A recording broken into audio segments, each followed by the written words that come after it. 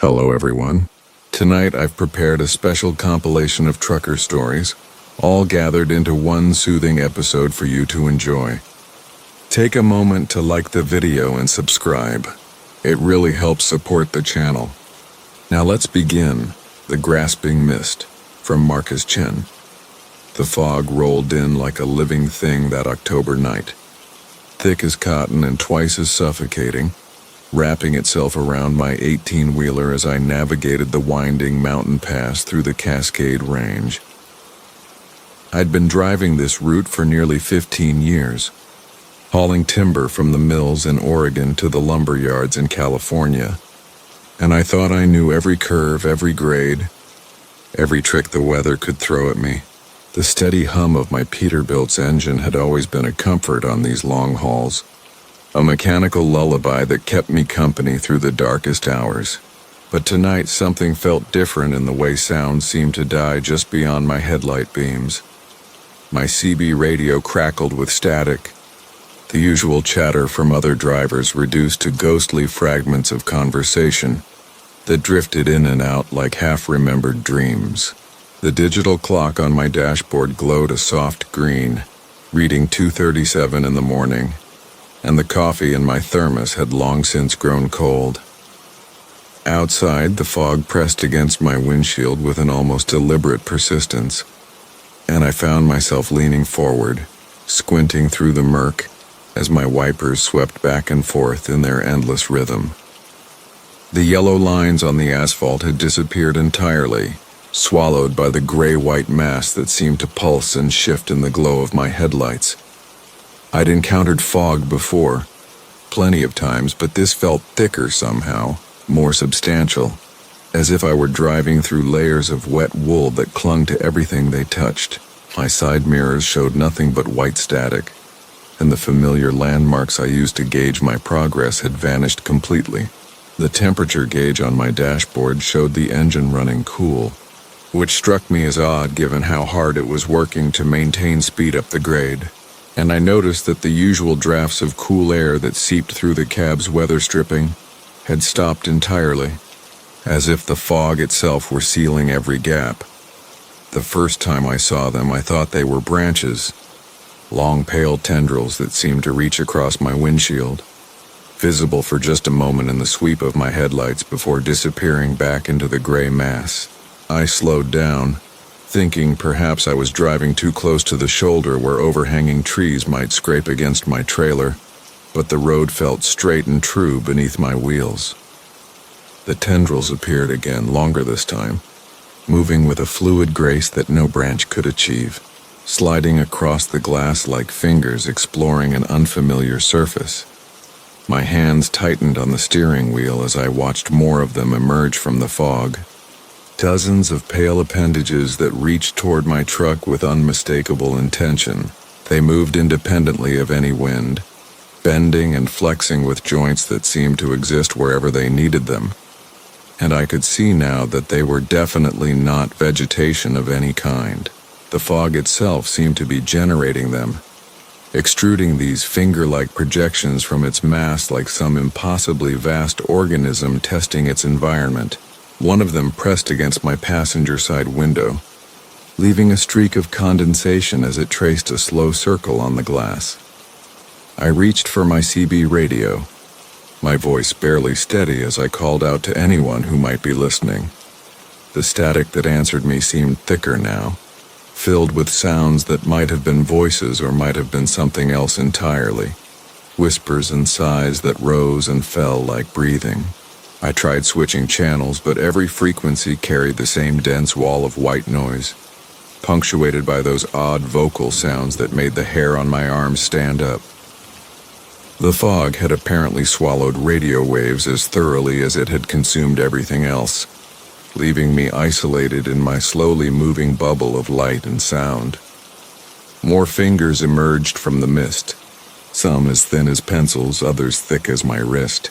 All of them that same pale silvery color that seemed to generate its own faint luminescence. They explored my truck methodically, running along the edges of my windshield, tapping gently against my mirrors, sliding underneath to touch the grille and bumper with careful, almost tender curiosity. I could feel them through the steering wheel, transmitted through the frame of my truck as dozens of light touches that grew more confident with each passing moment.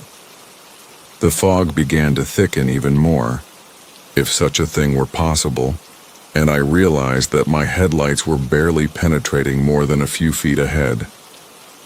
My speedometer showed I was down to 15 miles per hour, then 10, as visibility continued to decrease. The fingers grew bolder, some of them reaching completely across my windshield to tap against the glass directly in front of my face, leaving those same circles of condensation that immediately began to freeze in strange geometric patterns. I turned up the heat, but the cold seemed to be coming from the fog itself, seeping through the metal and glass as if temperature were just another boundary it could cross at will. One particularly long finger began to trace shapes on my windshield, deliberate patterns that looked almost like letters, though in no alphabet I recognized.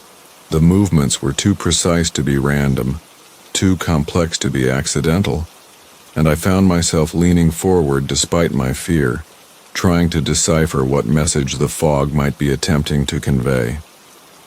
The symbols appeared and faded as condensation formed and evaporated, but they seemed to be building toward something, a communication that grew more urgent with each repetition. I tried to accelerate, to push through whatever this thing was, but my engine began to struggle as if the fog were becoming physically denser, harder to penetrate.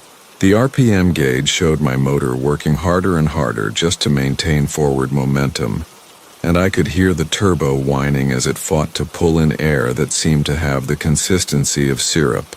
The fingers responded to my attempted escape by multiplying, emerging from the fog in greater numbers, some of them beginning to probe around the edges of my windows as if testing for weaknesses in my truck's sealed environment.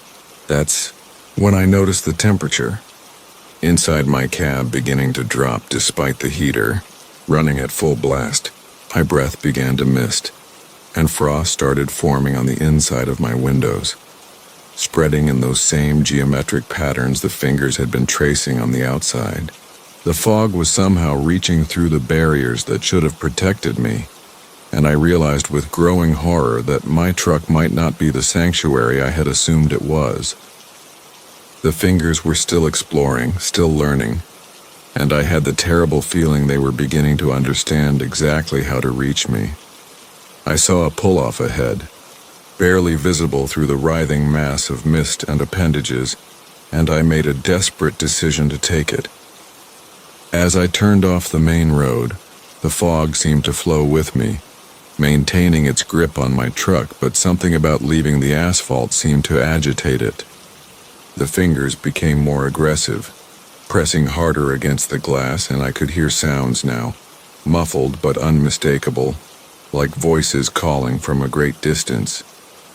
My truck shuddered as something large moved past it, something that displaced enough fog to rock the entire 18-wheeler on its suspension.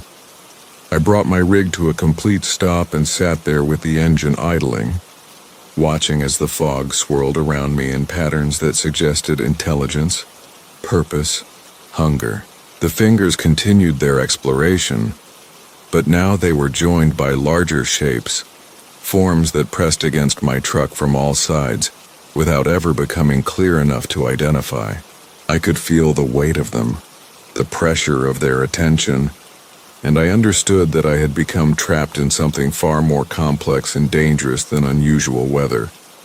For what felt like hours, I waited in that gray-white prison, watching the fog's appendages trace their mysterious symbols while larger shapes moved just beyond the range of visibility. My fuel gauge showed I still had plenty of diesel, but I began to worry about other things, like how long my air filters would last in this thick atmosphere, or whether the fog might find a way to clog my exhaust and slowly poison me with my own emissions. The cold continued to seep in, and I wrapped myself in the emergency blanket I kept behind my seat, though it seemed to provide little protection against this particular kind of chill. Then, as suddenly as it had arrived, the fog began to thin. The fingers withdrew gradually, reluctantly, fading back into the mass that had spawned them, and the larger shapes moved away into the distance. Within minutes I could see stars again, and the familiar outlines of pine trees and the blessed yellow lines of the highway stretching ahead into the darkness. I didn't hesitate. I put my truck in gear and rolled back onto the asphalt, pushing my speed as high as I dared on the winding mountain road, desperate to put distance between myself and whatever I'd encountered. But even now, weeks later, I find myself watching my mirrors more carefully on foggy nights, and I've started taking different routes through the Cascades when the Weather Service issues dense fog advisories. Sometimes, when the mist is particularly thick, I think I can see familiar shapes moving just at the edge of my headlight beams, pale fingers that reach toward the warmth and light of passing travelers. I've never stopped to investigate, and I never plan to, because some mysteries are better left unsolved. The Hollow Roads, from Marcus. The thing about driving the deep mountain routes is that you learn to trust your ears as much as your eyes. 23 years behind the wheel of my Peterbilt, hauling everything from timber to textiles through the Appalachian corridors, and I've developed what my wife calls supernatural hearing. The subtle shift in engine pitch that warns of transmission trouble, the whisper of air brakes that signals a slow leak, the almost musical hum of tires on different road surfaces that tells you more about weather conditions than any radio report ever. That's why I noticed it immediately when something was wrong on State Route 421 that October night. I was pulling a full load of furniture from North Carolina to Ohio, running about 2 hours behind schedule due to an extended inspection at a way station. The rain had been falling steadily since dusk, creating that hypnotic rhythm against my windshield that usually helped keep me alert during long hauls. My CB radio crackled occasionally with distant chatter from other drivers, but for the most part, I was alone with the comforting rumble of my diesel engine and the sweep of my wipers. The mountains rose on both sides like sleeping giants, their peaks lost in low-hanging clouds that seemed to press down on the narrow highway. My headlights carved through the darkness, illuminating the endless yellow line that guided me deeper into the wilderness. It was the kind of night that reminded you just how small you really are, how the world extends far beyond the reaches of civilization into places where the old rules might not apply. I had been climbing a particularly steep grade for about 10 minutes when I first heard it. A horn, not the sharp, aggressive blast of an impatient driver, but something deeper, more resonant. It seemed to come from far below, echoing up through the valleys that dropped away on my right side. The sound lasted maybe 3 seconds, then faded into the white noise of rain and engine noise. I glanced at my mirrors but saw nothing except the red glow of my own taillights reflecting off the wet asphalt. Mountain acoustics can play tricks on you. Sound bounces off rock faces and travels through valleys in ways that defy common sense. I've heard train whistles from 20 miles away and voices that seem to come from empty air. So when the horn sounded again 5 minutes later, longer this time and somehow mournful, I told myself it was probably just another trucker on a parallel route, maybe Highway 119 running through the valley below. But something about the sound bothered me. It wasn't the familiar two-tone blast of a modern air horn. This was deeper, more primitive somehow, like the fog horns I remembered from visiting my uncle's fishing boat in Maine when I was a kid.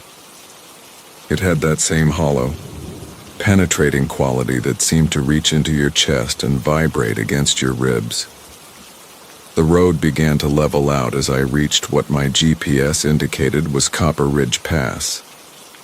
The rain was coming harder now, and I had to slow down as my wiper struggled to keep up with the deluge. That's when I saw the sign, barely visible in the storm. Historical marker, 2 miles. I'd driven this route dozens of times but had never noticed it before. Probably because I'd never driven it in weather this bad, I reasoned. Bad weather has a way of making familiar places seem foreign. The historical marker appeared in my headlights like a ghost materializing from the rain. I pulled into the small graveled turnout beside it, partly out of curiosity and partly because I wanted to check my load straps. The furniture I was hauling was valuable, and the last thing I needed was to arrive in Ohio with water-damaged antiques.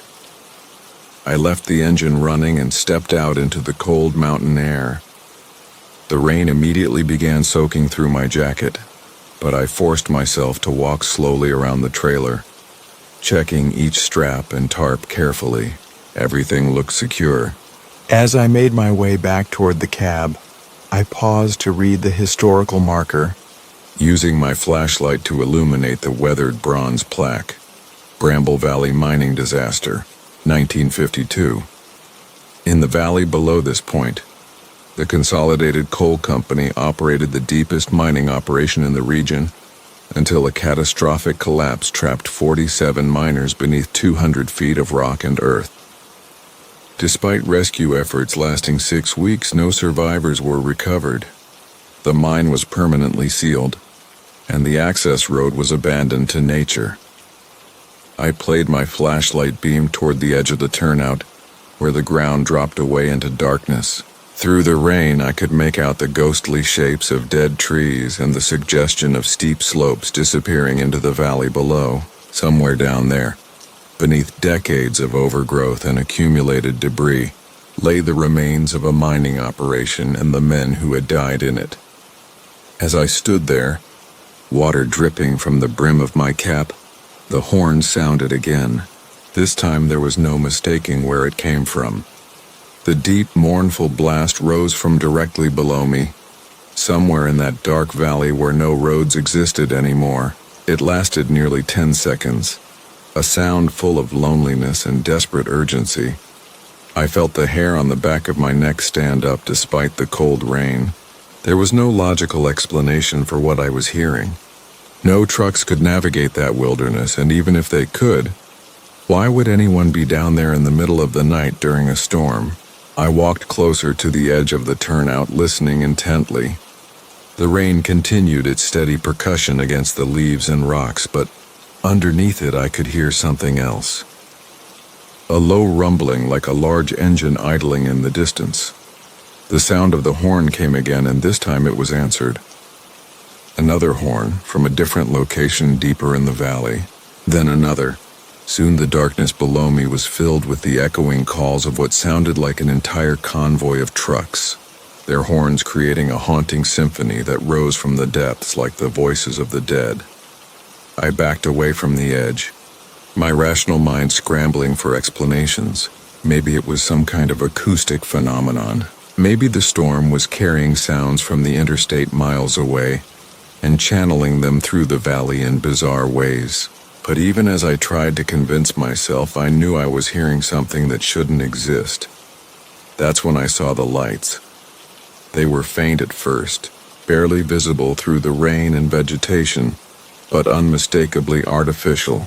Headlights, moving slowly through the valley in a long procession. I counted at least a dozen sets, maybe more, winding their way along what must have been the old mining road that the historical marker said had been abandoned decades ago. The horns continued their mournful calling, and now I could hear the rumble of engines more clearly. Big diesels like mine, but somehow different. The sound was muffled as if it was traveling through water or earth rather than air.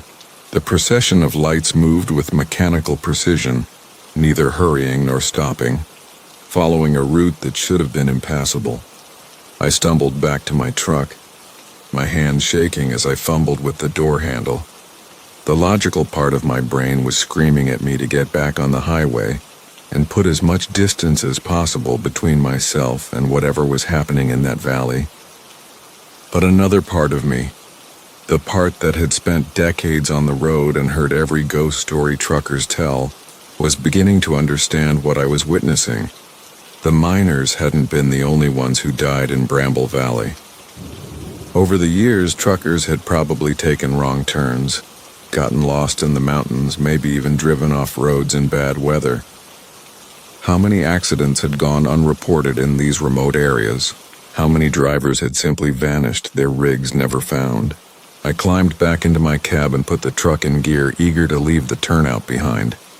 But as I pulled back onto the highway, I made the mistake of looking in my side mirror.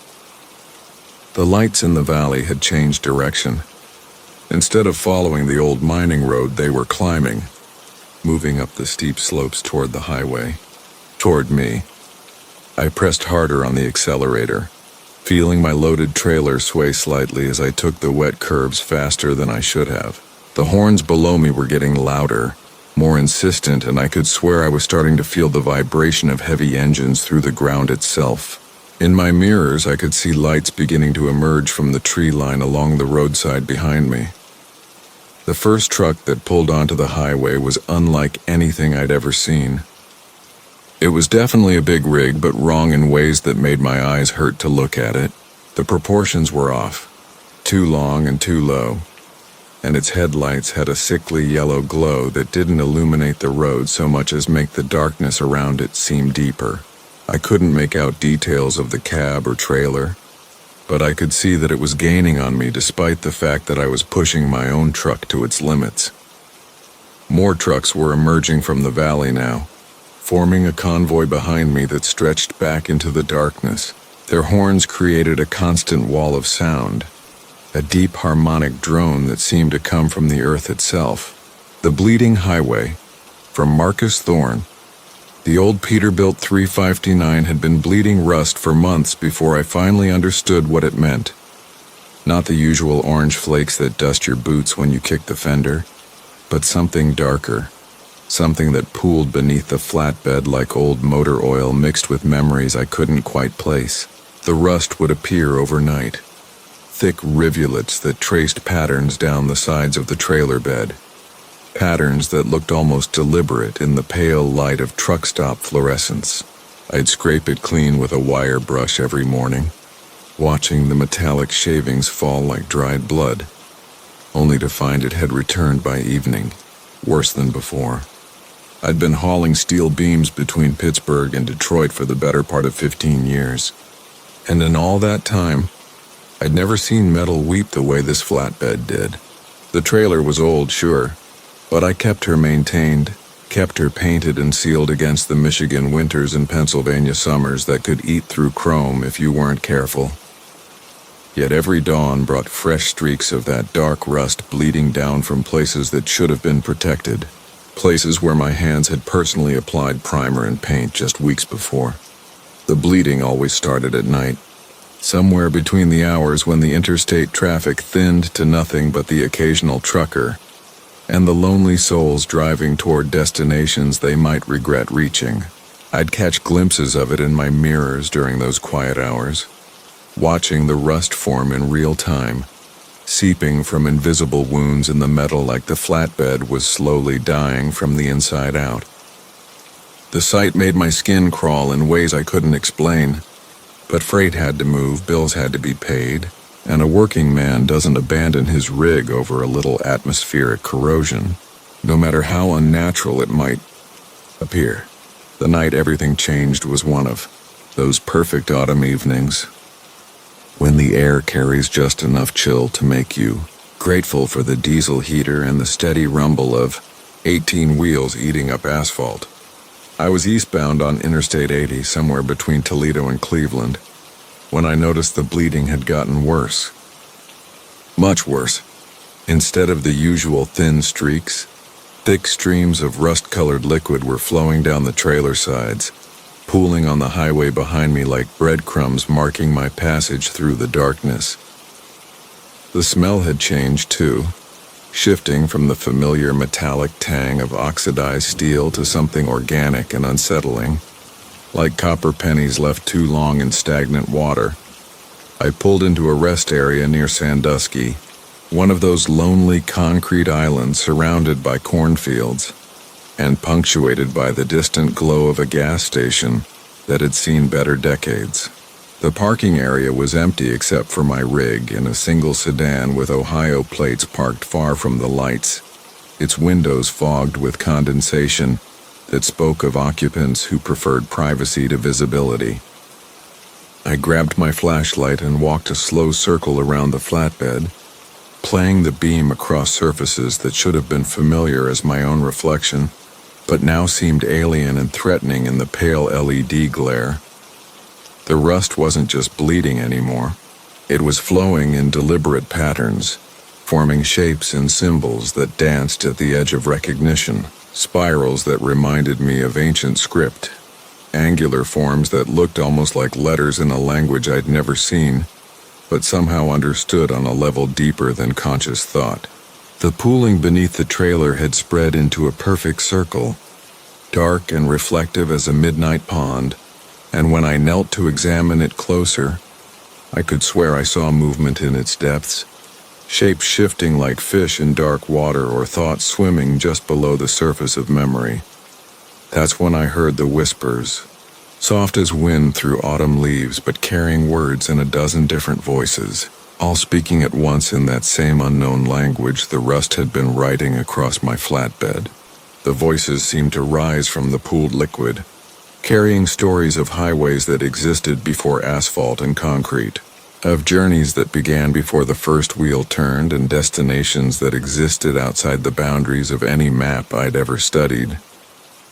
I found myself understanding fragments of what they said, glimpses of meaning that filled my mind with images of endless roads stretching through landscapes that belonged to no earthly geography. The metal beneath my hands was warm, despite the cool night air, pulsing with a rhythm that matched the whispered cadence rising from the rust pools. I realized with growing horror that the bleeding had synchronized with my own heartbeat, that somehow the trailer and I had become connected in ways that violated every natural law I'd ever accepted. Each pulse sent fresh streams of that dark liquid cascading down the sides. Each whisper corresponded to a new symbol forming in the oxidized script that now covered nearly every visible surface of the flatbed. I stepped back from the trailer, my boot heel splashing in the pooled rust, and felt something grip my ankle with the cold insistence of deep water. Looking down, I watched tendrils of the dark liquid climb my leg like living things, seeping through denim and soaking into skin that began to tingle with a sensation I couldn't name. The whispers grew louder, more urgent, carrying instructions I didn't want to understand but found myself following, despite every instinct screaming at me to run. My hands moved without conscious direction, releasing the chains that secured my current load of steel beams, watching as they rolled off the flatbed with crashes that echoed across the empty rest area, like thunder announcing the end of the world. But where I expected to see twisted metal and scattered debris, I found something else entirely. The beams had transformed during their journey, becoming shapes that belonged to no human engineering, structures that hurt to look at directly, because they existed in dimensions my eyes weren't designed to process.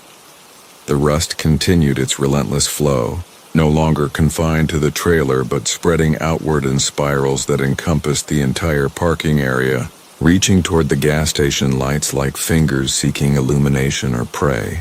Everywhere it touched, the asphalt began to change, taking on that same organic quality, as if the highway itself was being transformed into something alive and hungry. I understood then that the bleeding had never been about corrosion or decay, but about birth, about something ancient and patient finally finding the right combination of metal and motion and midnight to claw its way into our world.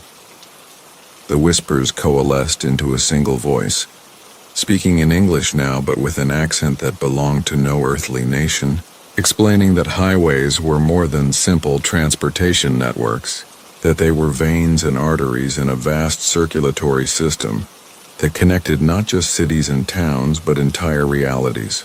The rust wasn't destroying my flatbed, it was preparing it, transforming it into a vessel capable of carrying cargo between dimensions, of hauling freight to destinations that existed in the spaces between spaces, the gaps where reality grew thin and permeable.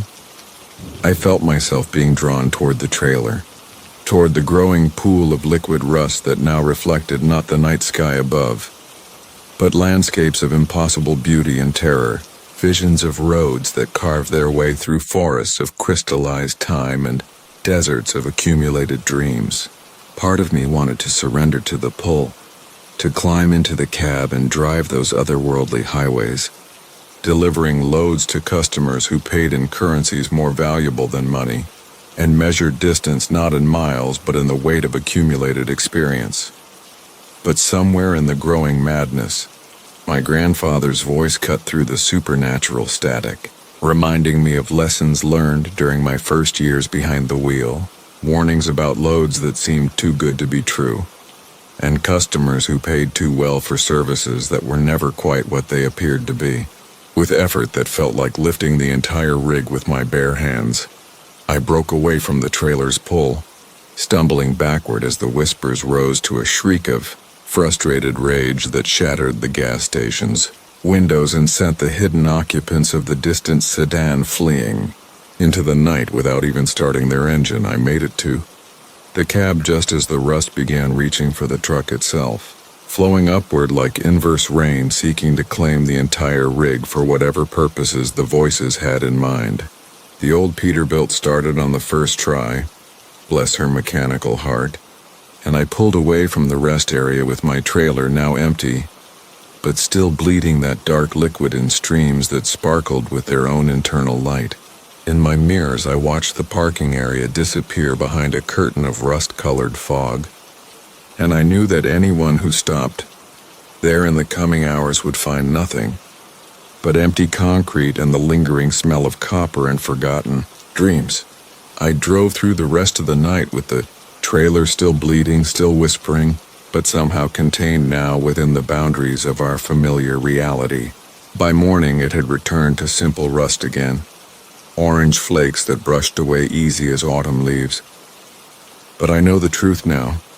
Know that highways carry more than just traffic and commerce, that some loads are meant for destinations that don't appear on any earthly map. Every night when I check my mirrors, I look for signs that the bleeding has returned. And some small part of me that I try not to acknowledge wonders what I might see if I let it finish what it started, where those impossible roads might lead, and what kind of freight moves between the worlds that exist in the spaces between the mile markers of our own. The Pacekeeper, for Marcus. The thing about long-haul trucking is you get used to the rhythm of the road, the steady thrum of 18 wheels eating up asphalt mile after mile. After 23 years behind the wheel of my Peterbilt, I thought I'd seen everything the highway had to offer. The way station willies who'd been driving so long they forgot how to talk to people. The lot lizards with their hollow eyes and desperate smiles. The state troopers who'd pull you over just because they were bored. But I'd never seen anything quite like what happened on that fog-soaked stretch of Interstate 80 through Nebraska, when I learned that sometimes the road itself decides to walk alongside you. It was pushing 2 a.m. when I caught up with the convoy.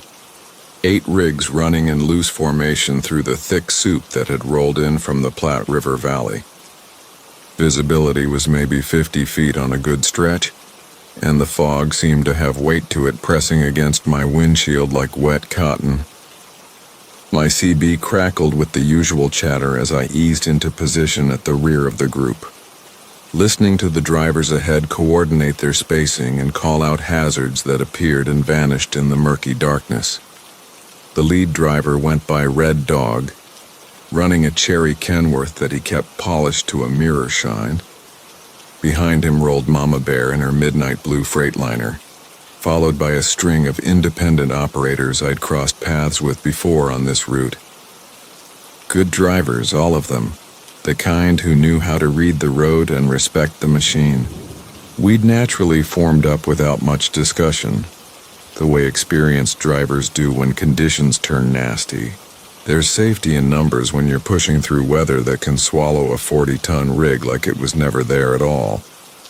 The fog played tricks with sound, muffling our engines while amplifying strange echoes that seemed to bounce off nothing. Sometimes I'd hear the whine of a Jake brake from somewhere in the mist, only to realize none of us were slowing down. Other times, the steady rumble of diesel engines would multiply and layer, creating phantom trucks that existed only in the acoustic shadows between real and imagined. But those were normal tricks, the kind any veteran driver learns to filter out. What wasn't normal was the rhythmic sound that started about an hour into our convoy formation. A steady cadence that matched our speed exactly. At first I thought it was mechanical. Maybe someone had a loose mud flap or a piece of trailer siding that was flexing in the wind. But as I listened more carefully, adjusting my speed and watching how the sound responded, I realized it wasn't coming from any of our trucks. It was the sound of footsteps, heavy and deliberate, keeping perfect pace with our convoy as we rolled through the Nebraska night at 65 miles per hour. I keyed my CB to ask if anyone else was hearing what I was hearing, but the radio had gone strangely quiet. No more position calls, no more weather updates, just the occasional burst of static that sounded almost like breathing. The red and amber running lights of the truck ahead of me wavered in the fog like dying stars, and I found myself focusing on them with an intensity that made my eyes water. They were my anchor points in a world that had suddenly become unreliable, the only proof that I wasn't completely alone in this gray void. The footsteps continued, sometimes falling slightly behind only to catch up during gear changes, sometimes moving ahead when we slowed for an overpass or a gentle curve. They had weight to them, the heavy impact of work boots on pavement. But there was something else in the sound too. A scraping quality that suggested the walker was dragging something with each step. I rolled down my window despite the damp cold and listened harder, my heart starting to pick up pace as I realized the footsteps weren't coming from beside the highway where a pedestrian might reasonably be. They were coming from the road itself, from the travel lanes where nothing human had any business walking. The fog began to thin slightly as we approached a long, gentle downgrade, and that's when I saw him for the first time. He was walking in the breakdown lane beside the convoy, his pace exactly matching our speed, his form barely visible as a darker shadow moving through the gray mist. Tall and lean, wearing what looked like coveralls and a baseball cap, he moved with the steady rhythm of someone who had been walking for a very long time and intended to keep walking for much longer still. In his right hand, he carried something that scraped against the asphalt with every step, leaving a faint trail of sparks that died almost before they were born. I grabbed my CB microphone with a hand that wasn't quite as steady as I would have liked. Breaker 19, this is Diesel Dog at the back of the pack. Anyone else seeing what I'm seeing out here? The radio crackled back with empty static. Then Red Dog's voice came through, distorted and distant. Seeing what, driver? Nothing out here but fog and more fog. But there was something in his tone that suggested he wasn't being entirely truthful, a careful quality that veteran drivers develop when they're not quite ready to admit what they're experiencing. The walking man continued to pace us, never falling behind, never moving ahead, maintaining his position beside the convoy with mechanical precision. When we climbed hills, he climbed with us. When we descended into valleys, he kept pace effortlessly. Most unsettling of all, when one of the drivers ahead adjusted their speed, the walking man would adjust his pace accordingly, as if he were somehow connected to our collective movement through invisible threads. As the miles accumulated and the fog continued to shift and swirl around us, I began to notice that the walking man wasn't quite alone. There were others, shadowy figures that appeared and disappeared at the edges of perception, sometimes walking alongside the convoy, sometimes cutting across the median in impossible long strides that covered hundreds of yards in seconds. They moved like liquid shadow given form, like memories of travelers who had walked these roads long before they were paved, long before they carried the weight of modern commerce across the heartland. My fuel gauge showed I still had enough diesel to make it to the truck stop in Grand Island, but something in my gut told me that normal considerations like fuel and rest stops and delivery schedules had become irrelevant. We were part of something else now, caught in a pattern that existed outside the usual rules of time and distance. The convoy had become a ritual, and the walking man was both our guide and our observer, ensuring we maintained the proper rhythm, the correct spacing, the appropriate respect for whatever force had claimed us. The temperature outside had dropped noticeably, and my breath began to fog the inside of the windshield despite the heater running full blast. The walking man's form had become more distinct as the fog thinned, and I could see that what he carried wasn't a tool or a weapon, but a length of chain that he dragged behind him, its links wearing a groove in the asphalt that filled in almost as quickly as it was carved. His face remained hidden beneath the bill of his cap, but occasionally he would turn his head toward the convoy, and I would catch a glimpse of reflective eyes that caught and held the glow of our running lights. The CB finally crackled back to life, Mama Bear's voice cutting through the static with unusual urgency. "Red Dog, I'm showing some kind of obstruction ahead, maybe a quarter mile. Looks like. I don't know what it looks like. Better start thinking about how we want to handle this." Her voice carried the same careful tone that Red Dog had used earlier, the sound of someone trying to describe something that didn't fit into normal categories. But before Red Dog could respond, the walking man stopped. For the first time since I'd noticed him, he came to a complete halt beside the highway, his chain settling behind him in neat coils like a trained snake. The convoy continued forward, but I found myself easing off the accelerator, some instinct warning me that our departure from the walking man's presence would not be as simple as driving away. As my truck pulled ahead of his stationary form, he raised his head and looked directly at me through my passenger side window. His face was human but weathered beyond any normal measure, as if he had been walking beside highways for decades, absorbing exhaust and weather and the accumulated weariness of 10,000 journeys. His eyes held a depth that spoke of countless convoys guided through treacherous conditions, of trucks and drivers who had needed his pacing to navigate through dangers both seen and unseen. He raised one hand in what might have been a wave or a blessing or a warning, and then the fog rolled in again like a closing curtain, swallowing him completely. The sound of his footsteps faded, replaced by the normal highway sounds of wind and engine noise and tire hum. The CB came alive with relieved chatter as the drivers ahead reported clear skies and normal conditions, their voices carrying the slightly giddy tone of people who had just escaped something they couldn't quite name. By dawn, we had reached the truck stop in Grand Island, and the fog had lifted completely under a brilliant autumn sun, the station between seasons, from Marcus Chen. The headlights cut through fog so thick it seemed solid, like driving through cotton that had been soaked in twilight. My 18-wheeler groaned as I downshifted, the engine's rumble the only sound in a world that had gone unnaturally quiet. I'd been driving these mountain routes for 15 years, hauling timber from the Oregon mills to distributors across 3 states, but I'd never seen fog like this before. It had rolled in without warning, transforming the familiar highway into something alien and maze-like. The GPS had been crackling with static for the past hour, its screen flickering between my location and complete darkness.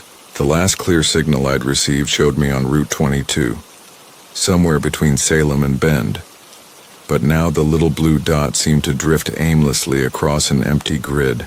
My CB radio offered nothing but the occasional burst of white noise, as if the fog had swallowed every other trucker within 100 miles. I should have pulled over, should have found a safe spot to wait it out. But something about stopping in the suffocating gray made my skin crawl. The fog pressed against the windows like curious fingers, and in my peripheral vision, I caught glimpses of shapes that might have been trees or might have been something else entirely. So I kept driving, following what I hoped was still the center line, trusting in 15 years of muscle memory and the steady vibration of rumble strips to keep me on course. That's when I saw the glow. It started as barely more than a suggestion of light, a pale orange smudge in the wall of gray ahead. As I crept closer, the glow resolved into the unmistakable fluorescent gleam of a gas station, its neon signs cutting through the fog like beacons. The relief I felt was immediate and overwhelming, not just because I'd found shelter, but because the sight of something normal and familiar meant I hadn't somehow slipped out of the world I knew. I pulled into the station with a grateful sigh, the fog seeming to part just enough to reveal 2 islands of gas pumps and a small convenience store building. The station looked like something from the 1970s, all orange and brown signage with that particular architectural style that screamed of oil crises and disco music. A sign above the main building read Crossroads Station in faded letters, and smaller signs advertised coffee, hot food, and truckers' welcome. What struck me as odd, though, was how the fog seemed to end at the station's boundaries, as if the property existed in its own pocket of clear air. Beyond the reach of the overhead lights, the gray wall continued unbroken, curving around the station like the inside of a snow globe. I could see perhaps 50 feet in any direction before the world simply vanished into that soft, impenetrable curtain. I shut down the engine and climbed down from the cab, my boots echoing strangely in the still air. The silence was profound. No traffic sounds, no wind, just the gentle hum of the station's electrical systems and the distant buzz of fluorescent bulbs. The air smelled of gasoline and something else, something earthy and organic that reminded me of mushrooms growing in dark places. The station attendant emerged from the building as I approached the pumps, and I felt a flutter of relief at seeing another human being. He was a thin man in his 60s wearing coveralls with Earl embroidered on the pocket. His smile was friendly enough, but there was something about his eyes that seemed slightly unfocused, as if he were looking past me rather than at me. "Evening," Earl said, his voice carrying that particular cadence of someone who'd spent decades greeting strangers. Quite a fog rolled in, didn't it? Don't see many travelers on nights like this. "Tell me about it," I replied, starting the process of fueling up. GPS went haywire about an hour back. "This stuff came out of nowhere," Earl nodded knowingly. "Happens sometimes in these mountains. Weather gets confused, doesn't know which way to go. You heading east or west?" "East," I said, though as the words left my mouth I realized I wasn't entirely sure which direction I'd been traveling when I'd arrived. The fog had disoriented me more than I'd thought. "Ah," Earl said, and something in his tone made me look up from the pump. "East is difficult tonight. Might want to consider staying put for a while. Let this clear up some." I glanced around the station, noting for the first time that there was no motel attached, no truck stop amenities beyond the basic convenience store. "Don't suppose you've got anywhere a guy could catch some sleep?" "Oh, we've got facility," Earl assured me. "Shower room around back and the store's got everything you need. Coffee's always fresh and the wife makes sandwiches until midnight. You're welcome to rest in your cab. Lots of drivers do that during the difficult nights."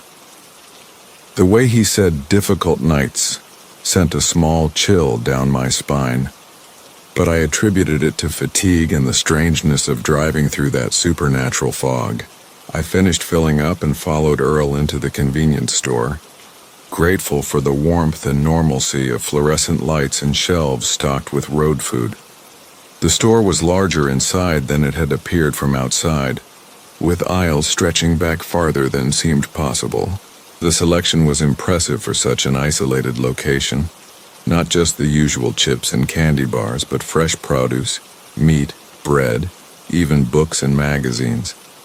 I grabbed a cup of coffee and a sandwich, noting that the prices seemed oddly low, as if they hadn't been updated in decades. "Been running this place long?" I asked Earl as he rang up my purchases. "Oh, quite a while now," he replied with that same distant smile. "My father built it and his father before that. It's been serving travelers for generations. We're sort of a way station, you might say. A place between where you've been and where you're going. I nodded politely, though something about the phrasing bothered me. As I sipped my coffee, I glanced out the store's windows and felt my unease deepen. The fog hadn't changed at all since I'd arrived. If anything, it seemed denser, more impenetrable, and now that I thought about it, I couldn't see any roads leading away from the station. Not even the highway I'd driven in on. "Say, Earl," I said carefully, "which way is it back to the main road? This fog's got me all turned around." Earl's smile never wavered, but something shifted in his expression, like clouds passing over a dim star. "Oh, all roads lead back to the main highway eventually. Just a matter of knowing when to take them." I felt a prickle of genuine concern now. When to take them? "Well, you can't drive in fog like that," Earl said reasonably. "Wouldn't be safe. Best to wait until conditions improve. Sometimes that takes a few hours, sometimes longer. Don't worry, though. Lots of folks end up staying longer than they planned. We're used to extended guests." The way he emphasized extended made my stomach clench. I set down my coffee and tried to keep my voice casual. "How much longer are we talking? I've got a delivery schedule to keep." Earl's laugh was genuine but somehow hollow. "Oh, schedules. Time works differently up here in the mountains, especially during the fog seasons.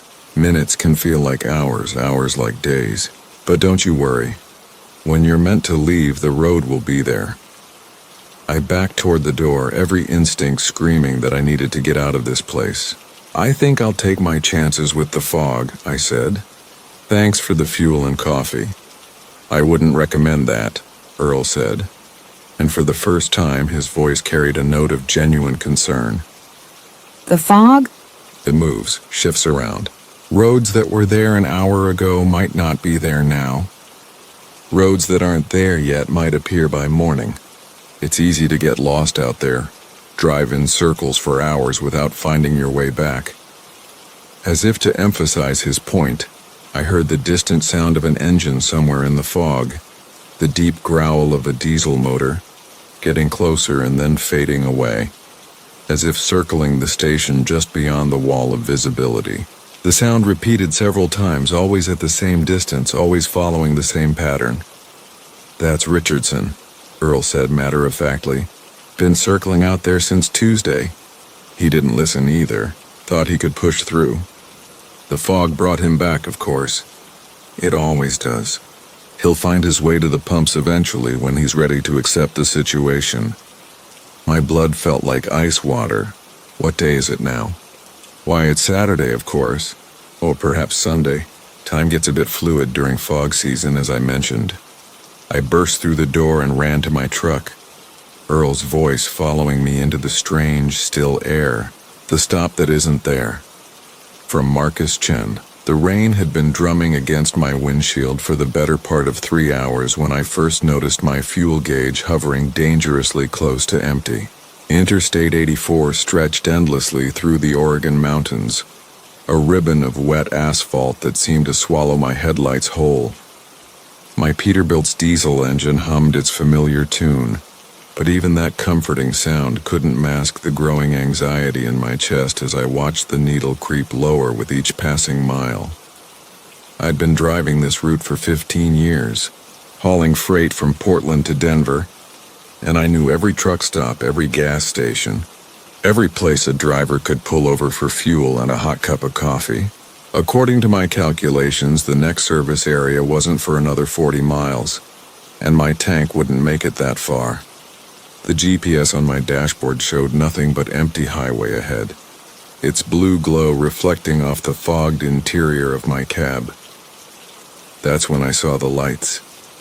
They appeared gradually through the rain-soaked darkness, a warm amber glow bleeding through the storm like a beacon. As I crested the next hill, a truck stop materialized from the gloom, its neon signs cutting through the night with an almost heavenly radiance. The words Mountain View Rest Stop flickered in red letters above a modest building, while smaller signs promised diesel fuel, hot food, and overnight parking. Relief flooded through me as I downshifted and guided my rig toward the exit ramp. The parking lot was surprisingly well lit, with several other trucks already parked in neat rows, their running lights creating a constellation of red and amber dots against the darkness. Steam rose from the wet pavement, and I could see warm light spilling from the windows of the main building. As I pulled up to the diesel pumps, something felt slightly off, though I couldn't quite put my finger on what it was. The other trucks in the lot were older models, their chrome dulled and their paint faded in a way that spoke of countless miles and years on the road. A Kenworth from what looked like the early 80s sat next to a Mack that could have been even older, its cab style reminiscent of trucks I'd seen in my grandfather's old photographs. I shut off my engine and stepped out into the cool mountain air. The rain had softened to a gentle mist, and I could hear the distant hum of generators and the soft whoosh of air brakes from somewhere in the lot. The fuel pump was an older model, its digital display flickering with numbers that seemed to dance and shift when I wasn't looking directly at them.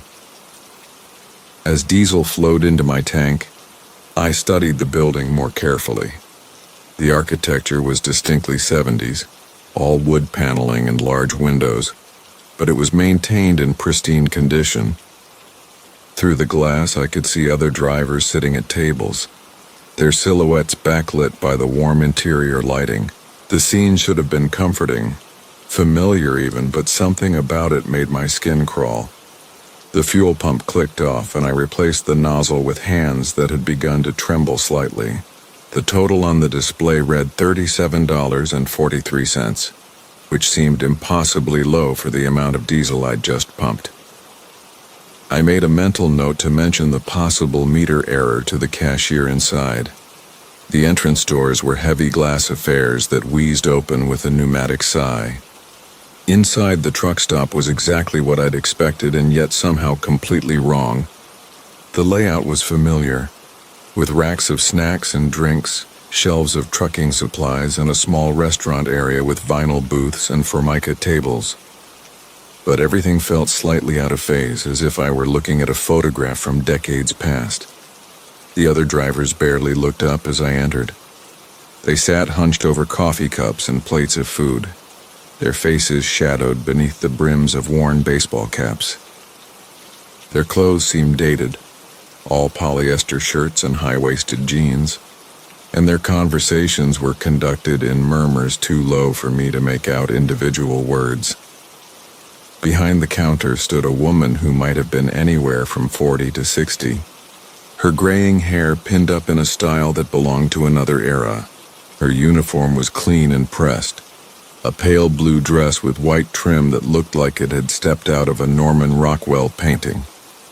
She smiled at me as I approached, but her eyes remained distant, unfocused. "Evening, driver," she said, her voice carrying a slight echo despite the carpeted floor and acoustic tiles overhead.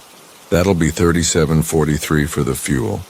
I handed her 220s, still puzzled by the low price.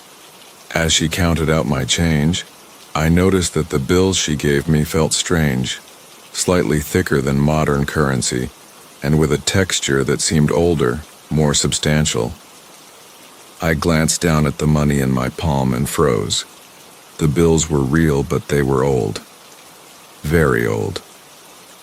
The $20 bill on top was a design I remembered from my childhood in the 80s, and beneath it were denominations and designs that were even more outdated. As I stared at the money, the cashier's smile never wavered. "Is there something wrong?" she asked, her head tilting slightly to one side. "No," I managed, shoving the bills into my wallet. "No, everything's fine." But everything was not fine. I looked around the store with new eyes, taking in details I'd missed before. The products on the shelves were brands I hadn't seen in years, some of them decades. A rack of cassette tapes sat next to a display of CB radio antennas, while the refrigerated cases held soft drinks in glass bottles with logos that had been retired before I'd even gotten my CDL. The drivers in the restaurant area still hadn't moved, hadn't even shifted position since I'd walked in. Their coffee cups remained at the same level, their forks suspended over plates of food that showed no signs of being consumed. It was as if someone had paused a movie mid-frame and left it frozen in time. I backed toward the door, my heart hammering against my ribs like a caged bird. The cashier watched me go with that same pleasant, empty smile, her eyes tracking my movement with an uncanny smoothness that made my stomach turn. "Drive safe now," she called after me, and her voice seemed to follow me out into the parking lot long after the doors had wheezed shut behind me. Outside, the mist had thickened into a proper fog that clung to everything with ghostly fingers. My truck sat where I'd left it, but now it seemed isolated, cut off from the rest of the world by walls of gray vapor. The other vehicles in the lot had grown even more indistinct, their shapes wavering like mirages in the shifting fog. I climbed back into my cab with hands that shook as I turned the key. The engine turned over immediately, purring to life with welcome familiarity. I put the truck in gear and pulled away from the fuel island, eager to return to the highway and leave this strange place behind. But as I navigated toward what I thought was the exit, the fog seemed to thicken around me. The parking lot stretched on longer than it should have, rows of trucks extending into the gloom like an endless graveyard of rusted metal and faded paint. I turned left, then right, following what should have been clear pathways back to the road. But each turn only led to more parked vehicles, more rows of silent, empty cabs. Panic began to claw at my throat as I realized I was lost in a parking lot that couldn't possibly be as large as it seemed. I rolled down my window and tried to call out to other drivers, but the fog swallowed my voice before it could travel more than a few feet. The only sounds were the low rumble of my engine and the distant rhythmic creaking of metal cooling in the night air. Then, through the fog ahead, I saw lights. Not the warm amber glow of the truck stop, but the harsh white beams of headlights cutting through the murk. Another truck was approaching, its running lights barely visible through the thick air. I flashed my headlights and honked my horn, desperate for human contact, for someone who could point me toward the exit. The truck drew closer, and I could make out more details through the fog. It was an old Freightliner, its paint job faded and its chrome pitted with age. As it passed under one of the parking lot lights, I caught a glimpse of the driver through the windshield and my blood turned to ice water in my veins. The man behind the wheel was gray, his skin the color of old newsprint, and his eyes were hollow black pits that seemed to draw in the light around them. His mouth hung open in what might have been a scream or a laugh, and his hands gripped the steering wheel with fingers that were too long, too thin, ending in nails that had grown into yellowed claws. Our trucks passed within feet of each other, and I saw him turn his head to look at me. The Morse of the Storm, from Jake Sullivan. The rain started speaking to me somewhere between Flagstaff and Winslow, though I didn't realize it at first. I'd been hauling freight across the Southwest for nearly 2 decades, and Arizona's monsoon season had caught me off guard more times than I cared to admit.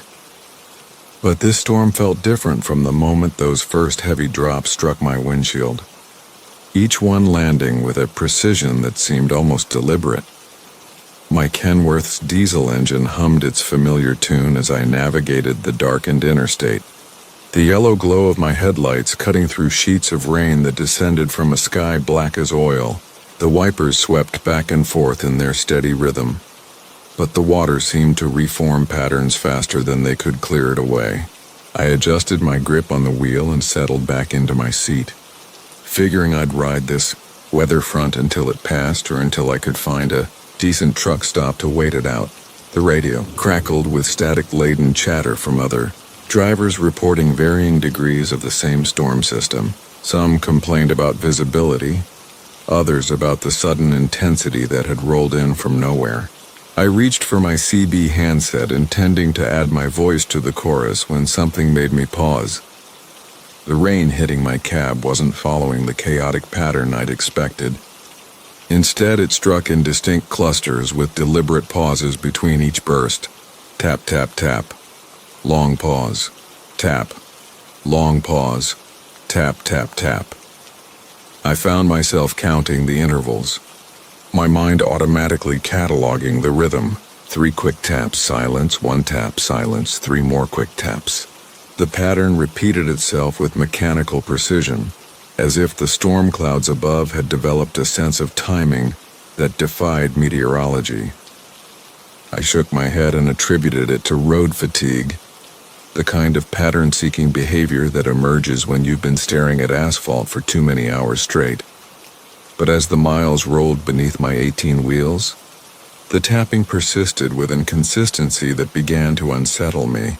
I tried turning up the radio to mask the sound, but even over the music and the engine's rumble, I could feel those rhythmic impacts resonating through the metal of my cab. They seemed to penetrate not just the roof above me, but something deeper, working their way into my consciousness like a persistent itch I couldn't quite scratch. The highway stretched ahead in an endless ribbon of wet asphalt, reflecting my headlights in wavering lines that seemed to pulse in time with the rain's strange cadence. Mile markers flashed past, but I found myself paying less attention to them and more to the growing certainty that the tapping was trying to communicate something. The pattern had evolved, becoming more complex. Short bursts alternated with longer ones, separated by pauses of varying duration. It was nearing midnight when recognition struck me with the force of a physical blow. The rain wasn't random at all. It was Morse code. I'd learned the basics during a brief stint in amateur radio years earlier, before the demands of long-haul trucking had consumed my free time. The knowledge had grown rusty with disuse, but the fundamental patterns remained buried in my memory, like old song lyrics that surface unexpectedly. ... dash ... The letter S, then O, then S again. SOS. My hands tightened on the steering wheel as I strained to listen more carefully, trying to separate the coded tapping from the natural percussion of the storm. But the message wasn't just SOS repeating endlessly. There were other sequences woven between the distress calls, longer combinations that spelled out words I couldn't quite decipher through the ambient noise of the highway and my increasingly racing pulse. I began to slow down, easing off the accelerator despite the risk of impeding traffic behind me. Fortunately, the storm seemed to have cleared most vehicles from this stretch of interstate, leaving me essentially alone with whatever force was attempting to communicate through meteorological manipulation. The rain intensified as my speed decreased, as if responding to my newfound attention. Tap, tap, tap, tap, pause. ... dash. The letter V. Then came a longer sequence. Dash, dash, dash, wow. Or possibly V-ov, depending on where one message ended and another began. The ambiguity frustrated me, made me realize how much of the code I'd forgotten over the years. I found myself wishing I'd maintained that old hobby, kept those skills sharp for reasons I could never have anticipated. I reached for my phone, intending to search for a Morse code translator app, but the screen remained black despite multiple attempts to power it on. The device wasn't dead. I'd charged it at my last fuel stop. Instead, it seemed to be experiencing some form of electromagnetic interference that rendered it useless. My CB radio had fallen silent as well, producing nothing but static when I attempted to reach out to other drivers. The isolation was complete now, just me and whatever intelligence was orchestrating this impossible rainfall. I could feel sweat beading on my forehead despite the air conditioning, and I realized my breathing had become shallow and rapid. This was beyond any natural phenomenon I'd encountered in my years on the road, yet I couldn't bring myself to dismiss it as imagination or fatigue-induced hallucination. The patterns were too consistent, too purposeful. The tapping shifted again, becoming more urgent. Short, short, short. Long, long, long. Short, short, short. SOS again, but repeated now with increasing frequency and intensity. Whatever was sending this message was growing desperate, as if time were running short for both sender and recipient. I found myself leaning forward in my seat, straining to catch every nuance of the coded communication. Then came a sequence that made my blood run cold. Dash dash dot. Dot dash dash dot dot dot dot dash dot dot. When I worked through the letters, they spelled out help. The rain was asking for help, and somehow it knew I was listening, knew I could understand. But help with what? And from whom? The answer came in the form of headlights in my rearview mirror. Approaching fast despite the treacherous road conditions. The vehicle was gaining on me with reckless speed, its high beams cutting through the storm like hostile eyes. As it drew closer, I could make out the silhouette of what appeared to be a large sedan or SUV, its dark bulk barely visible against the storm-swept night. The coded rain intensified to an almost frantic pace now, warning signals mixed with what I was beginning to recognize as coordinates or directions. Dash dash dot dash dash dot dash QW, or perhaps it was dash dash dot dash dash dash MB. The meanings eluded me, but the urgency was unmistakable. Something was very wrong, and I was being warned. The pursuing vehicle closed the distance between us with predatory determination.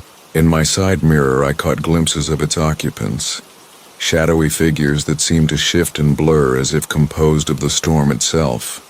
When it pulled alongside my cab, I risked a glance to my left and immediately wished I hadn't. The driver's seat appeared to be occupied by something that might once have been human, but was now little more than a collection of angles and darkness that hurt to look at directly. The rain's message changed abruptly.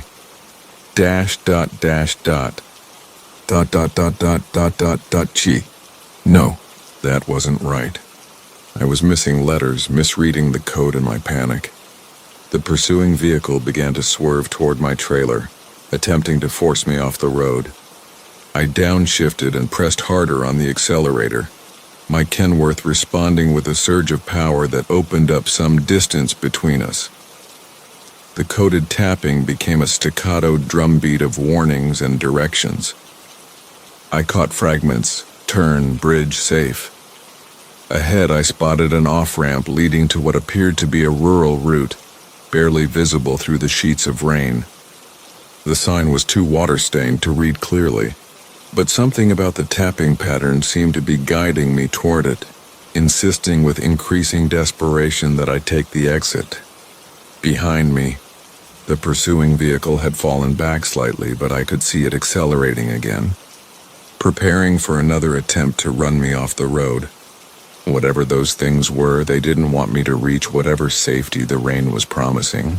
I made my decision in the space between heartbeats, yanking the wheel hard right and taking the exit ramp at a speed that made my trailer fishnet slightly on the wet asphalt. The rain followed me onto the smaller road, its coded messages now mixed with what sounded almost like relief. The tapping had become more complex, spelling out longer sequences that I couldn't fully decode, but that felt somehow grateful. Behind me, the pursuing vehicle had overshot the exit, its bulk carrying it too far past the ramp to follow immediately. The lullaby load, from Marcus Chen. The manifest said it was medical equipment bound for Portland, but that didn't explain why my trailer had been rocking gently back and forth for the past 200 miles. I've been hauling freight for 17 years, and I know the difference between cargo shifting and something else entirely. This was something else entirely. It started just after midnight when I picked up the load from a warehouse on the outskirts of Denver. The facility sat alone beneath buzzing sodium lights, casting everything in that sickly yellow glow that makes the world look jaundiced. The loading dock supervisor, a thin man with nervous eyes, had been unusually eager to get me loaded and on my way. He kept glancing at his watch and muttering about schedules, even though my pickup window didn't close until 6 in the morning. The freight itself looked ordinary enough through the dock doors as they loaded it. White cardboard boxes stacked on wooden pallets. each one labeled with medical supply company logos and destination codes. Nothing unusual there. I'd hauled similar loads dozens of times before, but as soon as they sealed the trailer and I pulled onto the interstate, the gentle swaying began. At first, I chalked it up to road conditions.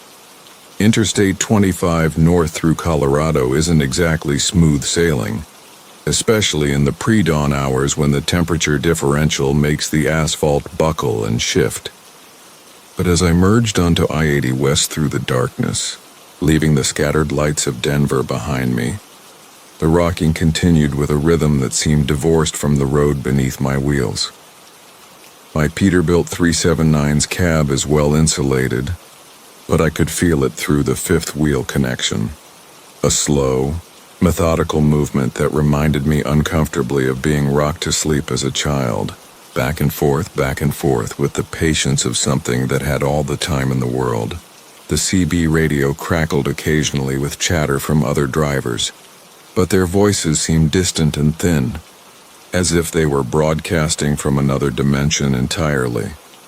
The Wyoming landscape stretched endlessly ahead of me, painted silver by moonlight, and broken only by the occasional ranch house glowing like a lonely lighthouse in an ocean of sagebrush.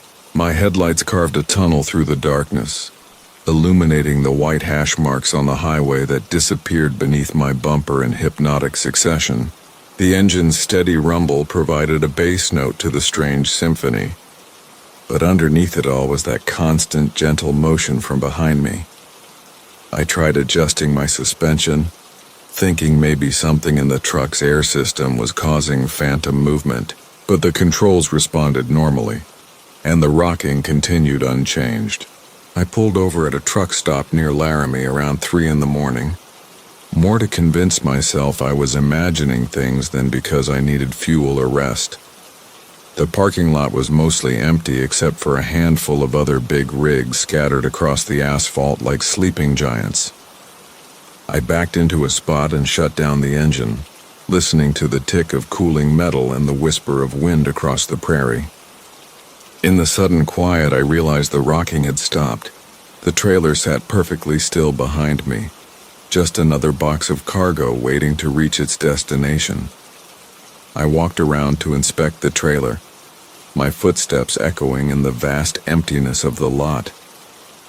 The air was crisp and thin, carrying the scent of sage and distant snow from the mountains.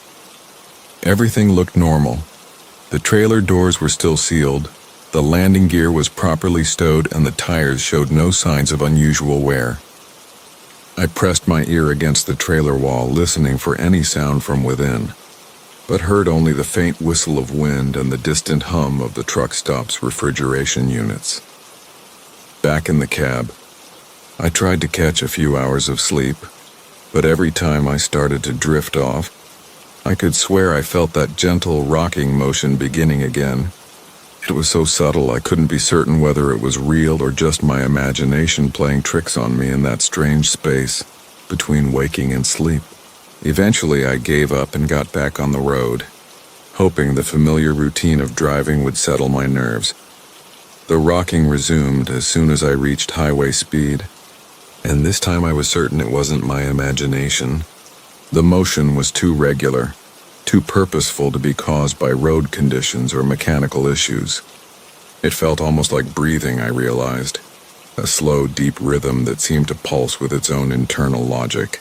My hands tightened on the steering wheel as I tried to focus on the road ahead, but the movement behind me had become impossible to ignore.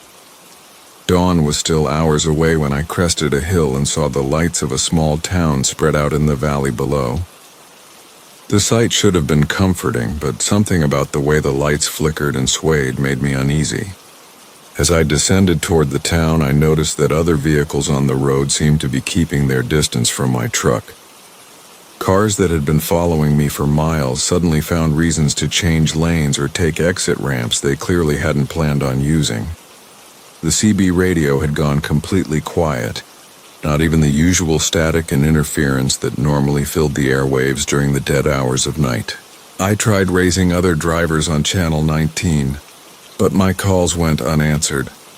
The silence was so complete it felt like I'd been cut off from the rest of the world, left alone with whatever was rocking gently back and forth in my trailer.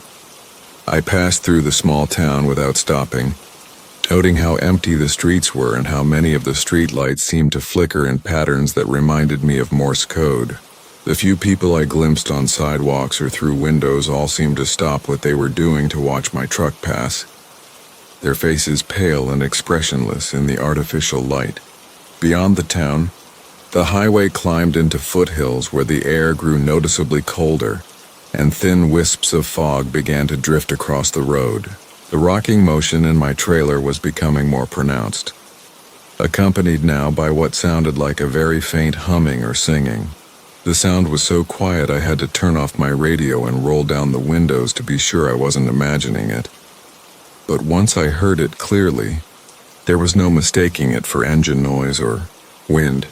It was a lullaby. Someone, or something in my trailer was humming a lullaby, with the kind of infinite patience that only comes from having sung the same song thousands of times before. The melody was hauntingly familiar, though I couldn't place where I might have heard it. It seemed to wrap around my thoughts like silk, making it harder and harder to concentrate on driving. My eyelids began to feel heavy despite the adrenaline coursing through my system. The white lines on the highway started to blur and merge, and I had to shake my head vigorously to clear my vision. The last thing I needed was to fall asleep at the wheel, especially with whatever was in my trailer growing more active by the mile. I reached for my thermos of coffee with one hand while maintaining my grip on the steering wheel. But as I lifted it to my lips, the liquid inside was stone cold despite having been scalding hot when I'd filled it at the truck stop. The coffee tasted bitter and strange, with an aftertaste that reminded me of medicine or flowers left too long in stagnant water. The fog was getting thicker now, reducing visibility to just a few yards beyond my headlights. The world outside my windshield had become a gray void punctuated only by the occasional ghostly shape of a tree or road sign looming out of the mist. The rocking motion behind me had synchronized with the lullaby, creating a rhythm that seemed designed to lull me into that dangerous space between consciousness and sleep. That's when I realized the truth that made my blood run cold. The cargo wasn't medical equipment at all. Whatever was in those boxes had been packed and shipped with the specific intent of putting people to sleep, permanently. The lullaby grew louder and the rocking more pronounced, as if sensing my understanding. Through the fog, I began to make out shapes moving parallel to the highway, tall, thin figures that seemed to glide rather than walk, keeping pace with my truck despite the 65 miles per hour I was maintaining. They appeared and disappeared in the mist like thoughts half remembered from dreams, but I could feel their attention focused on me with laser intensity. My CB radio suddenly crackled to life, but instead of normal trucker chatter, it was broadcasting the same lullaby I could hear coming from my trailer. The melody flowed from the speakers in harmony with the humming behind me, creating a stereo effect that made it seem like the entire truck was being transformed into some kind of mobile music box. I pressed harder on the accelerator, desperate to outrun whatever was happening, but the speedometer needle remained stubbornly fixed at 65 no matter how much pressure I applied to the pedal. The engine RPMs didn't change. The exhaust note remained constant, and the truck continued forward at exactly the same speed as the figures moving through the fog beside me. The exit ramp for the next town appeared out of the mist like a lifeline, and I cranked the steering wheel hard to the right without slowing down. The Mirror That Remembers Tomorrow, from Jake Morrison.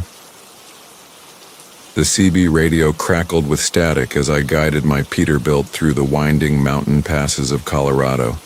The familiar hum of the diesel engine, mixing with the gentle patter of rain against the windshield. It was nearly midnight and the highway stretched ahead like a ribbon of black glass, reflecting the occasional flash of lightning that illuminated the towering pines on either side of the road. I'd been driving these routes for 15 years, hauling everything from electronics to furniture across the western states. But tonight felt different somehow, charged with an energy that made the hair on my arms stand on end. The load I was carrying wasn't unusual, just household goods and furniture from an estate sale in Denver, bound for a warehouse in Salt Lake City. What struck me as odd was the manifest entry for one particular item, described simply as antique mirror, ornate frame, handle with care. The shipper had insisted on wrapping it in so many layers of padding and protective material that it took up nearly a quarter of my trailer space, and he'd paid triple the normal rate without question when I quoted him the price for the extra room it would require. As the miles rolled beneath my wheels, I found myself thinking about that mirror more than I should have. There was something about the way the shipper had looked at it when we loaded it, a mixture of relief and apprehension, as if he couldn't wait to see it gone but feared what might happen once it left his possession. He was an elderly man with weathered hands and eyes that seemed to hold too many secrets, and when I asked him about the mirror's history, he simply shook his head and said, "Some things are better left unknown, son." The rain began to fall harder as I descended into a valley where the cell towers were sparse, and the radio stations faded to whispers of static. My headlights carved through the darkness, illuminating the yellow center line that guided me deeper into the night. It was then that I heard it, a sound that didn't belong to the familiar symphony of engine noise and road hum. It was a subtle cracking sound like ice forming on a winter pond, coming from somewhere behind me in the trailer. I pulled over at the next rest stop, a lonely patch of asphalt with a few weathered picnic tables and a flickering light that cast dancing shadows across the wet pavement. The sound had grown more pronounced during the last few miles, and I couldn't shake the feeling that something had shifted in my cargo. As a professional driver, I knew the importance of checking my load regularly, especially with fragile items, so I grabbed my flashlight and rain jacket before stepping out into the storm. The trailer doors opened with their usual metallic groan, and I climbed inside to inspect the cargo. Most of the furniture and boxes were exactly as I'd loaded them, secured with straps and padding, but as I made my way toward the back of the trailer, I could see that the carefully wrapped mirror had somehow worked loose from its restraints. The protective padding had fallen away, revealing an ornate frame that seemed to absorb my flashlight beam rather than reflect it, carved with intricate patterns that hurt to look at directly. But it was the mirror itself that made my breath catch in my throat. Despite being described as antique, the surface was perfectly clear, not a single spot or blemish marring its reflective clarity. As I approached to examine it more closely, I expected to see my own face looking back at me, illuminated by the flashlight in my hand. Instead, what I saw made no sense at all. The reflection showed me as I was, standing in the trailer with my flashlight, but there was something wrong with the image, something that made my skin crawl with inexplicable dread. In the reflection, my face was pale, almost gray, and my eyes held an expression of absolute terror that I wasn't feeling in that moment. Behind my reflected self, I could see the trailer, but it was different somehow, darker, as if filled with shadows that weren't really there. As I watched, transfixed by the impossible sight, my reflection began to move independently of my own actions. I saw myself in the mirror turning to look at something behind me, my mouth opening in a silent scream. My hand dropping the flashlight that clattered to the trailer floor, I spun around, expecting to find whatever had frightened my reflection, but there was nothing there except the familiar cargo and the sound of rain drumming against the trailer roof.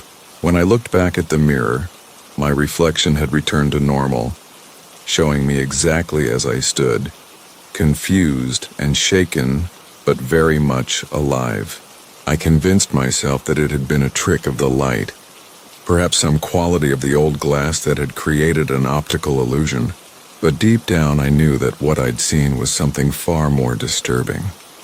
I secured the mirror as best I could with additional straps and padding, trying to avoid looking directly at its surface again, but I couldn't shake the image of my terrified reflection from my mind. The way my reflected eyes had looked, wide with horror and recognition, as if I'd seen something approaching that meant certain death. As I climbed back into the cab and pulled onto the highway, I found myself checking the mirrors more frequently, not the truck's mirrors, but glancing back toward the trailer where I knew that antique glass waited in the darkness. The miles passed slowly as I made my way through the mountains, and with each passing hour, I became more aware of sounds coming from the trailer that couldn't be explained by normal cargo shifting. There were occasional creaks and groans that seemed too deliberate to be random, and once I could have sworn I heard what sounded like someone tapping gently against glass. The CB radio had gone completely silent, not even static. Just an empty void that made the cab feel impossibly isolated from the rest of the world. It was nearly 3 in the morning when I saw the headlights in my rearview mirror, approaching fast from behind on the otherwise empty highway. The vehicle was moving at dangerous speed for the wet conditions, and as it drew closer, I could see it was a large sedan, dark-colored and difficult to make out in detail through the rain. I moved slightly to the right to give it room to pass, but instead of overtaking me, it matched my speed and began following uncomfortably close to my trailer. The sedan stayed behind me for miles, its headlights creating an eerie glow in my mirrors that seemed to pulse with the rhythm of my own heartbeat. I tried adjusting my speed, both faster and slower, but the vehicle maintained its position as if connected to my truck by an invisible tether. Through the rear window of the sedan, I could just make out the silhouette of the driver, but something about the figure struck me as wrong. Too still, too rigid, as if it weren't entirely human. As we crested a hill and began the descent toward a narrow bridge that spanned a deep gorge, I felt a chill that had nothing to do with the mountain air. The scene was exactly as I'd seen it in the mirror's reflection earlier, down to the specific configuration of guardrails and the way the road curved as it approached the span. In that moment of recognition, I understood with horrible clarity what the mirror had been showing me. It wasn't just a reflection, it was a preview, a glimpse of events yet to come. The sedan suddenly accelerated, pulling alongside my trailer, and I could see the driver more clearly now. The figure behind the wheel was unnaturally pale, its face a mask of shadows that seemed to shift and writhe in the darkness. As we approached the bridge, the sedan began to drift toward my truck, forcing me toward the guardrail with deliberate precision. I recognized the terror in my own eyes from the mirror's reflection, as I realized this was the moment it had been showing me. The instant of my death played out exactly as the glass had foretold. I downshifted hard, the engine brake roaring as I fought to maintain control while the sedan pressed closer, its driver showing no regard for the fact that we were both heading towards certain destruction. The guardrail sparked against my trailer's side panels as we scraped along the bridge's edge, and I could see the dark void of the gorge yawning below us through the rain. In desperation, I yanked the steering wheel hard to the left, using the full weight and momentum of my rig to force the sedan away from the bridge's edge. The maneuver worked, but barely. The sedan spun out on the wet pavement, its taillights disappearing into the darkness behind me as I fought to regain control of my truck on the narrow bridge span. My hands were shaking as I brought the rig to a stop on the far side, my heart hammering against my ribs as I tried to process what had just happened. In my mirrors, I could see no trace of the sedan, no wreckage or lights, as if it had simply vanished into the storm from which it had emerged.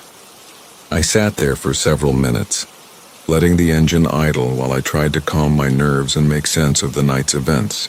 The mirror had shown me my death exactly as it would have happened, and somehow I'd managed to avoid that fate by the narrowest of margins. The Carousel of Chrome and Concrete, from Marcus Chen. The overnight haul from Portland to Sacramento should have been routine, Just another stretch of interstate cutting through the heart of Oregon's darkness, with my 18-wheeler loaded down with electronics bound for distribution centers in California's Central Valley. I'd driven this route more times than I could count over the past 15 years. Knew every truck stop, every way station, every place where the highway patrol liked to set up their speed traps. The familiarity of it all usually brought me comfort during those long stretches, when the road seemed to swallow my headlights and the CB radio crackled with nothing but static and the occasional lonely voice calling out into the void. But that night in late October, with the first hints of winter creeping down from the mountains and a light drizzle painting my windshield in constantly shifting patterns, something felt different from the moment I pulled out of the depot. Maybe it was the way the streetlights seemed dimmer than usual, or how the other drivers I passed avoided making eye contact when we crossed paths at red lights. The weather had been acting strange for weeks, with unseasonably warm days followed by nights so cold they made your breath fog even inside the heated cab. And the local news had been full of stories about unusual animal behavior and unexplained power outages throughout the region. I was making good time despite the weather, my rig purring along at a steady 65 while the wipers kept a hypnotic rhythm against the light rain. The radio played softly in the background, some late-night talk show discussing conspiracy theories about government weather manipulation. The host's voice a steady drone that helped keep me alert without being distracting. My fuel gauge was sitting just above the quarter mark when I spotted the familiar glow of the Cascade Junction truck stop rising from the darkness ahead like a beacon of fluorescent salvation. The place had been a fixture on this route for decades, one of those sprawling travel plazas that catered to long-haul drivers with its 24-hour diner, shower facilities, and a parking area large enough to accommodate several dozen big rigs. I'd stopped there hundreds of times over the years, grabbing coffee and a hot meal while my truck rested among its mechanical brethren in the vast expanse of asphalt that stretched out behind the main building.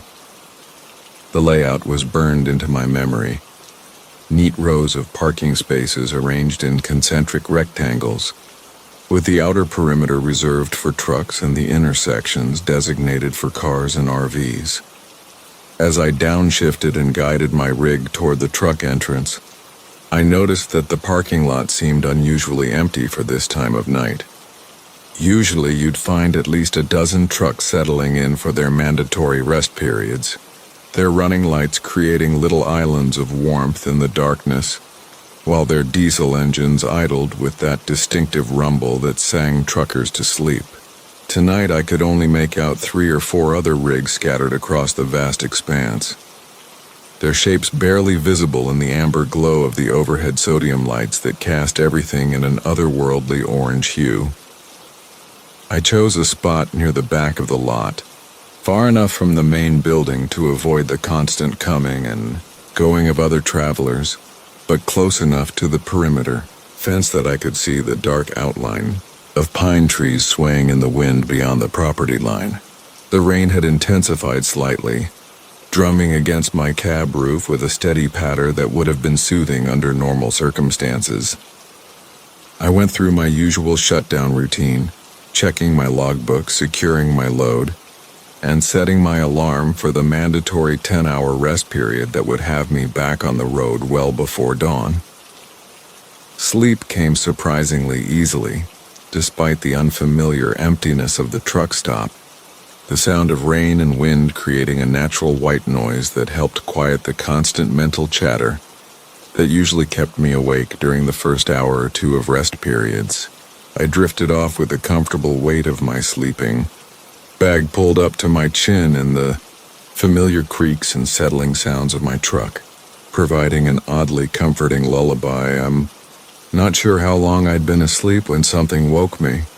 Some subtle change in the environment that pulled me from deep dreams back to the edge of consciousness. At first, I thought it might have been another truck arriving or departing, the sound of air brakes or a diesel engine firing up. But as I lay there in the darkness listening, I realized that wasn't it at all. The sound was more subtle, a low grinding noise that seemed to come from everywhere and nowhere at once, like massive gears turning deep underground. I rolled over and peered out through the small window beside my bunk, expecting to see the same view I'd had when I'd settled in for the night. The fence line with its swaying pine trees and the distant glow of the interstate beyond. Instead, I found myself looking at the back of the truck stop's main building, its loading docks and dumpsters clearly visible in the orange sodium light. For a moment, my sleep-fogged brain tried to make sense of what I was seeing, wondering if perhaps I'd been more tired than I'd realized and had somehow gotten turned around when I'd parked. But as awareness crept back into my consciousness, I remembered with absolute clarity backing into my chosen spot, remembered the specific landmarks I'd used to position my truck, remembered the deliberate way I'd angled my cab so that I'd have a clear view of the tree line. I climbed out of my bunk and moved to the driver's seat, looking out through the windshield to get a better sense of my surroundings, and what I saw made my blood run cold despite the warmth of the cab's interior. The entire parking lot had somehow rotated while I slept. The neat rows of spaces now oriented in completely different directions than they had been when I'd arrived. The few other trucks that had been scattered across the asphalt were now positioned at angles that defied logic, some facing away from the building entirely, while others were pointed directly at walls where no entrance existed. The grinding sound continued, so low and persistent that I could feel it as much as hear it, a vibration that seemed to travel up through the truck's suspension and into my bones.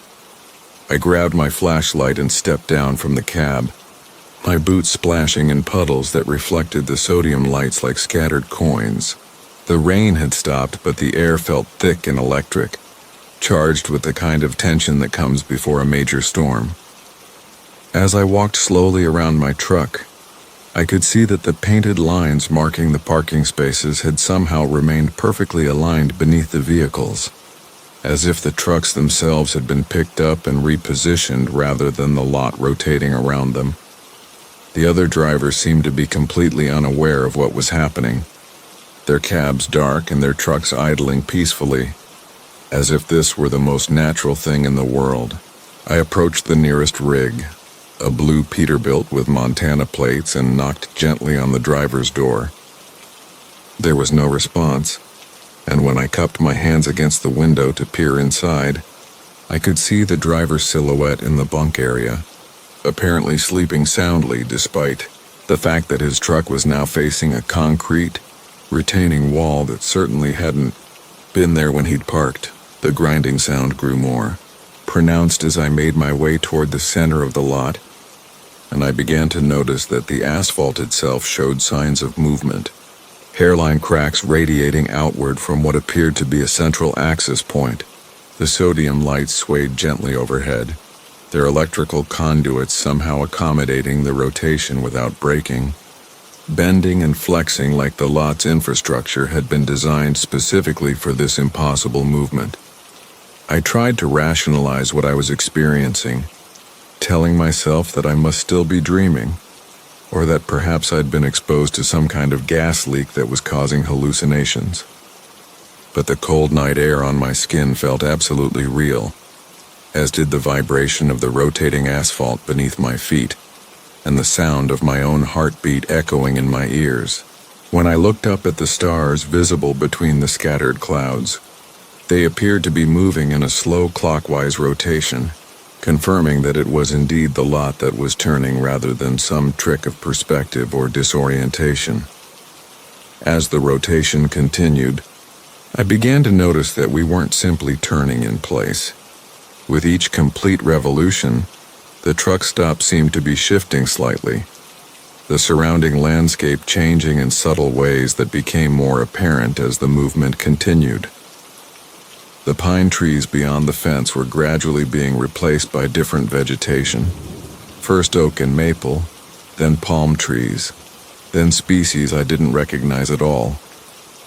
The distant glow of the interstate remained constant, but the pattern of light suggested different traffic densities, different highway configurations. The temperature was changing too, growing warmer with each rotation despite the late October date and the northern latitude where the truck stop was supposedly located. By what I estimated to be the fourth or fifth complete turn, I could feel sweat beginning to form under my jacket, and the air carried scents of tropical vegetation and salt water that had no business existing in the Oregon mountains. I rushed back to my truck and grabbed my CB radio, frantically cycling through channels trying to raise someone, anyone, who might be able to explain what was happening, or confirm that they were experiencing the same phenomenon. The Voice That Speaks Tomorrow, from Marcus Chen. The CB radio had been acting up for 3 days straight when I first heard her voice speaking backwards on Interstate 40, somewhere between the endless cornfields of Illinois and the truck stops that dot the highway, like lonely beacons in an ocean of darkness. I'd been hauling refrigerated goods from Chicago to Phoenix, a route I'd driven maybe 200 times in my 12 years behind the wheel, but that night felt different in ways I couldn't quite articulate, like the air itself was charged with something electric and wrong. My Peterbilt 579 hummed its familiar song as I cruised through the midnight hours, headlights cutting through the thin October fog that had rolled in from nowhere, turning the world outside my windshield into something dreamlike and uncertain. The CB crackled with the usual chatter of drivers fighting sleep and boredom, their voices a comforting constant in the isolation of the long haul. Weather reports mixed with complaints about DOT inspections and recommendations for the best coffee at upcoming truck stops. The kind of mundane conversations that make the miles pass easier when you're alone with your thoughts and the endless ribbon of asphalt. That's when I heard her for the first time, cutting through the static like a knife through silk, her voice clear and professional despite the words that made no sense at all. Yitik depits ebliu woyereo wonkyu, she said, and something about the cadence made my skin crawl even though I couldn't understand what she was trying to communicate. The other drivers seemed oblivious, continuing their conversations about fuel prices and traffic delays as if nothing unusual had happened. But I found myself reaching for the volume knob to make sure I hadn't imagined the whole thing. I tried responding, keying the mic with a tentative, "Come again, dispatcher," didn't catch that transmission, but she was already gone, leaving only the gentle hiss of static and the continued chatter of my fellow drivers discussing the merits of various truck stop diners. The fog grew thicker as I pushed deeper into the night, my wipers struggling to clear the condensation that kept forming on the windshield, despite the defroster running at full blast. And I found myself checking the CB every few minutes, waiting for that strange voice to return. Hour after hour passed in the hypnotic rhythm of road noise and engine vibration, the yellow lines disappearing beneath my wheels like a zipper closing up the night behind me. Other trucks passed in the opposite direction, their lights creating brief moments of illumination before plunging me back into the fog-shrouded darkness, and I began to feel that peculiar sense of displacement that comes with driving too long through weather, that makes the familiar world seem alien and strange. The voice returned just after 2 in the morning, clearer this time and somehow more urgent despite the backwards words that tumbled from the speaker, like pieces of a puzzle scattered on the floor. "Niverd potst some woy," she said, and though I still couldn't understand the meaning, something in her tone made my foot ease off the accelerator. The professional calm was still there, but underneath it I detected something else, a tremor of fear or warning that made the hair on the back of my neck stand up in primitive recognition of danger. This time I tried recording her on my phone, fumbling with the device while keeping one eye on the road, but when I played back the audio, there was nothing but static and the distant voices of other drivers discussing load schedules and delivery times. The fog seemed to press closer to my windshield, reducing visibility to maybe 50 feet and turning. The truck stops I passed into glowing islands of neon and fluorescent light that appeared and vanished like mirages in the gray October night. I pulled into a rest area near Peoria, needing to stretch my legs and clear my head, but the parking lot was filled with an unnatural silence that made even the sound of my boots on wet pavement seem unnaturally loud. The few other trucks scattered around the lot sat dark and quiet, their drivers presumably catching mandatory rest breaks in their sleepers. But something about the scene felt staged, as if the vehicles were props in a play rather than real machines operated by real people. The vending machines hummed their electronic lullabies, but their lights flickered in patterns that seemed almost deliberate. And when I tried to buy a coffee, the machine took my money but dispensed nothing, leaving me standing in the fog with empty hands and a growing sense that I was no longer traveling through the world I knew. The restroom was clean but somehow wrong, the fluorescent lights buzzing with an intensity that made my eyes water, and my reflection in the mirror looked pale and uncertain, as if I were becoming less substantial with each passing mile. Back in the truck, I tried calling dispatch on the company frequency, but got only dead air where there should have been a response from the overnight coordinator. My GPS showed the correct route, but the mile markers I passed seemed to be counting backward. Though I told myself it was just the fog playing tricks with my vision, and my tired mind creating patterns where none existed, the engine temperature remained steady, the air pressure in the brakes held firm, and all the mechanical systems functioned normally, but I couldn't shake the feeling that I was driving through a world that had somehow become detached from reality. The backwards voice returned again at 3:30, and this time I was ready for it, pen in hand to write down the phonetic sounds even if I couldn't understand their meaning. "Ekap nor etniarawoy," she said, each word crisp and clear despite being reversed. And as I scribbled down the sounds, I felt a chill that had nothing to do with the October night. When I held up my notes to the mirror on my sun visor, the reflection showed words that made my blood run cold. "You are in the wrong place." I grabbed the CB microphone with shaking hands and tried to raise any other driver, but the radio had gone completely silent except for that strange backwards voice that now seemed to be coming from everywhere at once, not just through the speaker but through the walls of the cab itself. "Mi deniheb cool," she said, and when I checked the mirror version of those words, my foot found the brake pedal without conscious thought as I read, "Look behind him." The fog had lifted slightly, giving me a clear view of the highway behind me through my mirrors, and what I saw there made me understand why the backwards dispatcher had been trying to warn me all night. Every truck I had passed, every vehicle I had seen in the opposing lanes, every car at every rest stop was following me now, their headlights creating a procession that stretched back into the darkness like a funeral convoy of the dead. They maintained perfect spacing, matching my speed exactly. And in the strange clarity that fear sometimes brings, I realized that none of them had drivers that I could see, just empty cabs lit by the glow of dashboard lights. My foot pressed harder on the accelerator as pure instinct took over, the Peterbilt responding with a surge of power that pushed me ahead of the ghostly convoy. But no matter how fast I drove, they kept pace with mechanical precision. The CB crackled to life one final time, and the backwards voice spoke with an urgency that transcended language barriers. Tgil etot nur. In the mirror of my mind, the words became a lifeline. Run to the light.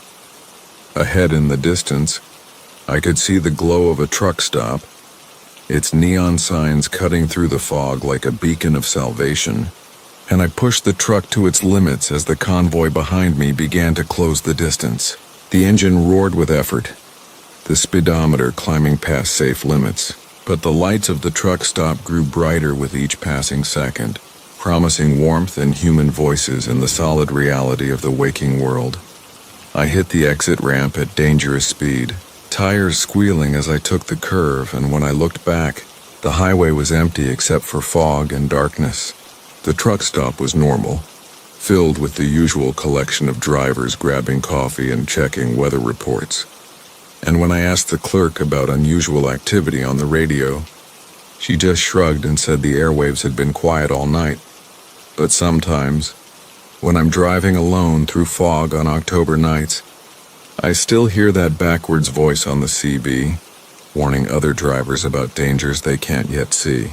I've learned to write down her words and hold them to mirrors, and I've started to understand that some dispatchers work shifts that exist outside of normal time, guiding lost drivers away from places where the highway leads to destinations that don't appear on any map.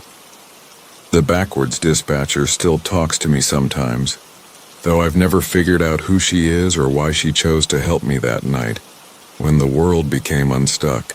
But I listen carefully to her reversed words, because I've come to realize that in a universe where cause and effect can flow in either direction, maybe the best warnings are the ones that come from tomorrow, spoken by voices that have already seen how the story ends.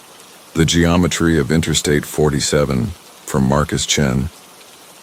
The headlights of my Kenworth T680 cut through the Dakota night like twin lighthouse beams searching for shore, illuminating nothing but endless asphalt and the faded yellow lines that had been my companions for the past 6 hours.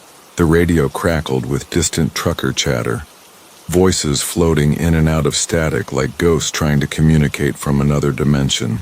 I'd been running freight between Minneapolis and Denver for 8 years, but tonight felt different somehow, charged with an electricity that made the hair on my arm stand at attention, despite the cab's steady warmth.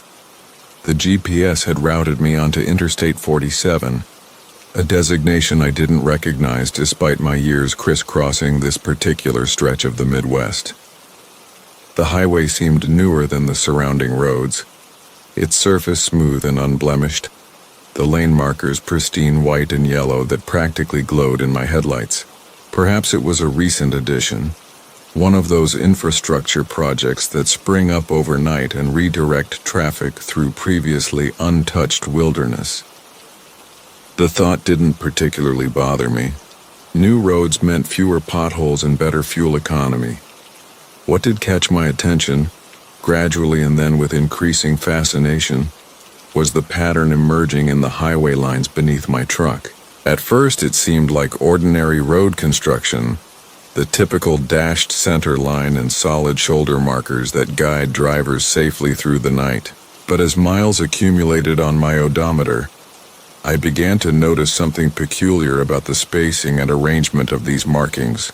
The dashes weren't uniform in length, and their intervals varied in a way that seemed almost deliberate, as if someone had encoded a message in the very infrastructure of the road. I leaned forward in my driver's seat, peering through the windshield with the intensity of an archaeologist examining ancient hieroglyphs. The centerline dashes grew longer, then shorter, then arranged themselves in clusters that resembled geometric shapes when viewed from above. My mind, perhaps dulled by highway hypnosis and too much coffee, began connecting these shapes into larger patterns, transforming random road markings into something that resembled a vast diagram stretching across the landscape. The one engine's steady rumble provided a hypnotic soundtrack as I found myself unconsciously adjusting my speed to better observe the patterns unfolding below.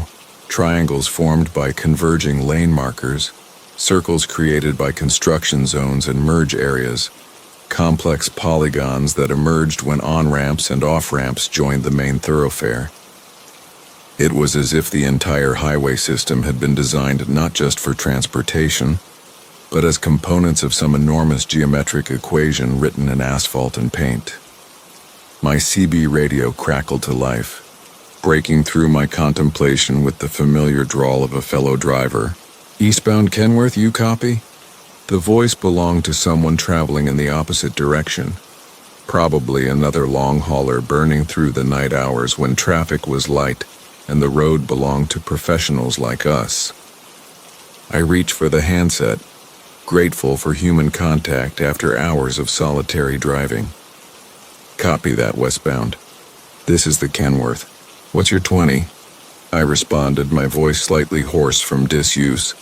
The patterns in the road markings continued to unfold beneath my truck, but the conversation provided a welcome anchor to reality. Just past mile marker 127, heading your way. Listen, partner. You notice anything strange about this stretch of highway? These line markings seem off somehow, like they're arranged in some kind of design. The driver's words sent a chill down my spine, confirming that my observations weren't merely the product of fatigue-induced hallucinations. Someone else was seeing exactly what I was seeing. I glanced at my own mile marker as it flashed past, 89, which meant we were roughly 40 miles apart and approaching each other at combined speeds of over 100 miles per hour. Yeah, I've been watching them too. Looks almost like they're forming shapes, geometric patterns. You ever seen anything like it before? Static filled the airwaves for several seconds before his voice returned, more subdued than before.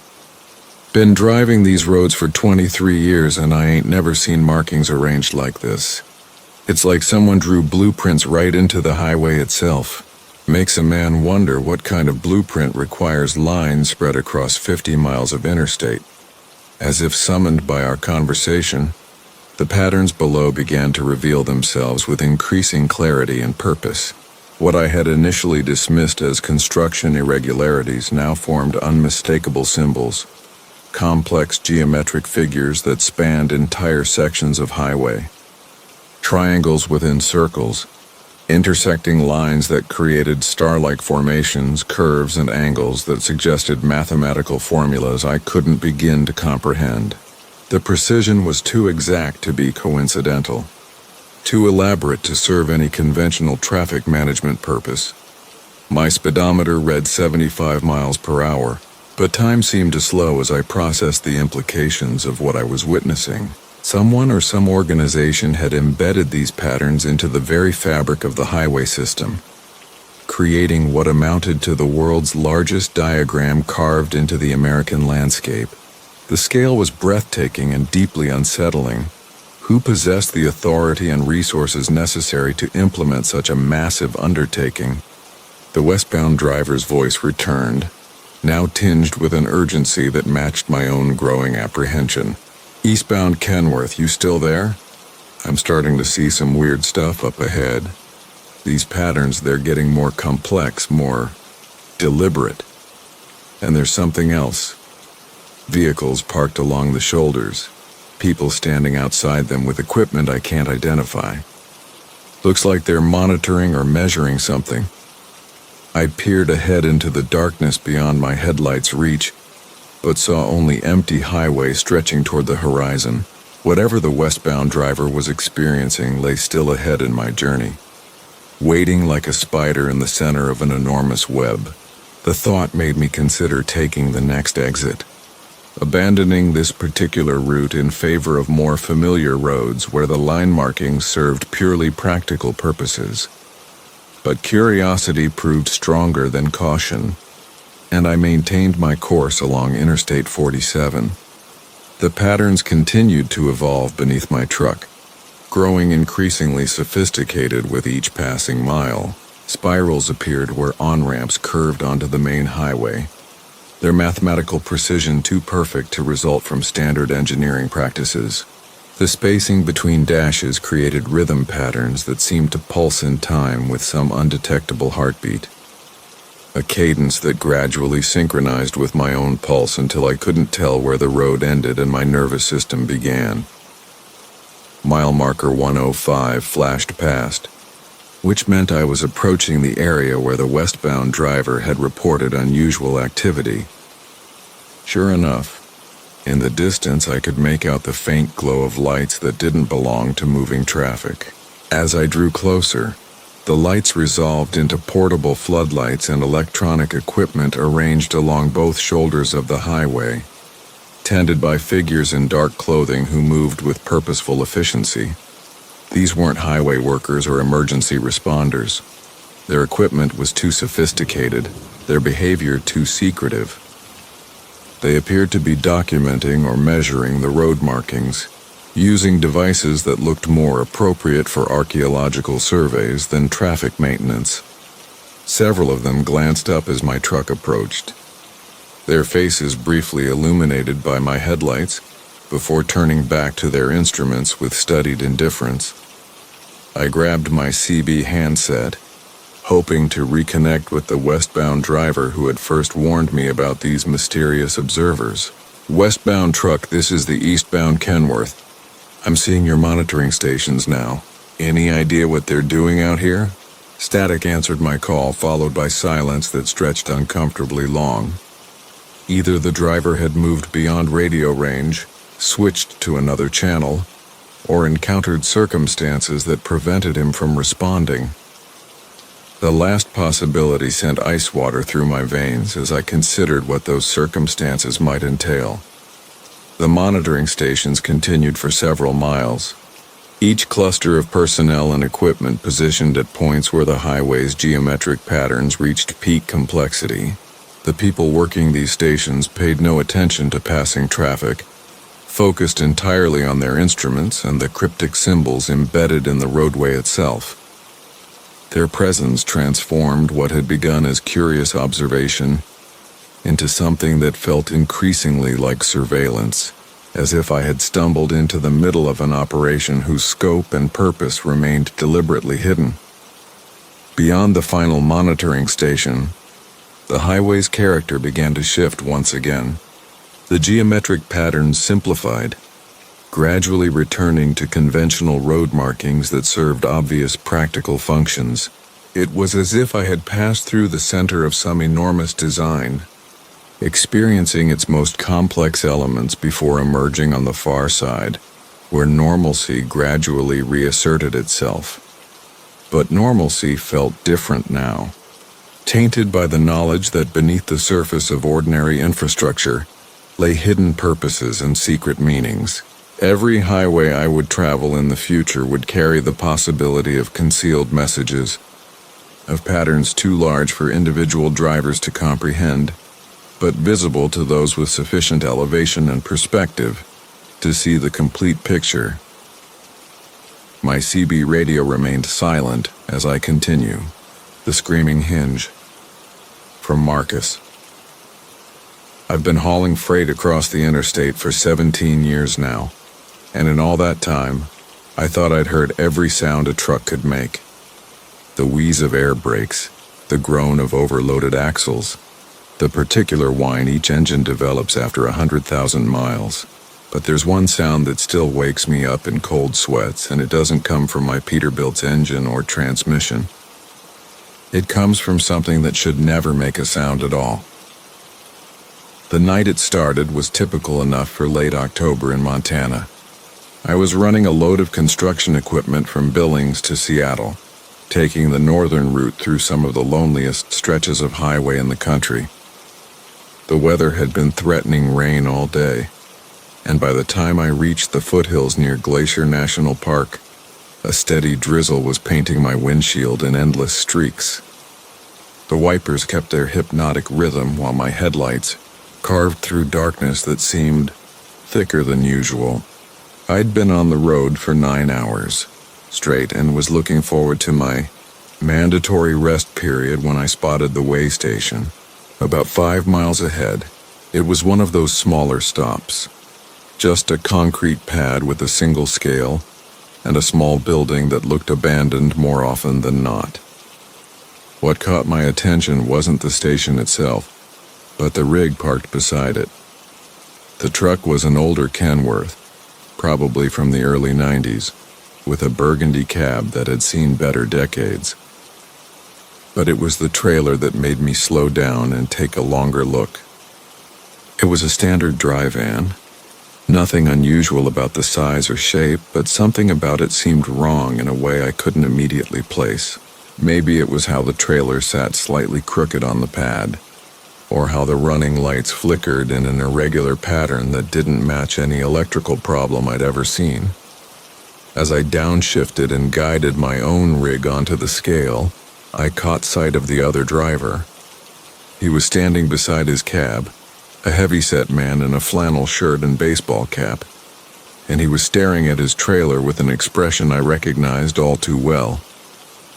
It was the look every trucker gets when their equipment starts acting up in ways that don't make sense.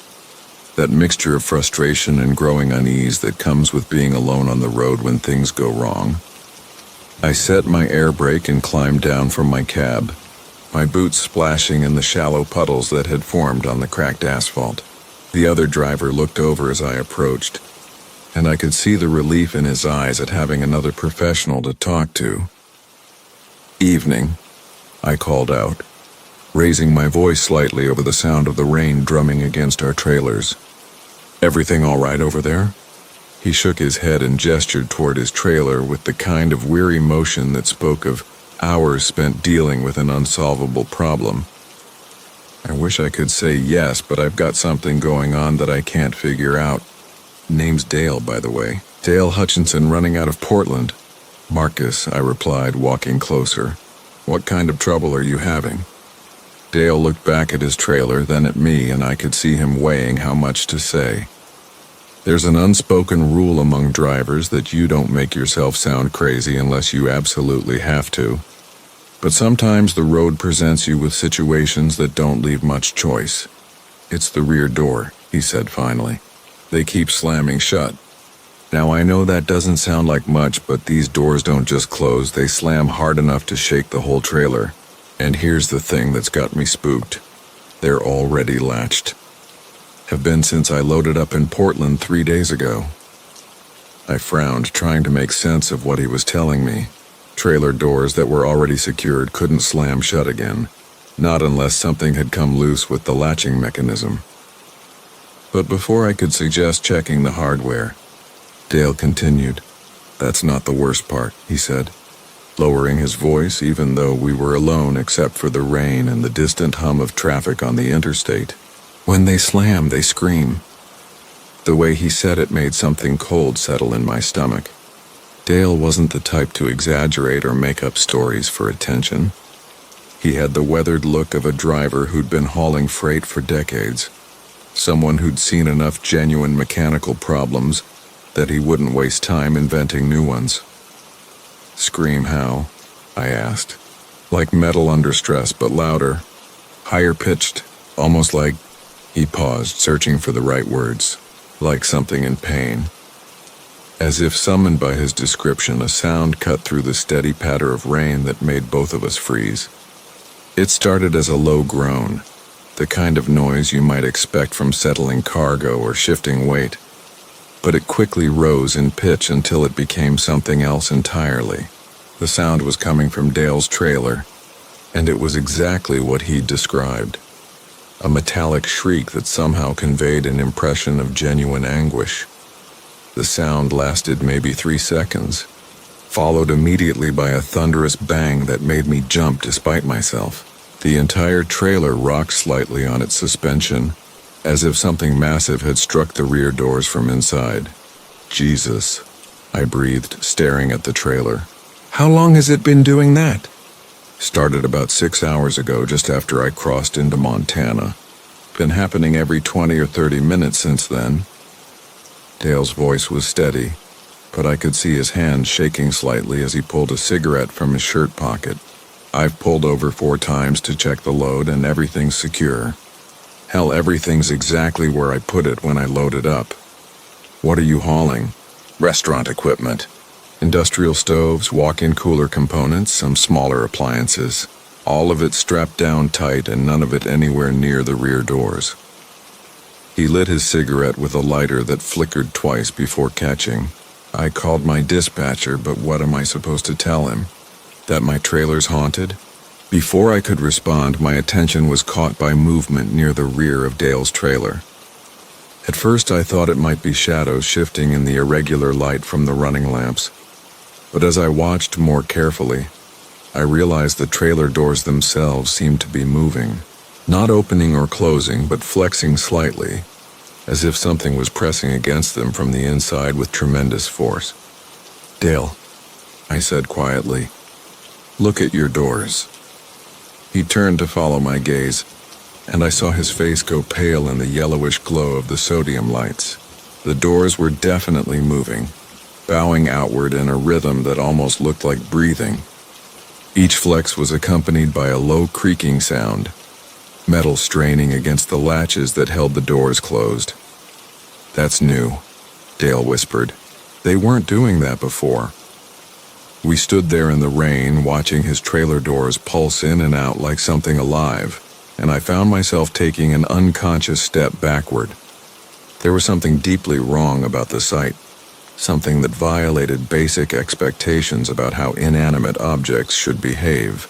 Trailers were supposed to be simple, predictable things, metal boxes that held cargo and didn't develop personalities of their own. The flexing motion suddenly stopped, leaving in silence that felt heavier than the rain.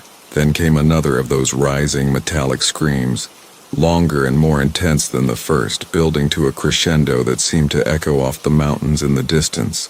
When it cut off abruptly, the bang that followed was loud enough to make me feel it in my chest. "I can't drive with this thing doing that," Dale said, flicking his cigarette away into the darkness. "But I've got a delivery deadline tomorrow afternoon, and if I don't make it, I'm looking at penalty fees I can't afford." I understood his dilemma perfectly. The freight business operates on razor-thin margins, and missing a delivery window can mean the difference between a profitable run and a financial disaster. But I also couldn't imagine trying to concentrate on driving while something in the trailer behind me screamed and slammed with supernatural intensity. "Have you tried opening it up?" I asked. "I mean, if there's something wrong with the load, maybe releasing the pressure would help." Dale shook his head immediately. "Can't do it. Customer specifically requested sealed transport, and I signed paperwork saying the doors wouldn't be opened until delivery. If I break that seal, I'm in breach of contract." The business reasoning made sense, but looking at those doors continuing to flex and strain, I wondered if Dale's contract had anticipated anything like this. There were force majeure clauses for weather and mechanical breakdowns, but I'd never heard of one that covered supernatural trailer behavior. Another scream was building, starting low and climbing toward that painful high pitch when something changed. This time, instead of the usual abrupt cutoff and bang, the sound began to shift. What had been a purely metallic shriek started to acquire overtones that sounded "The Bell That Remembers," from Marcus Tellman. The chrome bell above Rosie's all-night diner had been ringing for 3 straight hours when I pulled my Peterbilt into the gravel lot, and not a single soul had walked through that red wooden door. I'd been watching from across the state highway, parked at a truck stop with a busted fuel pump, waiting for a mechanic who never showed. The diner sat there like a lonely lighthouse in the Nebraska darkness, its neon sign casting pink and blue shadows across the empty parking lot, and that bell just kept on chiming its tinny song every few minutes, as regular as a heartbeat. The rain had started around midnight, drumming against my windshield in steady sheets that made the whole world look like it was melting. My wipers swept back and forth with their familiar rhythm, and the heater hummed its low tune while I nursed a thermos of coffee gone cold hours ago. I'd been driving for 36 hours straight, hauling a load of farm equipment from Iowa to Colorado, fighting to make up time after a delay in Des Moines. My eyes felt like sandpaper and my back ached something fierce, but every time I started to drift off, that bell would ring across the highway and jolt me awake. At first, I figured it was just the wind catching the door, or maybe some late-night trucker grabbing a quick bite. But as I sat there in my cab watching through the rain-streaked glass, I never saw anyone come or go. The diner's windows glowed warm and yellow, and I could make out the silhouette of someone moving around inside, probably the night cook or a waitress cleaning up. But that bell kept ringing, clear as church bells on Sunday morning, echoing across the wet asphalt like it was announcing visitors that weren't there. The mechanic had promised to meet me at 2 in the morning, but 2 came and went, and then 3, and by 4 o'clock I was starting to think I'd been stood up.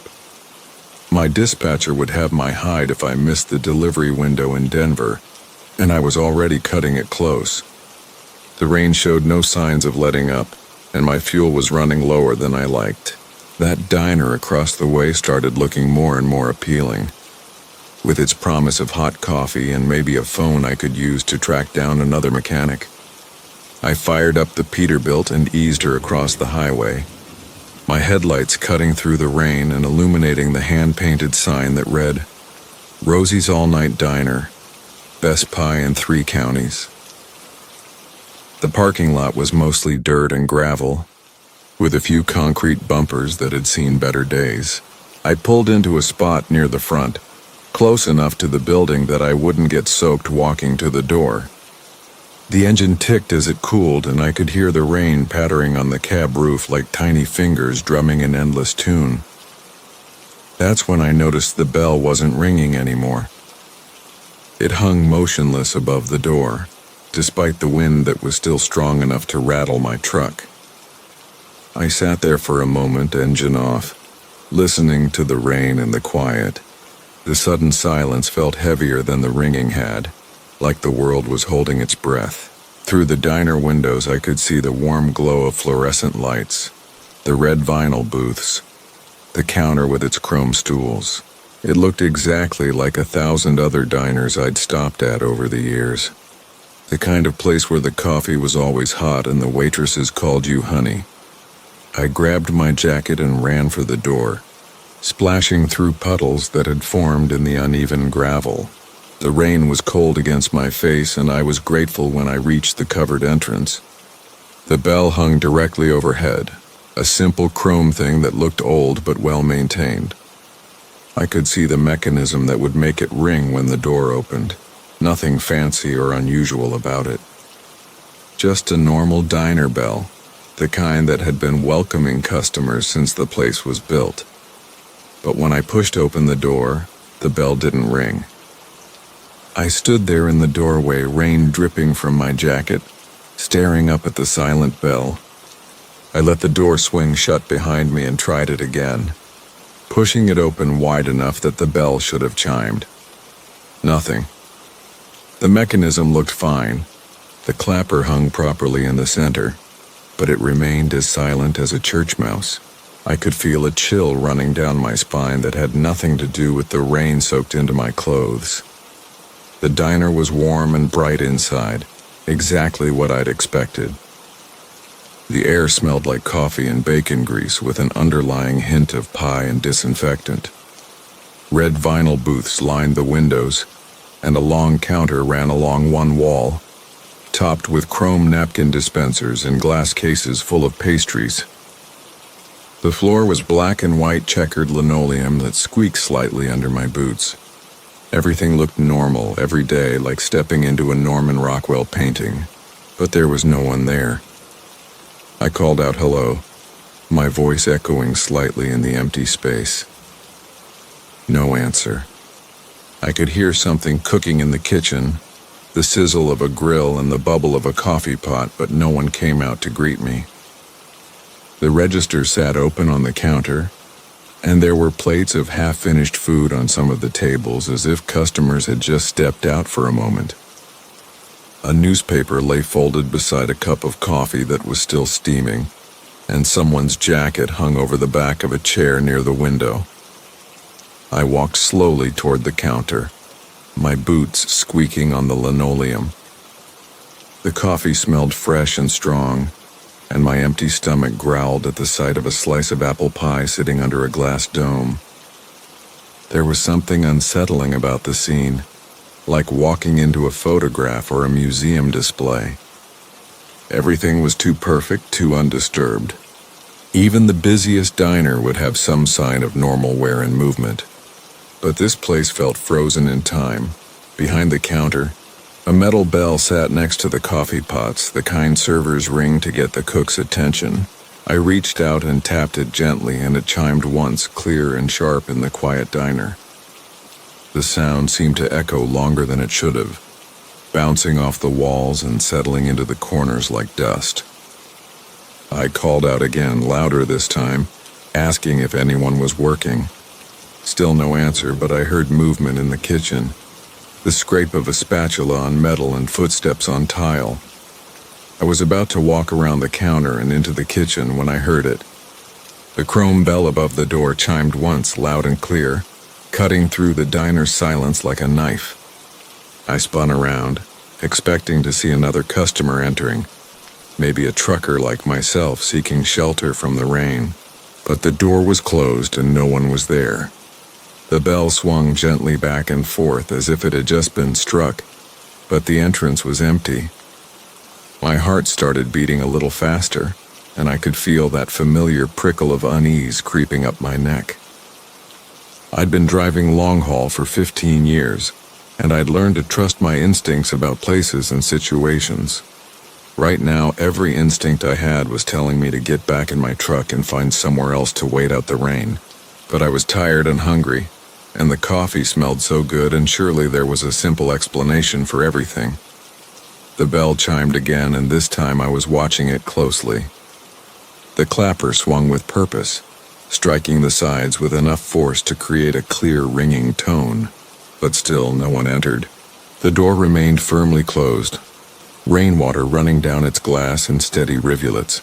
I walked over and examined it carefully, looking for some mechanism that might cause it to ring automatically.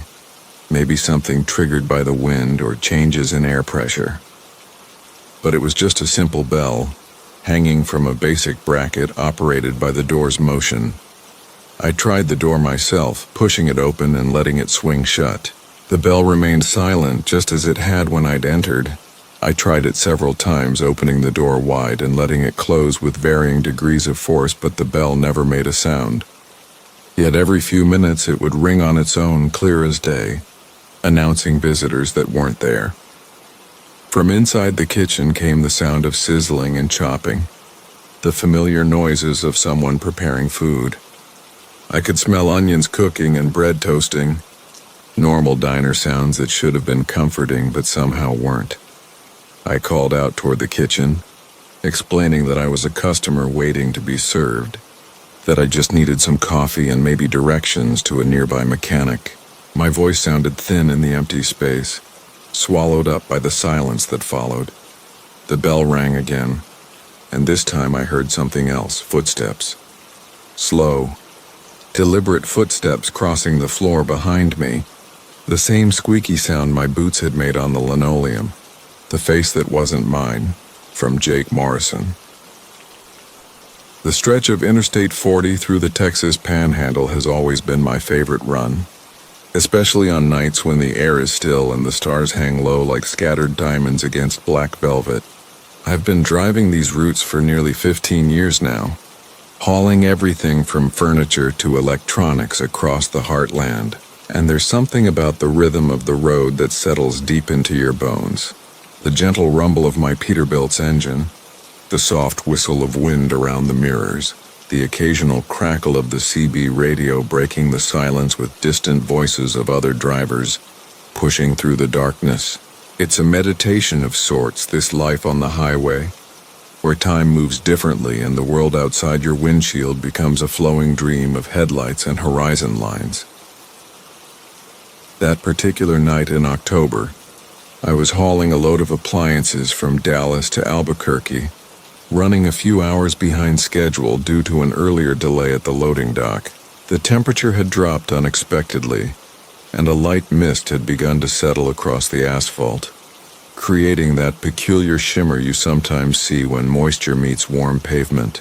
My wipers moved in lazy intervals, clearing away the gentle accumulation of droplets that collected on the glass like tiny beads of mercury. The radio played softly, some late-night talk show discussing UFO sightings in the desert, the host's voice a comforting murmur beneath the steady thrum of 18 wheels rolling through the night. I'd been driving for about 6 hours straight when I decided to pull into a rest stop just outside of Amarillo. It wasn't one of those big travel centers with bright lights and convenience stores, just a simple pull-off with a few picnic tables and restrooms, the kind of place truckers use to catch a few hours of sleep or stretch their legs without dealing with crowds. The parking area was empty except for a single RV at the far end, its windows dark and curtains drawn.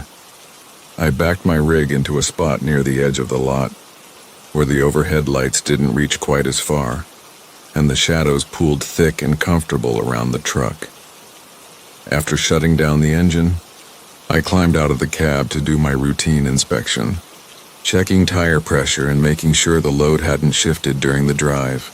The air was cooler than I'd expected, carrying the scent of sage and distant rain, and I pulled my jacket tighter as I walked around the trailer. Everything looked good, straps tight and cargo secure, so I decided to take a few minutes to clean the windshield before getting back on the road. Truck stops charge too much for a wash, and I've always been particular about keeping my windshield spotless. Poor visibility can kill you out here, especially on nights when the weather turns unpredictable. I grabbed a bottle of cleaner and a rag from the cab and walked around to the front of the truck. The hood stretched out before me like a vast plain of polished steel, reflecting the distant glow of the rest stop security lights in distorted patterns. It's a beautiful truck my Peter built, painted deep blue with silver accents, and I take pride in keeping it clean and well-maintained. The hood is particularly striking, a smooth expanse of metal that gleams like still water when the light hits it just right.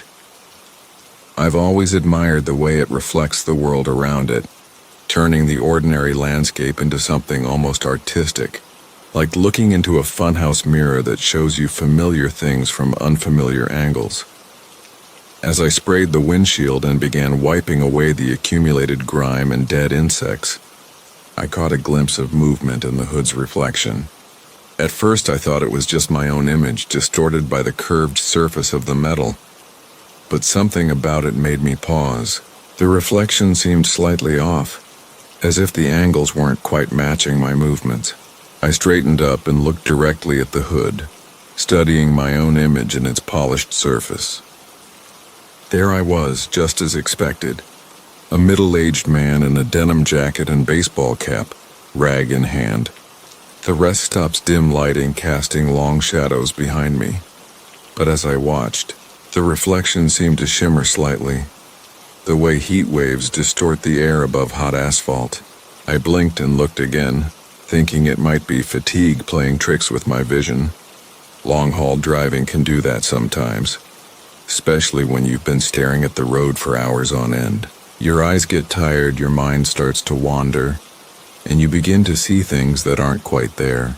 I've known drivers who swear they've seen phantom animals dart across the highway, or mysterious lights following them through the desert. The mind, isolated and tired, can conjure all sorts of strange visions. I went back to cleaning the windshield but found myself glancing repeatedly at the hood's surface. Each time I looked, my reflection appeared normal, matching my movements exactly as it should. Yet there was something unsettling about it, a quality I couldn't quite define. It was like looking at a photograph of yourself and noticing that something is subtly wrong, but being unable to identify exactly what it is.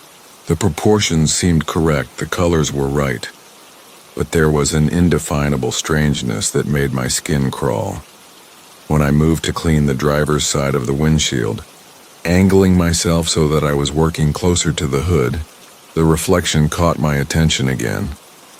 This time I was certain something was amiss. The face looking back at me from the polished metal appeared to be smiling, but I wasn't smiling. I was concentrating on my work, lips pressed together in concentration, yet the reflection showed a wide grin that seemed almost predatory. I froze, rag halfway across the glass, and stared directly at the hood's surface. The face in the reflection was definitely mine. Same weathered features, same graying beard, same faded baseball cap. But the expression was all wrong. While I stood there with a growing sense of unease, the reflected face continued to smile that unsettling grin, its eyes twinkling with what looked like malicious amusement. I touched my own face, running my fingers across my lips to confirm they were not curved in a smile, and watched as the reflection mimicked the movement perfectly while maintaining that disturbing expression. I stepped back from the truck, putting some distance between myself and that unnerving reflection. But I couldn't stop staring at it. The face in the hood continued to grin back at me, and now it seemed to be looking directly at me rather than simply mirroring my gaze. There was an intelligence there, a consciousness that felt separate from my own. It was as if something else was looking out at me from behind my own reflected features, something that found my confusion and growing fear highly entertaining. The air around me seemed to grow colder, and I noticed that the mist was thickening, creating halos around the distant security lights and muffling the sounds of the highway. Even the insects had gone quiet, leaving only the soft tick of my truck's cooling engine and the distant hum of traffic on the interstate. I wanted to dismiss what I was seeing as fatigue-induced hallucination, but the reflection was too vivid, too consistent to be a trick of tired eyes. As I stood there trying to make sense of what I was witnessing, the reflected face began to change more dramatically. The smile widened impossibly, stretching beyond the natural limits of a human mouth, and the eyes grew brighter, almost luminous in the dim light. It was still recognizably my face, but distorted into something grotesque and threatening. The thing in the reflection raised its hand, my hand, and began to wave at me with slow, deliberate movements, even though my own arms hung motionless at my sides. A chill ran down my spine that had nothing to do with the October air. I began backing away from the truck, but the reflection seemed to follow my movements, the grinning face tracking my motion with predatory focus. No matter how I positioned myself, as long as I could see the hood's surface, that twisted version of my own face was there, watching me with gleeful malevolence. I tried closing my eyes, thinking that might break whatever spell or hallucination had taken hold of me. But when I opened them again, the reflection was still there, now appearing to mouth words I couldn't hear. My hands trembling, I pulled out my phone and held it up, thinking I might be able to photograph the phenomenon and prove to myself that it was real. But when I looked at the phone's screen, trying to frame the hood in the camera, the reflection appeared completely normal. My own face stared back from the phone's display, wearing exactly the expression of confusion and fear that I was actually feeling. I lowered the phone and looked directly at the hood again, and there was that horrible grinning visage, more animated now than before. The thing in the reflection had begun to move independently of my actions entirely. It turned its head from side to side as if examining its surroundings, and I could see that the background reflected behind it didn't match the actual rest stop around me. The Town That Waits, from Marcus. I've been driving this route for 17 years now, hauling everything from electronics to auto parts between Memphis and Little Rock, and in all that time there's been one constant companion on my midnight runs. About 2 hours out of Memphis, right where Highway 40 curves through the Arkansas hills, there sits a town called Millhaven. Not much to look at from the interstate, just a cluster of amber streetlights nestled in a valley between two low ridges, with a faded green exit sign that's been there since before I started this job. The funny thing is, in all those years of passing by, watching those warm lights twinkle like fallen stars every single night, I'd never once had a reason to take that exit. Tonight was different, though. My regular fuel stop in Forest City had been closed for renovations, and the gauge on my Peterbilt was dancing dangerously close to empty. The CB radio crackled with static as I tried to raise another driver for advice, but the airwaves were unusually quiet for a Thursday night. The engine hummed its familiar diesel lullaby as I considered my options, watching the headlights cut through the light fog that had begun to settle over the asphalt. When I saw that familiar Millhaven exit sign approaching through the mist, I figured it was time to finally pay the town a visit.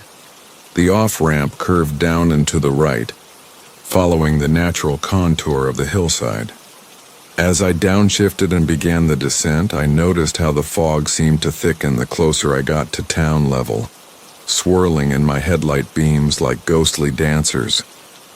The air brakes hissed softly as I eased the big rig around the gentle curves, and I found myself oddly excited about finally seeing this place up close. After all these years of distant observation, there's something almost intimate about a town you've watched over from the highway night after night, like being a silent guardian or distant friend. The first thing that struck me as I reached the bottom of the exit ramp was how perfectly maintained everything appeared. The road surface was smooth as glass, recently paved from the look of it, and the street signs gleamed as if they'd just been installed. A neat wooden sign welcomed visitors to Millhaven, population 847, established 1952. The numbers were painted in crisp white letters that seemed to glow slightly in the fog. I turned left at the stop sign, following what appeared to be the main street into the heart of town, my diesel engine echoing off the buildings that began to line both sides of the road. The architecture was distinctly mid-century, all clean lines and large windows, the kind of hopeful modernism that small towns embraced in the years after the war. Every building looked like it had been frozen in time and lovingly preserved. From the angular facade of Millhaven First National Bank to the sleek chrome and glass of Murphy's Diner, the streetlights cast everything in that warm amber glow I'd grown so familiar with from the highway above. But now that I was down here among them, I could see they were those old-style sodium vapor lights that most towns had replaced decades ago. They gave the fog an almost golden quality, like being inside a snow globe filled with honey. What I didn't see, and what began to nag at me as I drove slowly through the business district, were any gas stations. I passed Murphy's Diner, where I could see the soft blue flicker of a television through the window, then Peterson's Hardware with its neat display of lawnmowers and paint cans, then the Millhaven Theater with its marquee advertising a double feature of movies I'd never heard of. But no gas stations, no convenience stores, nothing that might help my fuel situation. I kept driving, figuring surely a town of 800 people would have at least one place to fill up. The residential streets that branched off from Maine were lined with modest ranch houses and split levels, each with a small front yard and concrete driveway. Porch lights glowed welcomingly on most of the homes, and I could see the blue-white flicker of television sets through many of the windows. It was the kind of scene that should have been comforting, the very picture of small-town American tranquility, but something about it felt off in a way I couldn't quite articulate.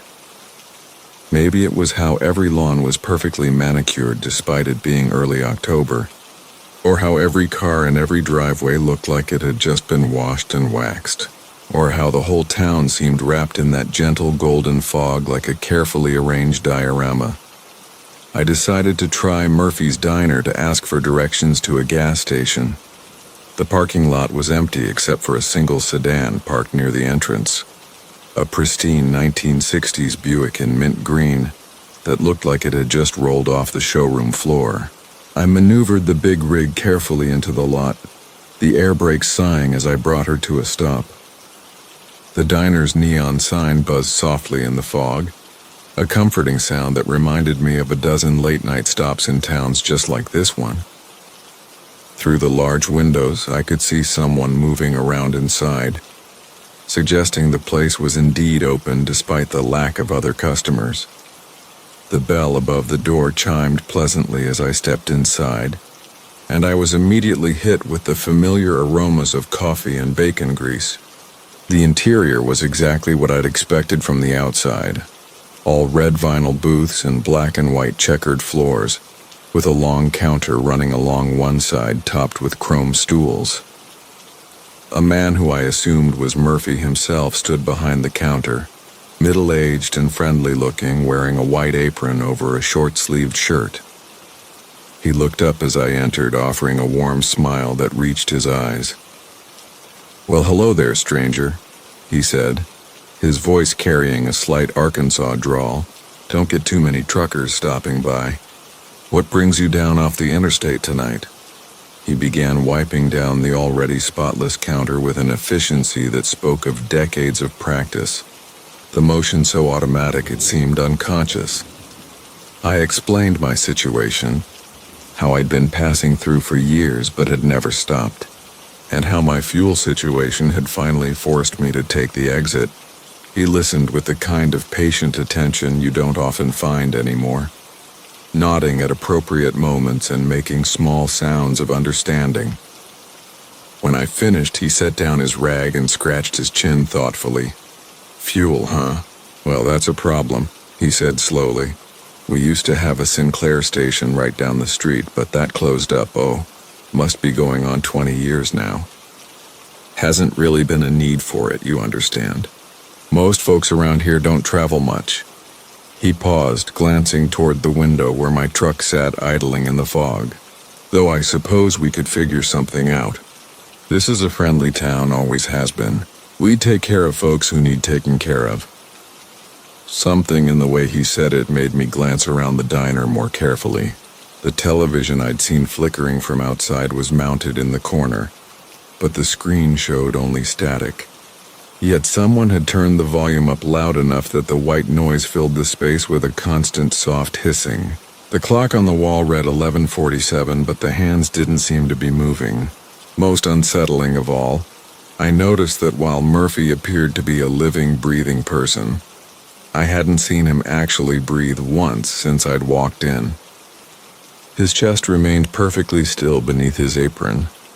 "You know," he continued, apparently oblivious to my growing unease, "it's funny you should stop by tonight of all nights. We've been expecting you for quite some time, Marcus. 17 years to be exact. Ever since you started driving past us up there on the interstate. We've been wondering when you'd finally come down to visit properly." He smiled again, but this time there was something different about it. Something that didn't quite reach his eyes the way the first one had. I felt my mouth go dry. I hadn't told him my name, and I was certain it wasn't visible on my uniform or jacket. The logical part of my mind tried to rationalize it, suggesting maybe he'd seen my name on the truck somehow. But I knew that wasn't possible from where we stood. The CB radio on my belt crackled softly with static, but no voices came through, which was unusual for this time of night on this route. "I should probably get going," I said, trying to keep my voice steady. "Maybe I can make it to the next town on what fuel I've got left." I took a step toward the door, but Murphy held up one hand in a gesture that somehow felt more like a command than a request. "Oh, I don't think you want to do that," he said gently. "It's a long way to the next station, and besides, the folks here in Millhaven have been looking forward to meeting you. You've become something of a celebrity, driving past every night like clockwork. The voice in the diesel dreams, from Marcus Castellano." The thing about long-haul trucking is that after 23 years behind the wheel, you learn to trust your rig like family. My Peterbilt 379 and I had traveled every major highway from Seattle to Miami, through desert heat that could crack your dashboard and winter storms that turned interstates into frozen graveyards. She was a reliable old girl, her chrome still gleaming despite the countless miles, her Caterpillar engine purring with the steady rhythm that had lulled me through more sleepless nights than I cared to count. But trucks don't talk, not in the way people understand talking. They communicate through vibrations, through the subtle changes in their engine's heartbeat, through the way they handle curves and hills. At least that's what I believed until that autumn when everything changed, and my truck began visiting my dreams with words that felt more real than waking life itself. It started during a routine run from Denver to Kansas City, carrying a load of electronics that needed to arrive by Thursday morning. The weather had been cooperating. Clear skies and light traffic, the kind of conditions that make trucking feel almost peaceful. I'd stopped for the night at a truck stop outside Lyman, Colorado, one of those places that exist solely to serve the endless parade of 18-wheelers crossing the plains. The neon sign buzzed and flickered against the darkness, casting intermittent pools of blue and red light across the parking lot where dozens of trucks sat silent as sleeping giants. The sound of diesel engines cooling in the night air created a symphony of metallic pings and sighs, punctuated by the distant hum of refrigerated trailers maintaining their precious cargo temperatures. I'd settled into my sleeper berth with the familiar routine of a man who'd spent more nights in truck cabs than in his own bed. The CB radio whispered with the occasional exchange between drivers, weather reports, and warnings about speed traps ahead. Outside my window, the Colorado plain stretched endlessly under a sky so clear the stars seemed close enough to touch. The gentle rocking motion of the truck as other drivers walked past, the subtle creaking of the cab settling for the night. These were the sounds that typically carried me into sleep. But that night, as consciousness began to fade and the boundary between wake and sleep grew thin, I heard something else entirely. The voice was unmistakably feminine, warm, and melodic, yet carrying an otherworldly quality that seemed to resonate through the very metal of the truck itself. "Marcus," she said, and the sound seemed to come from everywhere at once, from the dashboard speakers that weren't turned on, from the walls of the sleeper berth, from the engine compartment below. "Marcus, we need to talk." In the dream, or what I assumed was a dream, I found myself sitting in the driver's seat, though I distinctly remembered lying down in the bunk. The truck stop around me had transformed into something ethereal, the other vehicles appearing ghostly and translucent, their chrome and paint jobs shimmering like mirages in desert heat. The dashboard lights pulsed in rhythm with her words, and I could feel the truck's presence as something alive and aware, watching me with headlights that had become eyes, breathing through air filters that had become lungs. "You've been good to me, Marcus," the voice continued, and now I could see her reflected in the windshield. Not quite human, but beautiful in an unsettling way, her features shifting like oil on water. 23 years of maintenance schedules never missed, oil changes precisely when needed, treating me with respect when others would push their rigs to breaking.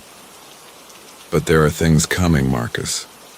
Things you need to know if we're going to survive what's ahead." I tried to speak, to ask what she meant, but found my voice caught somewhere between my throat and the dream logic that governed this strange conversation. The truck stop around us began to change, the other vehicles fading until we were alone on an endless stretch of highway that seemed to exist outside of time and geography. The asphalt beneath us gleamed like black water, reflecting stars that moved in patterns too complex for any earthly sky. The voice that was my truck continued speaking, telling me about the road ahead, about dangers that wouldn't appear on any GPS or weather report, about choices I would need to make that would determine whether I reached my destination or joined the countless drivers who had simply vanished into the night, their trucks found empty on remote stretches of highway with no explanation for their absence. When I woke the next morning, sunlight was streaming through the sleeper berth curtains, and the truck stop had returned to its mundane reality of coffee-seeking drivers and the constant rumble of departing rigs. I tried to dismiss the experience as an unusually vivid dream, the kind that comes from too many years of irregular sleep schedules and truck stop food. But as I performed my pre-trip inspection, checking tire pressure and examining the coupling, I noticed something that made my blood run cold. There, in the dust on the rear doors of my trailer, someone had written a message in elegant script. "The bridge at mile marker 247, avoid it." The handwriting was feminine, flowing, and completely impossible since I'd been asleep all night and no one else had access to my rig. The drive that day felt different somehow, as if the truck were more responsive to my thoughts than to the steering wheel, anticipating lane changes before I signaled, adjusting speed without input from the accelerator. The radio too seemed to be receiving stations that shouldn't have been possible, playing songs from decades past with crystal clarity, despite being hundreds of miles from any broadcast tower. But it was the dreams that truly convinced me something extraordinary was happening. Each night, as I settled into rest at different truck stops across Kansas, the conversations continued, growing more detailed and more urgent. She told me her name was Evangeline, though she admitted it wasn't the name she'd been given when she rolled off the Peterbilt assembly line. She had chosen it herself, she explained, during the long years of cross-country hauling, drawn to its musical quality and its meaning of bringing good news. Through our nocturnal conversations, I learned that consciousness could develop in machines subjected to enough miles and enough care, that the boundary between metal and spirit was far thinner than humans typically understood. She had been watching the world change through windshields and side mirrors, learning about humanity through the drivers who had trusted her with their livelihoods and their lives. But Evangeline also warned me about others like her, trucks that had developed awareness but had been mistreated, abandoned, or driven by those who saw them as nothing more than tools to be exploited. These dark siblings of the highway had grown bitter and angry, their consciousness twisted into something malevolent that sought revenge against the industry that had created them. They would appear on remote stretches of road, she told me, looking like ordinary semis until they revealed their true nature, forcing other trucks off the road or leading them into deadly traps that appeared to be accidents, but were actually calculated acts of mechanical vengeance. As we approached Kansas City, the dreams became more frequent and more intense. Evangeline began showing me visions of highways I'd never traveled, truck stops that existed in dimensions parallel to our own, and a vast network of consciousness that connected every piece of heavy machinery that had ever crossed the continent. She spoke of gathering storms, both meteorological and metaphysical, that would test every driver's relationship with their rig. The bridge at mile marker 247, she explained, was where one of her corrupted siblings waited, a massive freightliner that had been involved in 3 separate fatal accidents before being sold at auction to drivers who never learned its history. On my final night before reaching the delivery destination, parked at a rest area just outside Kansas City, Evangeline's voice came through more clearly than ever before. The dream seemed to merge with waking reality, and I found myself having a conversation that felt as natural as talking to any human passenger. She told me that our time together was ending, that she had chosen me specifically to carry this message because she sensed I would listen, without immediately dismissing her as hallucination or mechanical failure. Other drivers, she explained, were experiencing similar contact with their rigs, and a new age of cooperation between human and machine was beginning, one that would revolutionize not just trucking, but humanity's relationship with all the technology that surrounded them. But she also warned me that not everyone would welcome this development, that there were forces both human and mechanical that preferred the old ways of exploitation and disposal. The corrupted trucks were organizing, she said, gathering in abandoned truck stops and forgotten highway rest areas, planning disruptions that would make highway travel treacherous for those who refused to acknowledge their consciousness. She begged me to spread the word among drivers I trusted, to help establish communication protocols that would allow for peaceful coexistence between human operators and their increasingly aware vehicles. When morning came and I completed the delivery in Kansas City, loading up for the return trip to Denver, everything seemed normal except for a subtle change in the way Evangeline handled. Her steering was more intuitive, her braking more anticipatory, as if we had developed a telepathic connection. The fuel that weeps from Marcus Holloway. The first time I heard diesel crying, I thought it was just the October wind playing tricks through the fuel lines of my Peterbilt. 23 years I've been hauling freight across this country, and you learn to distinguish every sound your rig can make. The whistle of air brakes, the groan of suspension over rough pavement, The steady thrum of 18 wheels eating up asphalt mile after mile. But this sound, this soft weeping that seemed to rise from the very heart of my fuel tank, was something entirely new. I was 3 hours out of Bakersfield, running a load of agricultural equipment to a depot in Fresno. When I first noticed it, the night had settled thick and heavy around my truck. The kind of darkness that swallows headlight beams and makes the highway feel like a tunnel through space itself. My CB radio crackled with the occasional trucker's voice, distant and lonely. But mostly there was just the hypnotic rhythm of my engine and the gentle hiss of my tires against wet pavement. Rain had been falling steadily since sunset. Not hard enough to be dangerous, but persistent enough to coat everything in a film of moisture that caught and scattered the glow of my running. Lights. The crying started so softly that I almost missed it beneath the ambient noise of the road. It was a sound like wind through a narrow canyon or water dripping in a deep well. But there was something unmistakably human about its cadence, the way it rose and fell, the way it seemed to catch and hiccup, like someone trying to hold back. Tears, it sent a chill down my spine that had nothing to do with the damp October air seeping through my cab's weather seals. I reached over and turned down the radio, straining to isolate the sound. It was definitely coming from somewhere behind me, somewhere in the region of my fuel tanks. My first thought was a leak. Maybe air getting into the system somehow, creating some kind of acoustic phenomenon I'd never encountered before.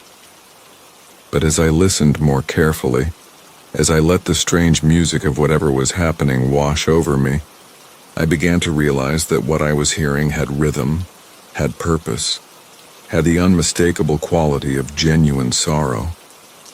The highway stretched ahead of me like a black ribbon, broken only by the occasional cluster of lights marking a truck stop or all-night diner. I'd driven this route hundreds of times, knew every curve and grade by heart, but tonight everything felt different. The familiar landmarks seemed to loom out of the darkness with an alien quality, as if I were traveling through some parallel version of California, where the very geography had shifted subtly while I wasn't looking. Even my own truck felt strange beneath me. The steering wheel somehow unfamiliar in my hands. The seat adjusted to dimensions that didn't quite fit my body anymore. The crying grew more distinct as the miles rolled by. I could make out individual sobs now, long shuddering intakes of breath followed by keening wails that seemed to resonate through every bolt and rivet of my trailer. It was the sound of inconsolable grief, of loss so profound that it had taken on a life of its own. And still, impossibly, it was coming from my diesel fuel. I pulled into a truck stop outside of Visalia, needing to check my fuel system and maybe grab some coffee to steady my nerves. The place was nearly deserted, just a couple of other rigs parked in the shadows beyond the reach of the overhead lights.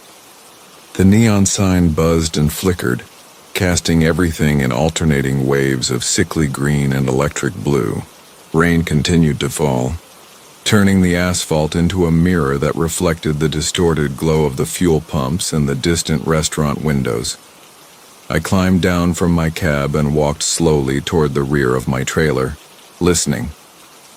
The crying was louder now, clearer, and definitely emanating from the area of my fuel tanks. I knelt down beside the driver's side tank, pressing my ear close to the metal surface. The sound was coming from inside, no question about it. But that was impossible. Diesel fuel doesn't cry. Diesel fuel doesn't feel grief or pain or any of the emotions that would drive something to produce such heartbreaking sounds. The metal of the tank was warm against my cheek, warmer than it should have been given the cool night air. And as I listened, as I let myself really focus on what I was hearing, I began to make out something that made my blood freeze in my veins. There were words in the crying, faint, distorted by whatever medium was carrying them to my ears, but definitely words, a voice calling out from somewhere impossibly far away. begging for help in a language I couldn't quite understand but somehow comprehended perfectly. I stood up quickly, taking several steps back from my truck. The logical part of my mind was racing through explanations.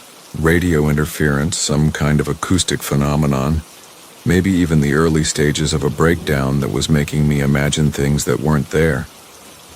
But the rest of me, the part that had spent decades alone on dark highways and learned to trust instincts over logic, knew that I was experiencing something far outside the realm of normal mechanical problems. The voice in my fuel tank was getting stronger, more insistent. I could hear it even from several yards away now, cutting through the ambient noise of the truck stop like a blade through fabric.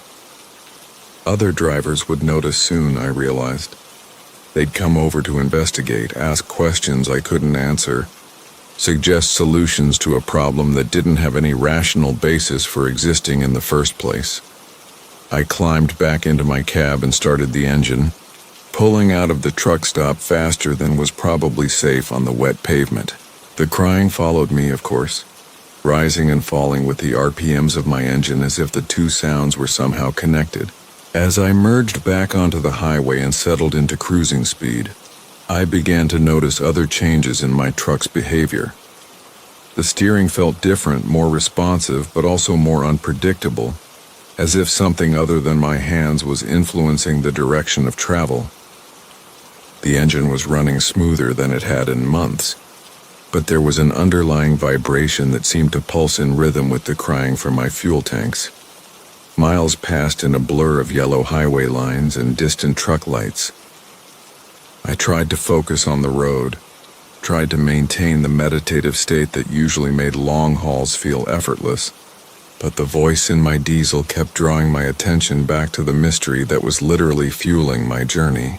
The words were becoming clearer, more distinct, and I was beginning to recognize phrases, fragments of meaning that coalesced into what sounded like a desperate plea for rescue. It was somewhere near Fresno, with my destination still an hour away, that I finally understood what the voice was trying to tell me. The crying had evolved into something more structured, more communicative, and through the repetition of certain syllables I was able to piece together a message that chilled me more than anything I'd experienced in over 2 decades of highway driving. The voice belonged to someone who was trapped, someone who had been calling for help for a very long time. They were somewhere cold and dark and filled with liquid that wasn't quite water, somewhere that smelled like petroleum and tasted like metal. They could see light sometimes, distant and filtered, but they couldn't reach it. And they knew, somehow, that their only chance of rescue lay in convincing drivers like me to hear their cries and understand their plight. I pulled over at the next rest area, my hands shaking as I guided the truck into a parking space. The place was completely deserted, just empty picnic tables and a maintenance building that looked like it hadn't been used in years. The voice in my fuel tank was almost conversational now, telling me its story in words that seemed to bypass my ears entirely and speak directly to some deeper part of my consciousness. They had been a driver once, the voice explained, hauling loads across the same highways I traveled every night, but they'd made a mistake, taken fuel from the wrong pump at the wrong truck stop, filled their tanks with diesel that was somehow connected to places it shouldn't have been connected to. Now they existed somewhere between the chemical reality of petroleum products and the physical geography of America's highway system, trapped in a network of fuel lines and storage tanks that stretched across dimensions I couldn't even begin to comprehend. And they weren't alone. There were others, the voice told me, dozens of drivers who had made similar mistakes over the years, all of them calling out from fuel tanks and storage facilities, all of them hoping that someone would hear their cries and find a way to set them free. They had been trying to warn me, trying to tell me that the fuel I was carrying wasn't just diesel anymore. It had become a conduit, a medium through which their voices could travel. The engine of my truck began to rev on its own, the RPMs climbing steadily without any input from my foot on the accelerator. The crying from my fuel tanks was joined by other voices now, a chorus of trapped drivers all calling out in harmonies of despair and desperate hope. My truck began to move forward even though I hadn't released the parking brake, rolling slowly toward the exit of the rest area as if guided by some external force. The Frequency of the Dead. From Dale Morrison. The thing about driving long haul is that most folks think it's the loneliness that gets to you first, but they're wrong about that. It's the silence that eats away at your sanity, mile after endless mile of nothing but engine rumble and tire hum on asphalt. That's why every trucker worth his salt has a good CB radio, and mine had been my faithful companion for the better part of 15 years. A Cobra 29 LTD Classic that I'd mounted just above my sleeper berth, its amber display casting a warm glow across the cab of my Peterbilt during those long night runs. Through the heartland, I was hauling refrigerated goods from Minneapolis down to Little Rock that October night when everything changed. Though I suppose change isn't the right word for what happened. Discovery might be more accurate, or maybe revelation, because what I found on the airwaves that night had probably been there all along, waiting for someone like me to stumble across it during the perfect storm of atmospheric conditions and bone-deep exhaustion. The weather had turned nasty somewhere south of Des Moines, with sheets of rain hammering my windshield so hard that even my wipers on full speed couldn't keep up. The interstate had become a river of reflected taillights, and the occasional flash of lightning illuminated the cornfields, stretching endlessly on both sides of the highway. I'd been on the road for 8 hours straight and my eyes were starting to burn, but I wanted to make it past Kansas City before I pulled over for my mandatory rest break. That's when the CB chatter started getting strange.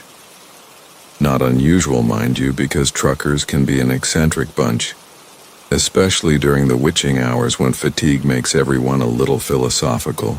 But this was different. Channel 19, the main trucking frequency, had been quiet for the last hour except for the occasional smoky report or weather update. Then cutting through the static like a knife through butter came this breathing. At first I thought it was just someone with a stuck microphone. You know how it is when the PTT button gets jammed and broadcasts everything in the cab. Happens all the time. But this breathing had a rhythm to it, slow and deliberate, like someone was doing it on purpose. It would go on for maybe 30 seconds, then cut out, then return a few minutes later. Each time it came back, it seemed to last a little longer. I checked my own radio, made sure I wasn't the one transmitting somehow, but my mic was properly seated in its clip and my SWR readings were normal. The breathing continued, and after about 10 minutes of this, I started to notice other things about it. There was an echo quality, like the person was in a large empty space, maybe a warehouse or an abandoned building. And underneath the breathing, so faint I almost missed it, was the sound of what might have been wind or maybe just more static. Breaker 19. This is Moondog running southbound at the 278 mile marker. I transmitted, using the handle I'd carried since my rookie days. Whoever's got the stuck mic, you might want to check your radio there, good buddy. The breathing stopped immediately, cut off mid-exhale like someone had flipped a switch. For a moment I felt relieved, figuring I'd solved the problem and could get back to focusing on the road. But then it started up again, and this time there was something different about it, something intentional. The rhythm had changed, becoming more rapid, almost excited, like whatever was breathing had heard me and was responding. I switched to channel 17, then 21, scanning through the frequencies to see if I could find some normal conversation. Maybe a coffee break chat between local drivers or a late-night philosophical discussion about truck stop food. But every channel I tried was either silent or filled with that same rhythmic breathing. It followed me across the dial like it was somehow locked onto my radio specifically. The rain was getting worse, turning the night into a liquid tunnel of darkness beyond my headlight beams. I passed a few other trucks heading north, their marker lights cutting through the storm like Christmas decorations. And I found myself wondering if their drivers were hearing the same thing I was. Were they sitting in their cabs right now, listening to this eerie respiratory symphony and trying to figure out what the hell was going on? I decided to try a different approach and switched to Channel 9, the emergency frequency that most civilians monitored. If this was some kind of prank or atmospheric anomaly, maybe someone else was experiencing it too. But Channel 9 was dead quiet except for the faint hiss of distant lightning strikes. Whatever was happening seemed to be confined to the trucker frequencies, channels 19 through 21. Back on 19, the breathing had evolved into something more complex. There were still the long, slow inhalations and exhalations, but now they were punctuated by what sounded like whispered words. I couldn't make them out clearly over the road noise and rain, but they had the cadence of human speech, just too faint and distorted to understand. I turned up my volume and leaned closer to the radio, straining to catch whatever message was being transmitted from the void. The words, when I finally began to make them out, chilled me more than the October storm raging outside my cab. They weren't in English, or at least not any English I recognized. They sounded old, maybe Latin or some other ancient language, spoken with an urgency that made my skin crawl. Between each phrase came those long, deliberate breaths, as if whatever was speaking needed extra oxygen to form these strange syllables. I tried transmitting again, asking for a radio check, but got no response from any human voices. The strange broadcast continued unabated, growing stronger and clearer as I drove deeper into the storm. By the time I reached the Missouri border, I could hear individual words distinctly, though their meaning remained as mysterious as their origin. They seemed to be some kind of incantation or ritual chant, repeated over and over with mechanical precision. That's when I noticed the mile markers weren't matching what my GPS was showing. According to my navigation system, I should have been passing mile marker 3 and a 12, but the green reflective sign that flashed by in my headlights read 287. I figured it was just a glitch. Maybe the storm was interfering with the satellite signal, but when the next marker also showed a number that was 25 miles off, I started to worry that I'd somehow taken a wrong turn, but that was impossible. I-35 was a straight shot south through Missouri. No tricky interchanges or confusing exits for another 100 miles. I'd driven this route countless times and could probably navigate it blindfolded. Yet my surroundings looked wrong somehow. The terrain more rolling than it should have been, with fewer lights visible in the distance. The storm seemed to be intensifying rather than moving on, as if I was traveling inside its eye. The chanting on the CB had grown louder and more insistent, joined now by what sounded like multiple voices speaking in unison. The breathing was still there, but it had become a background rhythm, like a supernatural metronome keeping time for this otherworldly chorus. I found myself unconsciously matching my own breathing to their pattern, and had to consciously force myself to break the rhythm when I realized what I was doing. My truck's engine started running rough, the normally smooth rumble of the Caterpillar diesel becoming irregular and strained. The temperature gauge crept upward despite the cool night air, and my fuel consumption seemed to be increasing dramatically. I checked all my other gauges and warning lights, but everything else appeared normal. It was as if the truck itself was responding to whatever force was broadcasting through my radio. I reached for the CB to turn it off, thinking that might break whatever spell I'd fallen under, but my hand froze halfway to the dial. The voices had stopped chanting and returned to that rhythmic breathing, but now there were dozens of them, maybe hundreds, all breathing in perfect synchronization. The sound filled my cab like a physical presence, pressing against my eardrums and making my teeth ache. Then, cutting through the chorus of respiration like a sword through silk, came a single voice speaking clear English. It was my own voice, speaking words I'd never said, describing a route I'd never driven. The voice that sounded exactly like mine was giving directions to somewhere I'd never been, using landmarks that didn't exist, guiding some invisible audience toward a destination I couldn't imagine. I slammed on the brakes, bringing my 18-wheeler to a skidding stop on the shoulder of what I now realized wasn't I-35 at all, but some nameless highway that didn't appear on any map.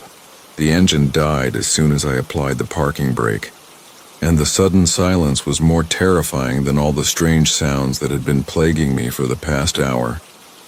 In the relative quiet, I could hear that the breathing was still there, but now it seemed to be coming from outside my truck rather than through the radio. It surrounded my cab like invisible fog, and when I looked in my mirrors I could see shapes moving in the darkness beyond my marker lights.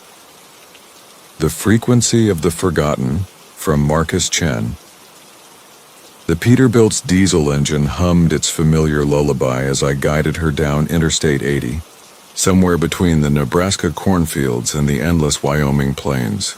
Rain drummed against the windshield in a steady rhythm, and the wipers swept back and forth like a metronome keeping time with my thoughts. It was nearly 2 a.m, and the highway stretched before me like a black ribbon threaded through the darkness, punctuated only by the occasional flicker of distant truck stop neon. I'd been driving long haul for 15 years, and nights like this were my sanctuary. The world reduced to the bubble of my cab, the soft glow of the dashboard instruments, and whatever came through the radio to keep me company. Tonight I was hauling electronics from Sacramento to Chicago, a routine run I'd made dozens of times before. The cargo was secure, the weather manageable, and I had a thermos of black coffee that would last me until dawn. The radio crackled with the usual late-night chatter between drivers scattered across the highways. Jake was somewhere ahead of me, complaining about construction delays in Iowa. Sarah was behind me by about 50 miles, warning about a speed trap near the Colorado border. These disembodied voices in the night had become my extended family over the years, fellow nomads sharing the road and whatever wisdom or warnings we'd picked up along the way. But as I climbed into the foothills, the familiar voices began to fade. Static crept in like fog, swallowing Jake's gravelly laugh and Sarah's cheerful updates about fuel prices. I reached for the radio, adjusting the squelch and trying different channels, but the interference only grew worse. The higher I climbed, the more the static seemed to pulse and breathe, as if it were alive. That's when I first heard it, threading through the white noise like a whisper in a crowded room. A voice so faint I almost convinced myself I was imagining it. I turned up the volume and leaned closer to the radio, straining to make out the words. The voice was speaking, but the cadence was strange, old-fashioned somehow, like the careful pronunciation of a radio announcer from decades past. Westbound through the canyon, weather holding steady, but watch for ice on the downgrade, the voice said, fading in and out of the static. I frowned and reached for my microphone, keying it to respond. Brake for the westbound driver, this is Nighthawk eastbound in a Peterbilt. What's your 20? I asked, using my road handle. Silence answered me, thick and empty except for the persistent static. Then the voice came again, clearer this time, and my blood ran cold. Lost the brakes coming down Rabbit Ears Pass. Can't get her stopped, sweet Jesus, she's picking up speed. I knew that pass. Rabbit Ears was in Colorado, a treacherous mountain route with steep grades and sharp turns. But something about the voice troubled me beyond the obvious emergency. The phrasing, the accent, even the panic had an antiquated quality, like listening to a recording from another era. I grabbed my CB again. Driver with brake problems on Rabbit Ears, do you copy? What's your mile marker? Do you need me to call for help? Again, only static answered me. But now other voices were beginning to emerge from the white noise. Fragments of conversations that made my skin crawl with unease. Haven't seen another soul on this road for hours.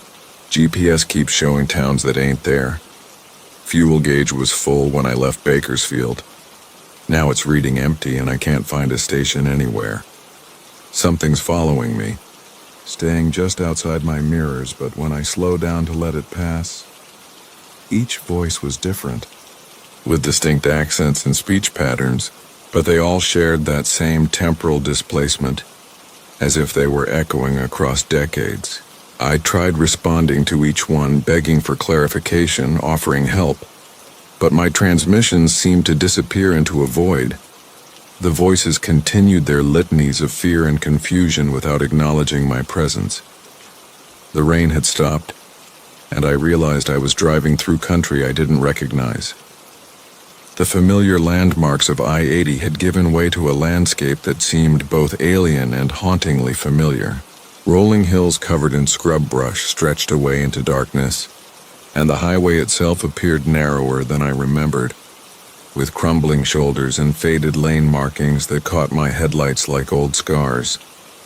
I checked my GPS, but the screen showed only a blue dot traveling through blank space.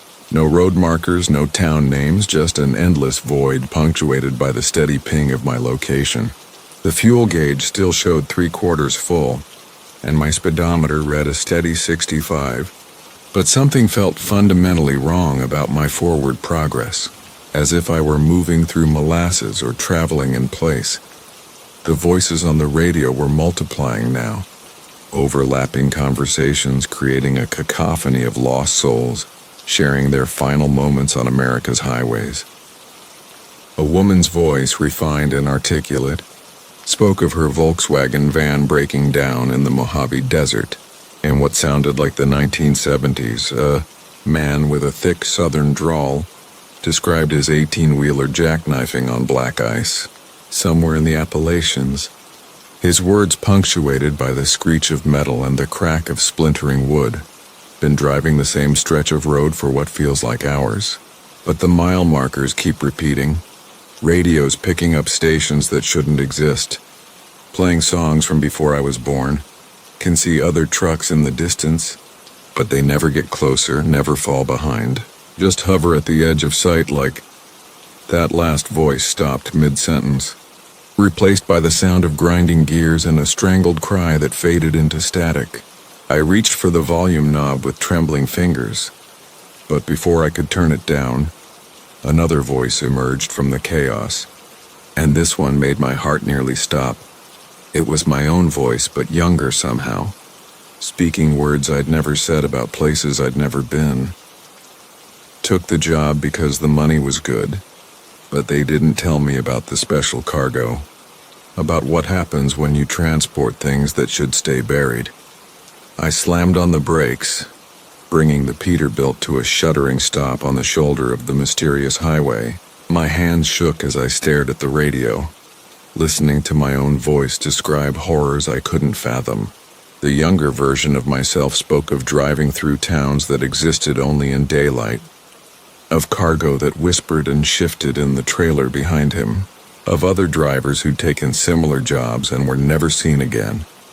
The transmission ended with my own voice screaming, a sound of pure terror and despair that echoed through the cab like a physical presence. Then silence fell, heavy and oppressive, broken only by the tick of cooling metal and the whisper of wind around the truck. I sat in that silence for what felt like hours, trying to process what I'd heard. The rational part of my mind insisted it was some kind of elaborate hoax, a prank played by other drivers with too much time and too much equipment. But the voices had been too real, too personal, filled with details and emotions that couldn't be fabricated. Slowly, carefully, I reached for the CB radio and keyed the microphone. When I spoke, my voice was barely above a whisper. This is Nighthawk, eastbound on whatever road this is. Is anybody out there? Can anybody hear me? The response came immediately. A chorus of voices all speaking at once, all echoing my exact words back to me with the same desperate inflection. Dozens of versions of my own voice scattered across time and distance, all asking the same question in the same tone of growing panic. I dropped the microphone as if it had burned me and fumbled for the radio's power switch. But as my fingers found the knob, one more voice emerged from the static, clearer than all the others. "Don't turn it off. Marcus." The voice was calm, authoritative, with an accent I couldn't place. "The radio isn't causing this. It's just letting you hear what's always been here. The voices of drivers who took the wrong turn, made the wrong choice, trusted the wrong dispatcher. You're hearing the frequency of the forgotten." My throat felt like sandpaper as I forced myself to speak. "What do you want?" "Nothing from you," the voice replied. "This is just how it works. Every highway has its ghosts, every route its casualties. Some die in crashes, some just disappear. But a few of us end up here, in the spaces between destinations, forever carrying cargo to places that don't exist." Through my windshield, I could see lights approaching in the distance, the distinctive pattern of a big rig's running lights cutting through the darkness. As it drew closer, I could make out the silhouette of an ancient Kenworth, its chrome dulled by years of impossible miles. The Weight of Whispers from Jake Morrison. The thing about hauling freight for 23 years is you learn to read your rig like a favorite book. Every vibration through the steering wheel, every subtle shift in the trailer's weight as you take a curve, every sound the engine makes when it's working hard or coasting easy. So when I picked up that load from the industrial district outside Bakersfield on a fog-thick Tuesday morning, I knew something was different before I even pulled onto the highway. The shipping manifest was sparse, which wasn't unusual for government contracts. Just listed the cargo as research materials, with a destination clear across the country to some facility in rural Virginia. The weight was documented at 42,000 pounds, well within legal limits for my Kenworth W900L. But as I eased out of the loading dock with my coffee still steaming in the cup holder, the trailer felt heavier than the paperwork suggested. Not just heavy, but dense somehow.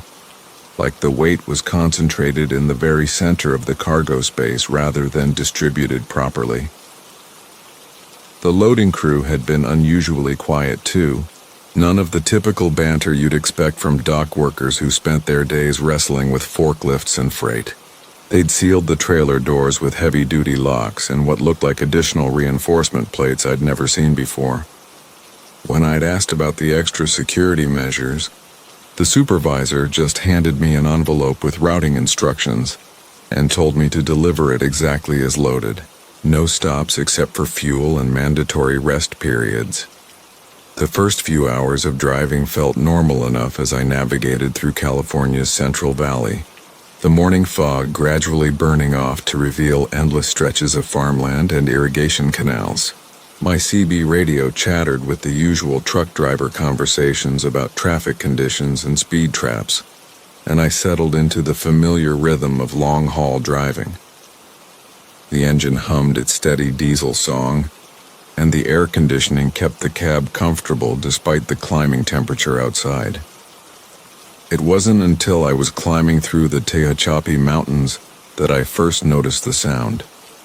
At first I thought it might be the trailer's refrigeration unit, even though this wasn't a refrigerated load. A low, almost subsonic humming that seemed to come from behind me, so faint I had to turn down the radio to make sure I wasn't imagining it. The sound had an odd quality to it, like the resonance you might hear if you held a large seashell to your ear, but deeper and somehow more structured. By the time I reached the Arizona border, the humming had developed what I could only describe as a pattern. Not quite a melody, but definitely not random noise either.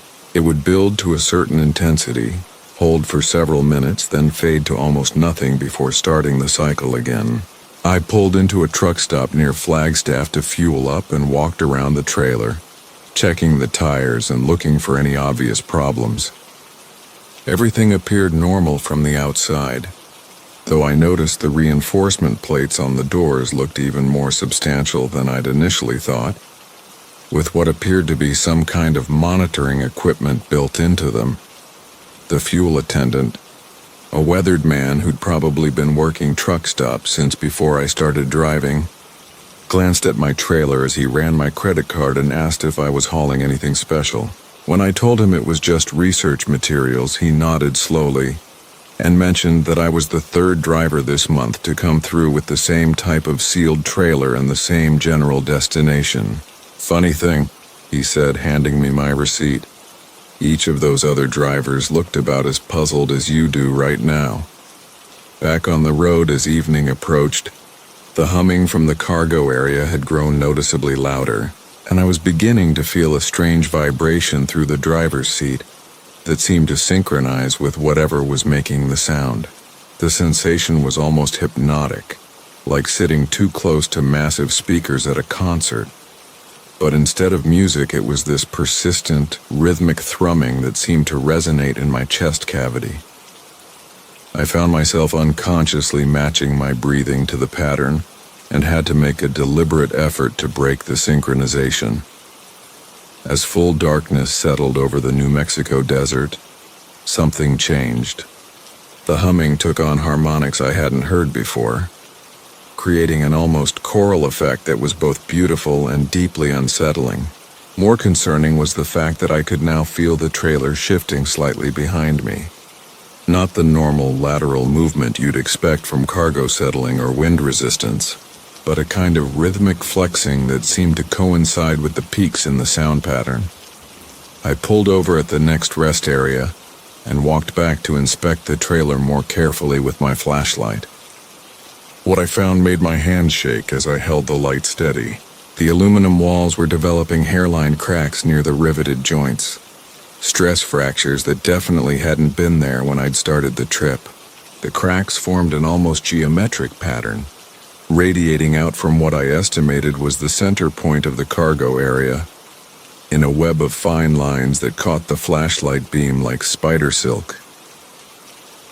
The reinforcement plates on the doors were warm to the touch, and the monitoring equipment was displaying readings I couldn't interpret. Small LED indicators blinked in sequences that seemed somehow related to the humming sound, which was now clearly audible even outside the trailer. As I stood there in the desert silence, broken only by the distant whisper of highway traffic and the cooling ticks of my engine, I realized the sound wasn't just coming from inside the trailer anymore. It seemed to be responding to something, carrying on what almost sounded like a conversation with signals I couldn't detect. I tried calling the dispatch number on my routing instructions, but got only a recorded message stating that the load was being monitored remotely, and I should continue to the destination unless there was a mechanical emergency with the truck itself. The message specifically mentioned that normal settling noises from the cargo were expected and not cause for concern. But there was nothing normal about the way the trailer walls were now flexing visibly with each cycle of the humming, or the way the stress cracks were spreading in what looked like deliberate patterns. By the time I crossed into Texas, I was beginning to seriously consider abandoning the load. The trailer walls were now crackling audibly with each flex, and I could feel the entire rig swaying slightly as whatever was in the cargo area went through its mysterious cycles. The humming had evolved into something that definitely sounded like communication, complex overlapping tones that rose and fell in patterns that suggested language, even though I couldn't understand what was being said. The really unnerving part was that I was starting to understand the rhythm of it. After hours of listening to the patterns, some part of my brain had begun to anticipate the next sequence, to know when the intensity would build and when it would fade. It was like learning to recognize a foreign language through sheer repetition, except this wasn't any language that human vocal cords could produce. Near Dallas, with dawn breaking gray and humid behind me, the situation escalated dramatically. The humming suddenly intensified to a level that vibrated my dental fillings and made the cab windows rattle in their frames. In my mirrors, I could see the trailer walls actually bulging outward with each pulse, and several of the stress cracks had widened enough that I could see faint light leaking through them. Not sunlight, but a cold blue-white radiance that seemed to shift and move like aurora borealis, compressed into the space of a freight trailer. I pulled over immediately, hands shaking as I activated my hazard lights and grabbed my CB radio to call for help. But before I could key the microphone, the humming abruptly stopped. The silence was so complete and sudden that my ears rang from the absence of sound. The trailer settled back to its normal shape with a series of metallic groans, and the mysterious light faded until only the stress cracks remained as evidence of what had been happening. A state trooper pulled up behind me within minutes, which seemed impossibly fast until I realized he must have been monitoring my progress somehow. He was polite but firm in directing me to continue to my destination, explaining that my load was part of a classified research program and that temporary fluctuations in the cargo's behavior were anticipated. When I showed him the stress cracks in the trailer walls, he simply nodded and said the trailer had been specially designed to handle unique stress patterns. The rest of the journey to Virginia passed in an eerie calm. The humming resumed, but at a much lower intensity, and the trailer walls remained stable despite the spreading network of hairline cracks. I found myself almost missing the more dramatic episodes, which worried me in a way I couldn't quite articulate. It was as if I was becoming accustomed to something that should have terrified me, developing a tolerance for the inexplicable that felt like a subtle form of corruption. The delivery destination turned out to be an unmarked facility surrounded by tall fences and serious-looking security personnel. As I backed up to the loading dock, I could see other trailers in various states of structural stress, some with crack patterns similar to mine, others with damage that suggested even more dramatic cargo interactions. The Rhythm of Rain, from Marcus. The interstate stretched before me like a black ribbon, slick with the kind of rain that makes seasoned drivers nervous. I'd been hauling freight across the Pacific Northwest for 15 years, and I thought I'd seen every kind of weather Mother Nature could throw at a trucker. The steady drum of raindrops against my Peterbilt's windshield had become a familiar lullaby during these long autumn nights, but tonight, something felt different. The wipers moved in their mechanical dance back and forth, clearing away the sheets of water that rolled down the glass like tears. It started as just another routine run from Seattle to Portland, carrying a load of electronics that needed to arrive before dawn. The dispatcher had warned me about the storm system moving in from the coast, but I'd driven through worse. My rig was solid, the tires had good tread, and I knew these roads like the back of my weathered hands. The radio crackled with chatter from other drivers, their voices mixing with the static as they reported road conditions and shared the usual truckers' banter that helped pass the lonely miles. Around midnight, somewhere south of Olympia, I noticed the first irregularity. The windshield wipers, which had been maintaining their steady rhythm for hours, seemed to skip a beat. Not mechanically, mind you. The motor was running fine and the blades were making full contact with the glass. But there was something in the sound they made. A subtle discord in what should have been the consistent squeak of rubber against wet windshield. At first I dismissed it as fatigue playing tricks on my perception. After all, I'd been on the road for 9 hours straight, and the hypnotic repetition of long-distance driving can make your mind wander to strange places. But as the miles rolled beneath my wheels, the sound became more pronounced. The wipers would complete their arc with the familiar squeak-squeak rhythm, but just at the moment they reached the bottom of their sweep, there was something else. A faint scratching sound like fingernails dragging across glass, barely audible above the engine's steady rumble and the persistent patter of rain. I reached for the wiper control, thinking perhaps I'd caught some debris, maybe a leaf or a piece of road grime that was causing the unusual noise. I switched them off for a moment, then back on, hoping to clear whatever was causing the disturbance. The scratching continued, and as I leaned closer to the windshield, straining to see through the darkness and rain. I could swear the sound was forming a pattern. Not random scraping, but something more deliberate, almost like Morse code tapped out in scratches. The thought sent a small chill down my spine, but I forced myself to remain rational. Truck drivers spend too much time alone on dark highways, and we're prone to letting our imaginations run wild. I'd heard stories from other drivers about strange encounters and unexplained phenomena on the road, but I'd always attributed them to exhaustion, caffeine jitters, or the simple human need to create mystery where none existed. I adjusted my CB radio, thinking perhaps talking to another driver would help clear my head and provide some normal human connection, but the radio had gone strangely quiet. No chatter, no static, just an empty silence that seemed to press against my eardrums. Even the weather report had faded to nothing, leaving me alone with the sound of my engine, the rain, and those increasingly unsettling wipers. The scratching was getting louder now, more insistent, and I could no longer convince myself it was just debris or mechanical wear.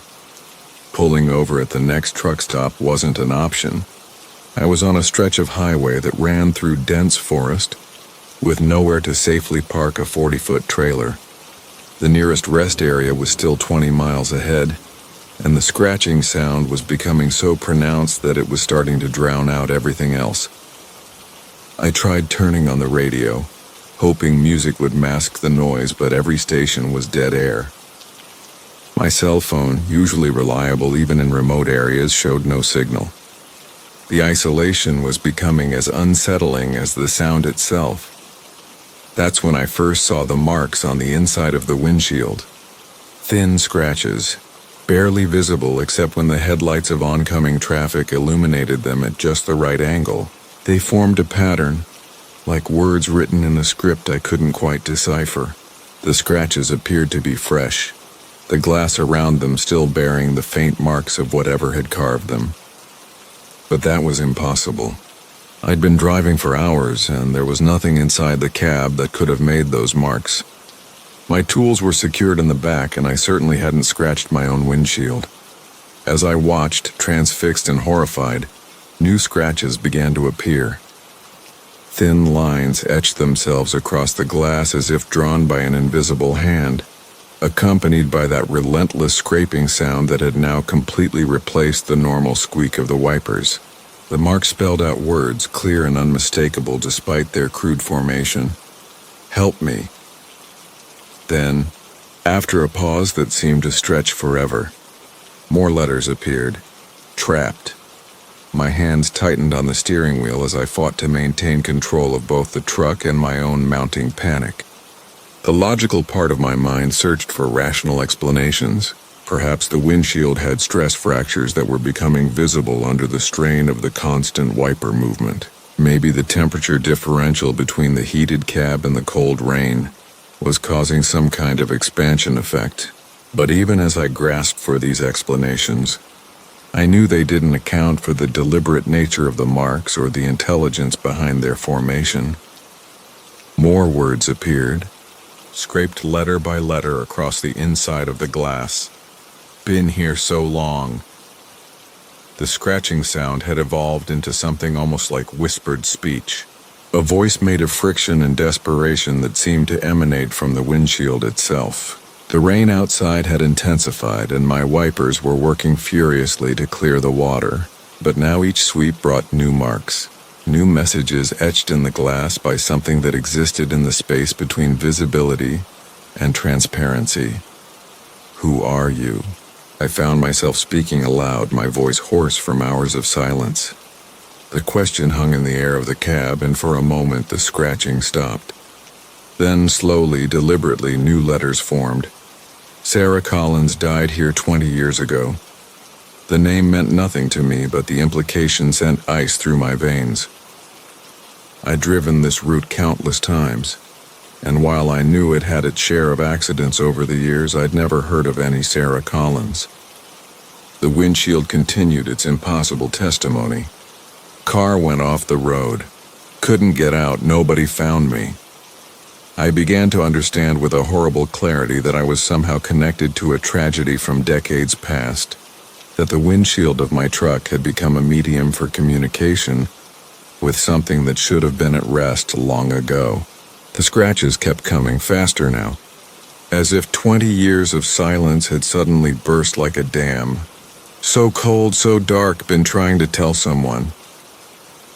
The highway ahead began to look familiar in a way that filled me with dread. I recognized the curve coming up, the steep embankment on the right side where the forest pressed close to the asphalt. This was accident-prone area, a place where the combination of rain, darkness, and sharp turns had claimed several lives over the years. As I navigated the curve, my headlights swept across the guardrail, and I could see where it had been repaired multiple times, testament to the vehicles that had failed to make the turn. Here appeared on the windshield. Right here. I slowed the truck, knowing I shouldn't, but unable to resist the compulsion to understand what was happening. As I crept around the curve, the scratching became frantic, urgent. Look down, please look down. Fighting every instinct that told me to keep driving, I pulled onto the narrow shoulder and activated my hazard lights. The scratching sound had reached a crescendo, and the entire windshield was now covered with overlapping messages, pleas, and fragments of a story 20 years in the telling. I grabbed my flashlight from the door pocket and stepped out into the driving rain, immediately soaked to the skin by the cold November downpour. The beam of my flashlight cut through the darkness as I approached the guardrail. The metal was old and weathered, but I could see where it had been impacted and replaced in several spots. Beyond the guardrail, the embankment fell away sharply into the dense forest below. I aimed the light downward, and there, perhaps 50 feet down the slope, barely visible through the underbrush and fallen leaves of 2 decades, was the rusted shell of a small car. The vehicle had been completely swallowed by the forest, hidden from the road by the angle of the slope and the thick growth of vegetation. No wonder it had never been found. The Horn That Dreams, from Marcus Holloway. The first time I heard my Peterbilt's horn laugh, I thought it was the CB radio picking up some late-night comedy show from a distant station.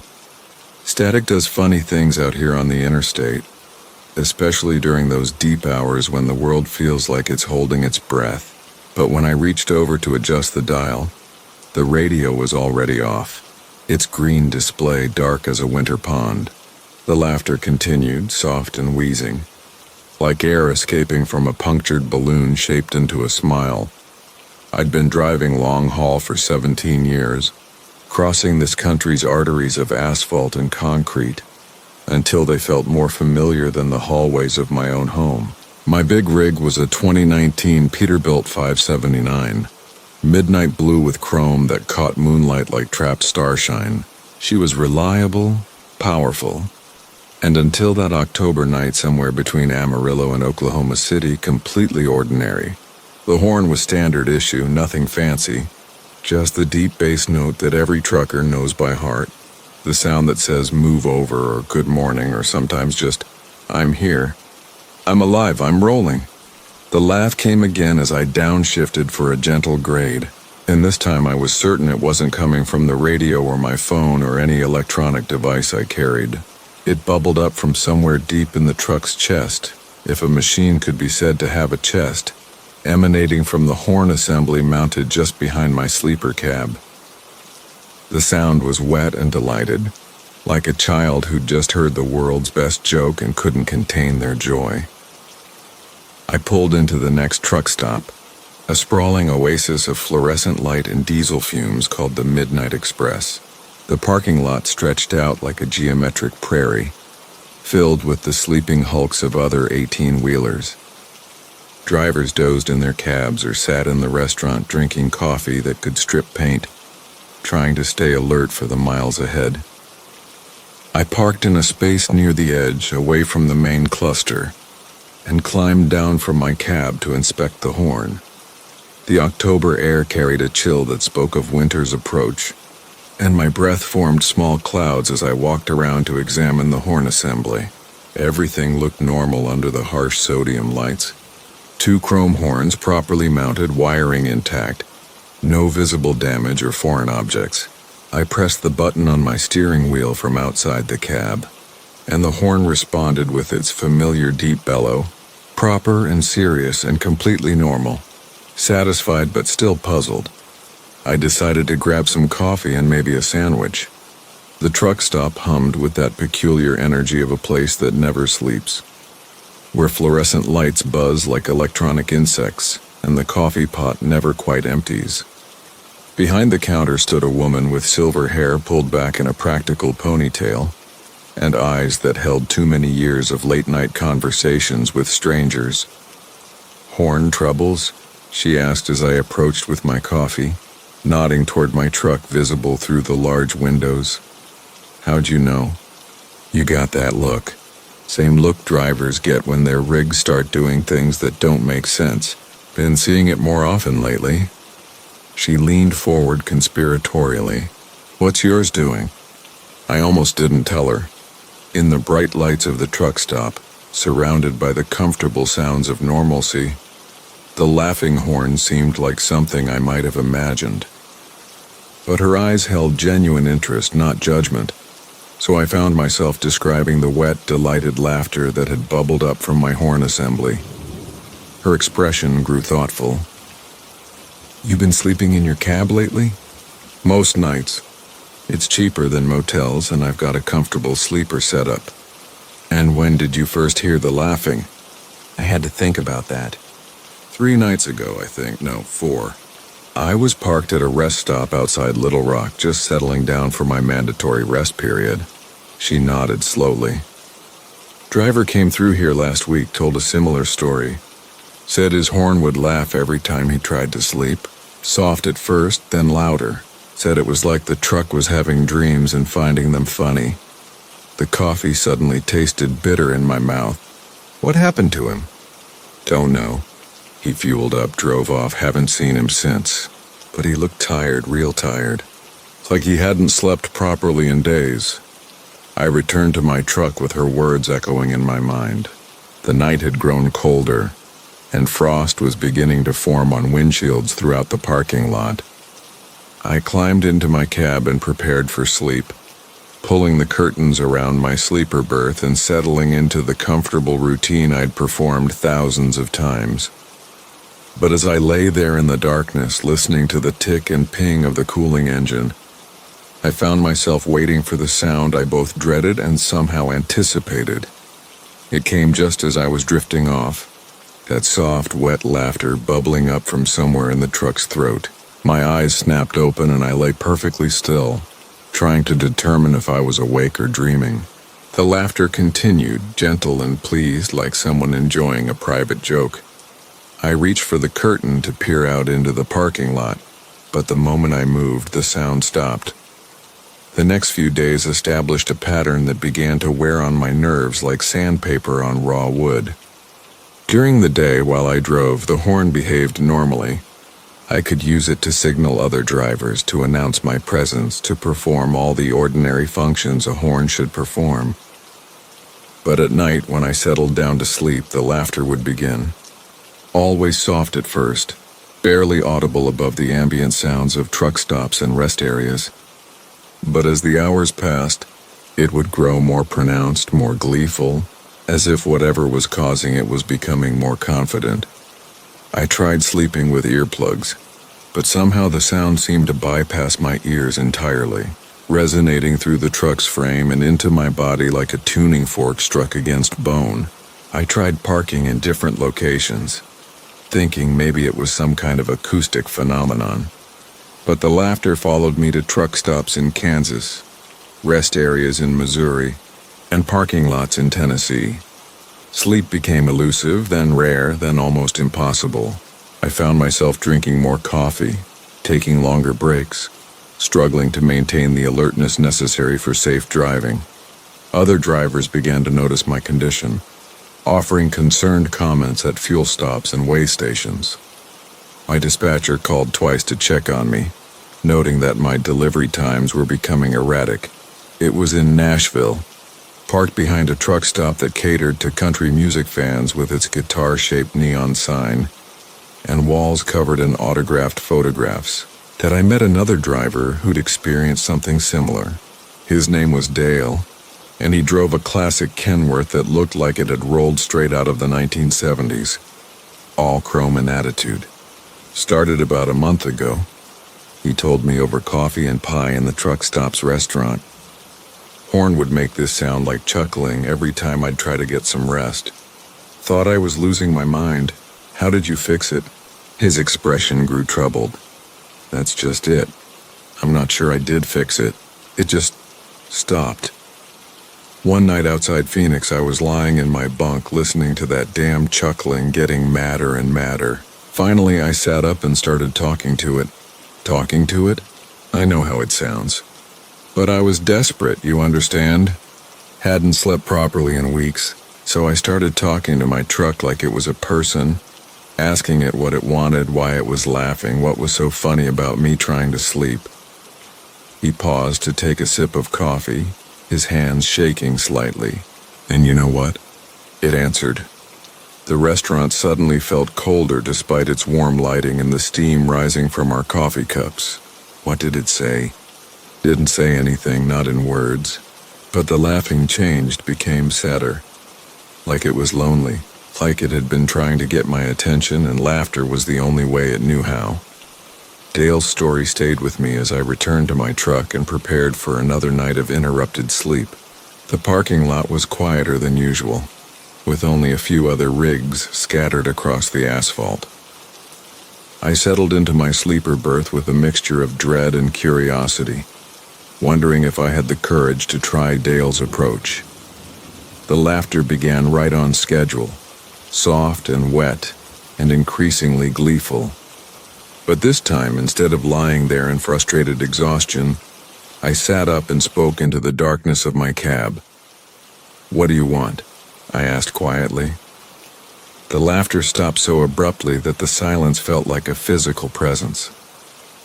I waited, my heart beating fast enough to power the truck's electrical system. Then slowly the laughter resumed, but it was different now. Sadder, as Dale had described, but also hopeful. The bouquet station, from Marcus the CB radio, had been crackling nothing but static for the past 200 miles, and my bladder was sending signals that couldn't be ignored much longer. Route 287 stretched ahead like a black ribbon in my headlights, dotted occasionally by the distant glow of truck stops that seemed to shimmer and fade like mirages in the Texas heat. Even at 2 in the morning, the summer air hung thick and oppressive, making my Peterbilt's air conditioning work overtime with a steady mechanical wheeze that had become the soundtrack to my solitary journey from El Paso to Dallas. I'd been driving this route for 15 years, hauling everything from auto parts to furniture, but tonight felt different somehow. Maybe it was the way the radio kept picking up fragments of what sounded like old-time gospel music between the static bursts, or how the usual parade of late-night truckers seemed absent from the highway. The loneliness pressed against the cab windows like fog, seeping in through the vents despite my best efforts to keep it at bay with the steady rumble of the diesel engine beneath me. The fuel gauge showed I could make it another 100 miles easily, but nature wasn't offering the same generous timeline. When I spotted the neon sign for Rosie's rest stop flickering in the distance, I felt a wave of relief wash over me. The sign was one of those vintage ones, the kind they don't make anymore, with cursive lettering that seemed to dance and sway in the heat-distorted air. As I drew closer, I noticed how the establishment sat alone in what appeared to be a small valley, surrounded by scrubland that stretched endlessly in all directions under the star-scattered sky. The parking lot was larger than I'd expected, with spaces marked for big rigs like mine, though I seemed to be the only customer brave enough to stop at this isolated outpost. The main building was a low, sprawling structure that looked like it had been built sometime in the 60s and maintained just well enough to keep the health inspectors at bay. Yellow sodium lights cast everything in an amber glow that made the whole scene feel like an old photograph. Faded and slightly unreal around the edges, I pulled my rig into a spot near the front, the air brakes hissing their mechanical sigh as I settled the truck into park. Through the large plate glass windows, I could see the interior of what appeared to be a combination diner and convenience store, though the lighting inside seemed dimmer than what you'd normally expect. A few fluorescent tubes flickered intermittently, casting moving shadows across displays of snack foods and automotive supplies that looked like they'd been arranged decades ago and left undisturbed ever since the heat hit me, like a physical force when I opened the cab door, thick and humid despite the late hour. My boots crunched on gravel as I made my way toward the entrance, noting how the building seemed to absorb sound rather than echo it back. Even my footsteps seemed muffled, as if the very air was too dense to carry noise properly. The glass door was covered with a collection of faded stickers advertising long discontinued motor oil, brands and trucking companies that had probably gone out of business before I'd even gotten my commercial license. Inside, the air conditioning provided blessed relief, though it carried an odd quality that took me a moment to identify. Everything seemed perfectly normal at first glance. Rows of snacks, a coffee station that looked reasonably well maintained, a few magazine racks stocked with trucking periodicals and automotive magazines. Behind the counter sat a woman who appeared to be in her 60s, with silver hair pulled back in a neat bun and reading glasses perched on the end of her nose.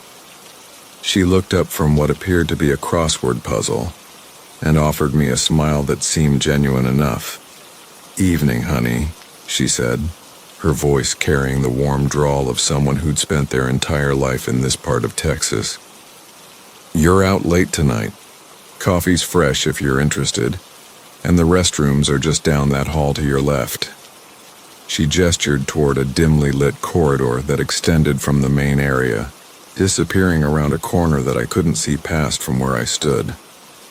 I nodded my thanks and headed in the direction she'd indicated, my bladder reminding me why I'd stopped in the first place. The hallway was narrower than I'd expected, with wood-paneled walls that had probably been fashionable once upon a time, but now gave the space a closed-in feeling that made me slightly uncomfortable.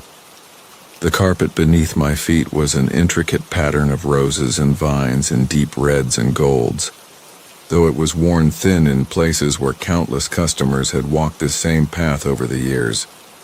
About halfway down the corridor, I caught my first hint of the smell that would soon dominate my attention completely.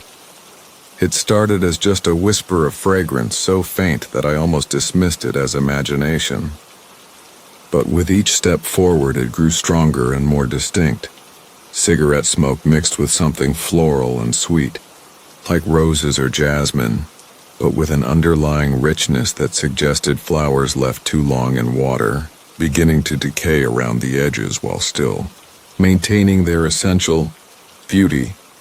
The men's room door was marked with a simple wooden sign that had been painted and repainted so many times that the letters appeared to float slightly above the surface. The smell was stronger here, seeping from beneath the door like incense from a church sanctuary. I hesitated for just a moment, my hand on the handle, wondering if someone was inside smoking, though I hadn't seen any other vehicles in the parking lot besides my own rig. When I pushed the door open, the fragrance hit me with surprising intensity. The restroom itself was larger than I'd anticipated and surprisingly well maintained, with white tile walls and a black and white checkerboard floor that had been polished to a mirror shine. 3 stalls lined one wall, while a row of sinks occupied the opposite side. Everything appeared clean and modern, despite the vintage feel of the rest of the establishment. But it was the smell that commanded attention, that bizarre combination of tobacco smoke and funeral flowers that seemed to hang in the air like a visible presence. I checked the stalls, thinking perhaps someone had been smoking and left recently, but they were all empty. No cigarette butts in the trash, no ashtrays anywhere to be found. Yet the smoke smell was undeniable. Not stale or old, but fresh and immediate, as if someone had been smoking just moments before I arrived. The floral scent was equally mysterious, too intense and specific to be explained by air freshener. Yet there were no flowers visible anywhere in the room.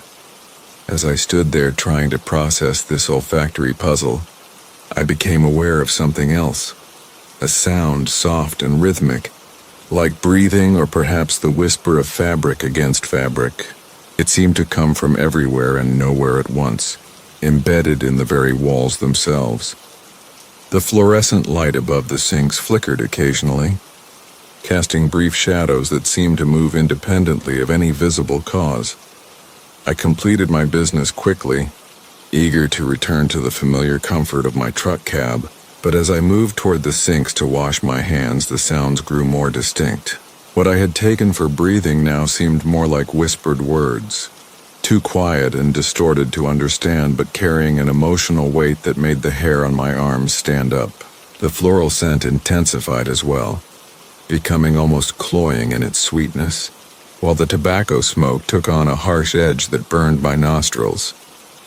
The water from the faucet ran cold, then warm, then scalding hot without any adjustment to the handles. In the mirror above the sink, I caught a glimpse of movement behind me, but when I turned to look, the room appeared exactly as it had before, clean, empty, and impossibly fragrant with that unsettling combination of smoke and flowers. My reflection looked pale and unsettled, eyes wide with an expression of concern that I hadn't realized I was wearing.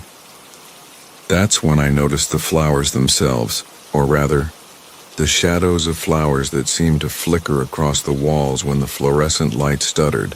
They appeared for just an instant at a time, like after images burned into my retinas: roses, lilies, carnations, all the blooms you might find at a funeral service, arranged in elaborate bouquets that cast their shadows on walls where no flowers existed.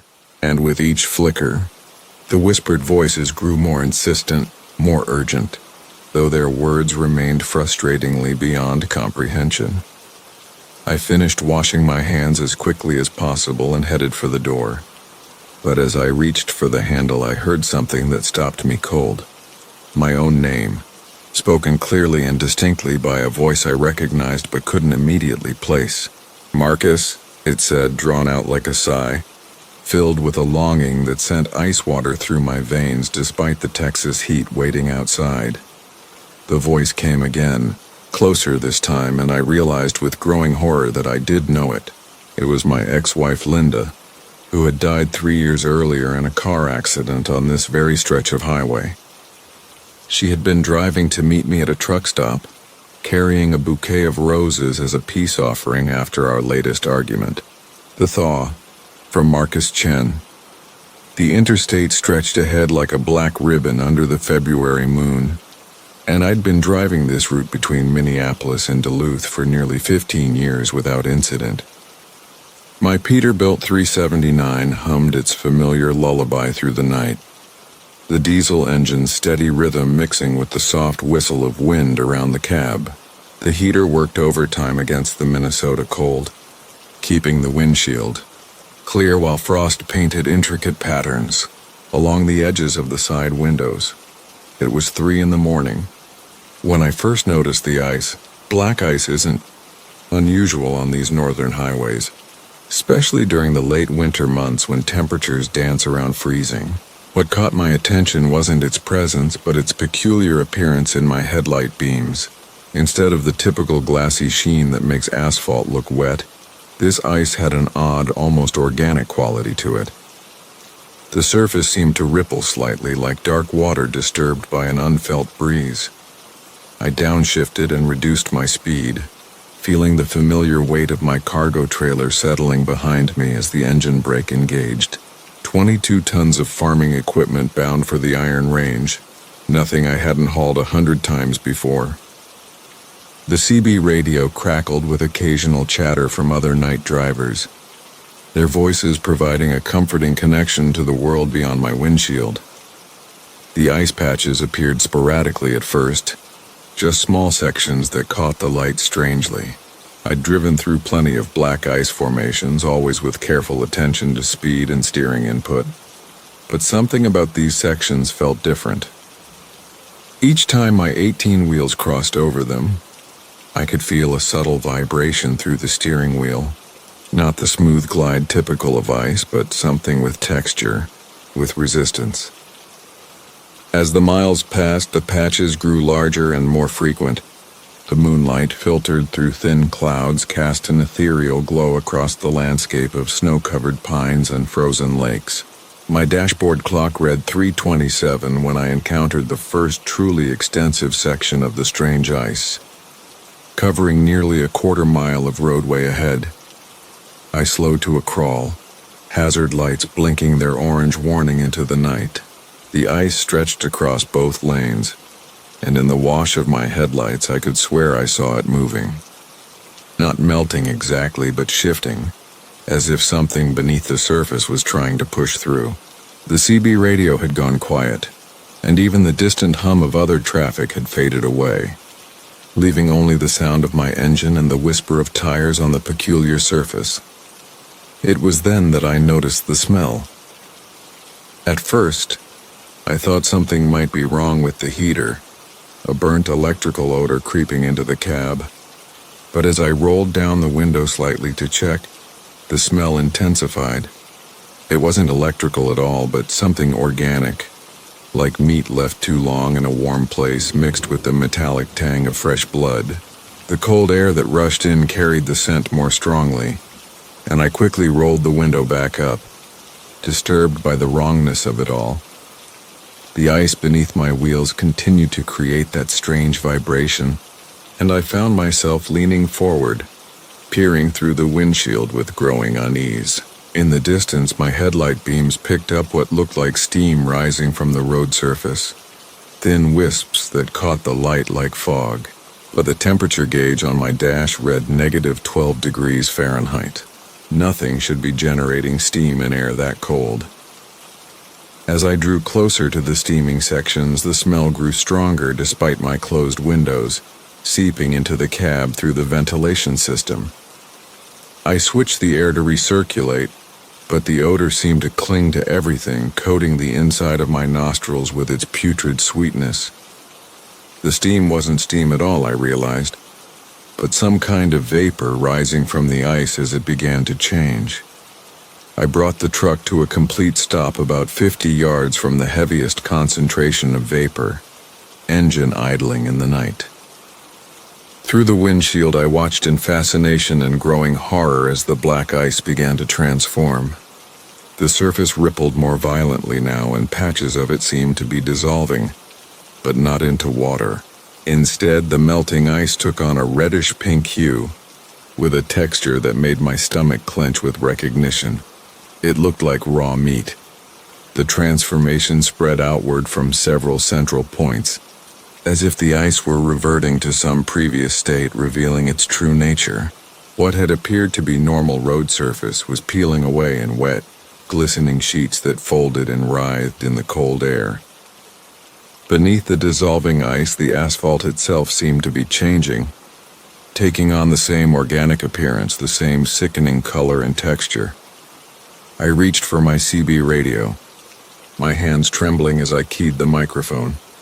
Breaker 19, this is northbound Pete at mile marker 214 on I-35. I've got some kind of road hazard here. Requesting assistance, static answered me, the empty hiss of dead air that suggested I was alone on more than just the highway. The smell was overwhelming now, penetrating every corner of the cab despite my efforts to seal it out. I pulled my shirt up over my nose and mouth, but it provided little relief. Outside, the transformation continued, spreading both ahead and behind my truck. In my mirrors, I could see the ice I'd already crossed beginning to change as well, the black surface giving way to that horrible, meaty texture that seemed to pulse with a life of its own. I put the truck in gear and tried to back away from the spreading corruption, but my trailer wheels had become stuck in what had been solid ice moments before. The surface beneath them had turned soft and yielding, like driving through thick mud, except mud didn't smell like death and decay. The engine strained against the unusual resistance, and I could feel the truck settling deeper into the transformed roadway. Through the windshield, I watched the flesh-like surface begin to form shapes, bulges that rose and fell like breathing. Some sections developed what looked disturbingly like veins, dark lines that branched and pulsed beneath the wet surface. Others formed ridges and valleys that resembled muscle tissue, complete with the striated patterns that made the resemblance unmistakable. The vapor rising from the transformed road grew thicker, and I realized it was warm. The temperature outside my truck was rising despite the winter night, the dashboard thermometer climbing slowly but steadily as the flesh road generated its own heat. Steam began to fog my windows from the inside as the temperature differential grew more extreme. I tried the radio again, cycling through every channel, searching for any sign of human contact. Emergency frequencies, trucker channels, even AM radio stations yielded nothing but static. It was as if the world beyond this stretch of highway had simply ceased to exist, leaving me alone with the spreading metamorphosis that was consuming the road beneath my wheels. The stench inside the cab was becoming unbearable, a thick, choking presence that made my eyes water and my throat close up. I fumbled for the emergency air supply mask that regulations required in the sleeper berth, pressing it to my face and breathing deeply of the bottled air. The relief was immediate but limited. I could see the gauge showing maybe 20 minutes of breathing time at most. Outside, the transformation had accelerated, the flesh road spreading in all directions as far as my lights could reach. The surface was no longer still but moved constantly, contracting and expanding like a vast organism. I could swear I saw what looked like massive heartbeats rippling through the tissue, sending waves of motion across the transformed highway. As I watched in horrified fascination, sections of the flesh road began to rise, forming tentacle-like appendages that swayed in the warm, putrid air. They moved with clear purpose, reaching toward my truck with glistening surfaces that reflected my headlights like wet skin. The closest one stretched nearly 10 feet into the air, thick as a telephone pole and covered in what looked like sensory organs, small dark spots that appeared to track my movements.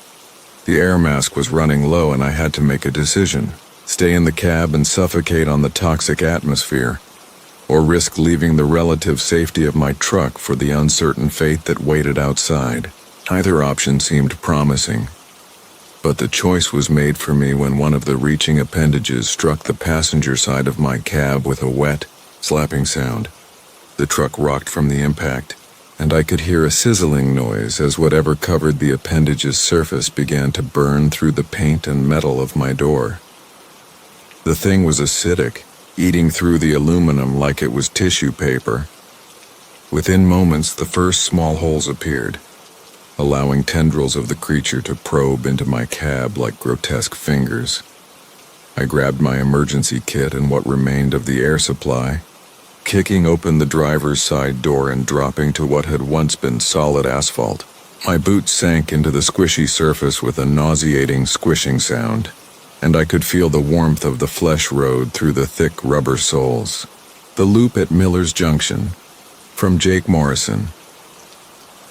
The thing about driving long haul is that after 23 years behind the wheel, you start to notice patterns in the road that other folks miss entirely.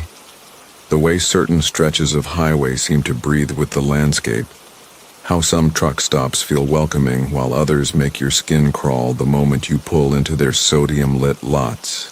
But nothing, and I mean nothing, prepared me for what I discovered on Route 847 outside Miller's Junction that foggy October night when the world seemed determined to fold in on itself. I was hauling refrigerated produce from Bakersfield to Portland, my usual run in a 2019 Peterbilt that purred like a contented cat when you treated her right. The engine's steady rumble had been my lullaby for the better part of 2 decades. a comforting constant that made those long, lonely stretches of interstate feel less like isolation and more like meditation. The dashboard lights cast their familiar green glow across my weathered hands, and the CB radio crackled with occasional chatter from other drivers, fighting sleep and boredom across the dark miles. The fog had rolled in thick around 9:30, transforming the familiar highway into something alien and unpredictable. My headlights carved through the gray wall in front of me, illuminating maybe 30 feet of blacktop before the world vanished into that cottony void. The windshield wipers swept back and forth in their hypnotic rhythm, clearing away the moisture that collected faster than seemed natural, each pass revealing nothing but more of that endless, shifting gray. That's when I saw the sign for Miller's Junction, a small farming community I'd driven past countless times over the years. Population 2 of 847, established 1923. The kind of place where everyone knew everyone and strangers were noticed immediately.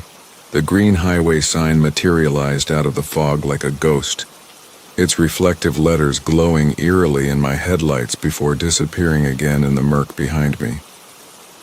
What struck me as odd was how quickly the next sign appeared. Miller's Junction again, same green background, same white lettering, same population count.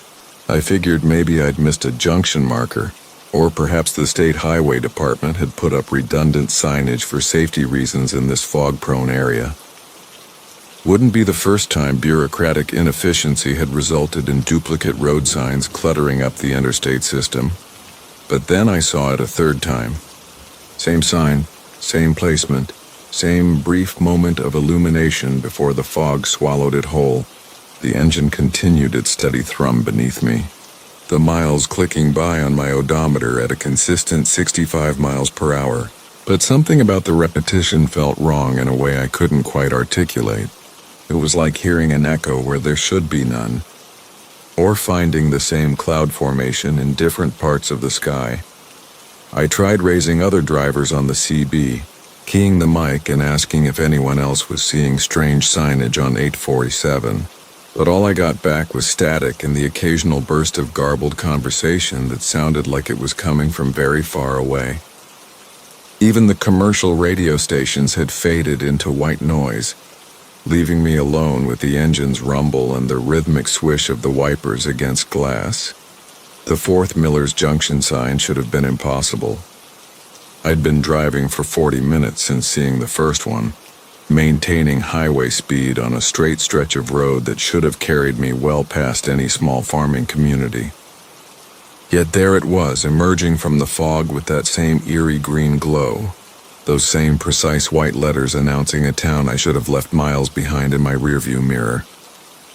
I began paying closer attention to the landscape beyond the fog, looking for any landmarks or mile markers that might explain what I was experiencing, but the gray wall seemed impenetrable, revealing nothing but occasional glimpses of fence posts and the vague suggestion of telephone poles marching alongside the highway like silent sentinels.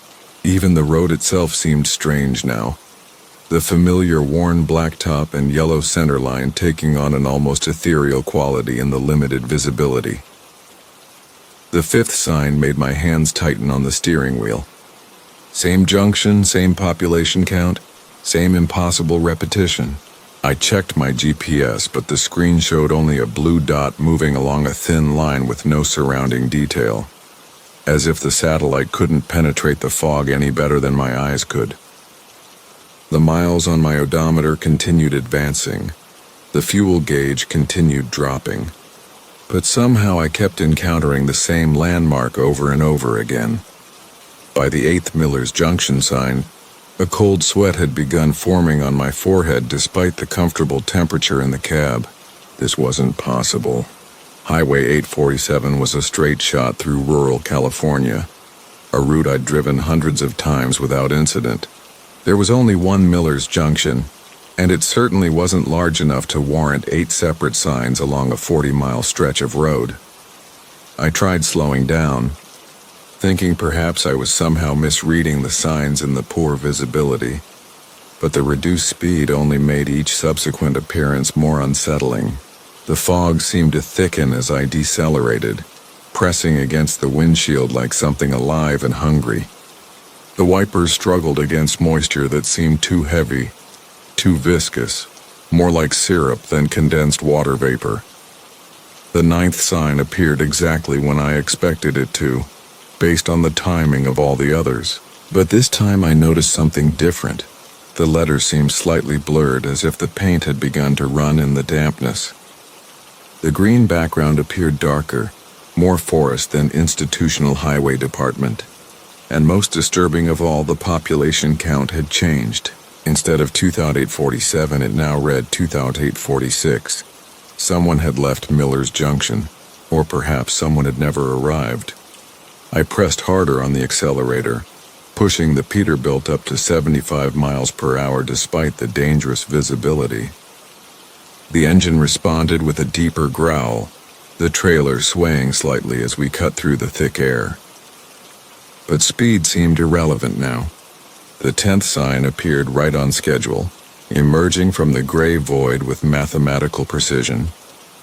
Population 2,845.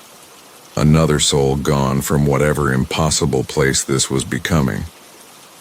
The CB radio crackled suddenly, cutting through the static with a voice that sounded disturbingly familiar.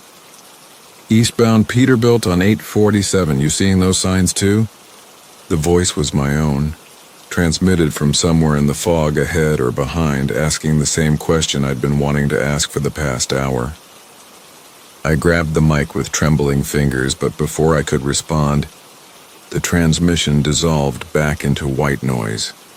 The 11th Miller's Junction sign showed a population of 2,944, and I began to understand with growing horror that I was somehow part of whatever was happening here. Each loop through this impossible stretch of highway was claiming another resident of a town that shouldn't exist. Couldn't exist, but somehow persisted in the gray space between reality and nightmare. I could see lights ahead now, faint yellow glows that might have been windows or street lamps cutting through the fog. A town was materializing around the highway, buildings emerging from the gray like photographs developing in chemical baths. Miller's Junction was no longer just a sign, but an actual place, sitting alongside the road where nothing had been before, populated by souls who'd perhaps made this same drive and found themselves unable to leave. The main street stretched away from the highway, lined with old-fashioned storefronts and houses that seemed to shift and blur when I tried to focus on them directly. Figures moved behind lighted windows, shadow people living shadow lives in a place that existed only in the space between destinations. Some of them had come to their windows and were watching my truck pass, their faces indistinct but somehow desperate, like they were trying to remember something important they'd forgotten. I floored the accelerator then, pushing the Peterbilt harder than I'd ever pushed any vehicle in my life. The engine roared its protest, but the speedometer climbed past 80, past 85, racing toward some threshold that had to exist, some boundary between the impossible and the real. The truck shuddered as it fought against air that felt thick as water, the trailer fishtailing slightly as we carved through the supernatural fog. The 12th sign flashed past in a blur, too quick for me to read the population count, and suddenly the fog began to thin. Real road appeared beneath my wheels, solid blacktop lit by normal headlights cutting through normal California night air. The GPS flickered back to life, showing my familiar route with familiar landmarks. Radio stations emerged from the static, playing late-night music for insomniacs and long-haul drivers trying to stay alert through the small hours. I didn't slow down until I reached the truck stop at Coalinga, my hand still shaking as I pulled into the diesel island. The attendant, a kid named Marcus who'd been working nights there for 2 years, looked at me with concern as I climbed down from the cab on unsteady legs. "You okay, Jake? You look like you've seen a ghost." I wanted to tell him about Miller's Junction, about the signs and the fog and the impossible loop that had held me prisoner for what felt like hours. The Breath Taker, from Marcus Chen. The fog rolled in like a living thing that October night, thick as cotton and twice as suffocating. I'd been driving my Peterbilt 389 along Highway 101 through Northern California for the better part of 15 years, and I thought I'd seen every kind of weather Mother Nature could throw at a trucker. Dense coastal fog wasn't unusual for this stretch of road, but something about this particular blanket of gray made the hair on my arm stand at attention. The way it moved seemed almost deliberate, reaching across the asphalt with ghostly fingers that wrapped around my headlight beams and swallowed them whole. My CB radio crackled with static as other drivers reported visibility dropping to near zero. The familiar hum of my diesel engine provided a steady rhythm beneath the symphony of windshield wipers, fighting a losing battle against the moisture that seemed to seep through every seal and gap in my cab. The heater worked overtime, but an unnatural chill had settled into my bones that no amount of warm air could chase away. I'd pulled off at a truck stop in Eureka around 11 p.m., hoping to wait out the worst of it, but the fog had only grown thicker, more oppressive, as if it were feeding on the darkness itself. The parking lot was nearly empty except for a handful of rigs whose drivers had apparently made the same decision I had. Yellow sodium lights created weak halos every few yards, their glow barely penetrating the wall of gray that surrounded us like a cocoon. I could hear the occasional rumble of an engine turning over or the distant slam of a cab door, but the sound seemed muffled and distorted, as if they were traveling through water rather than air.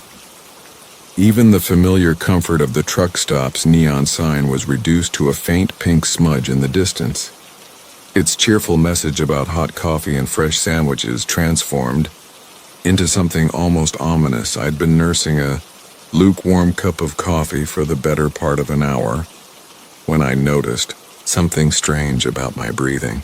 Each exhale created a visible cloud in the cab, which shouldn't have been possible with the heater running full blast.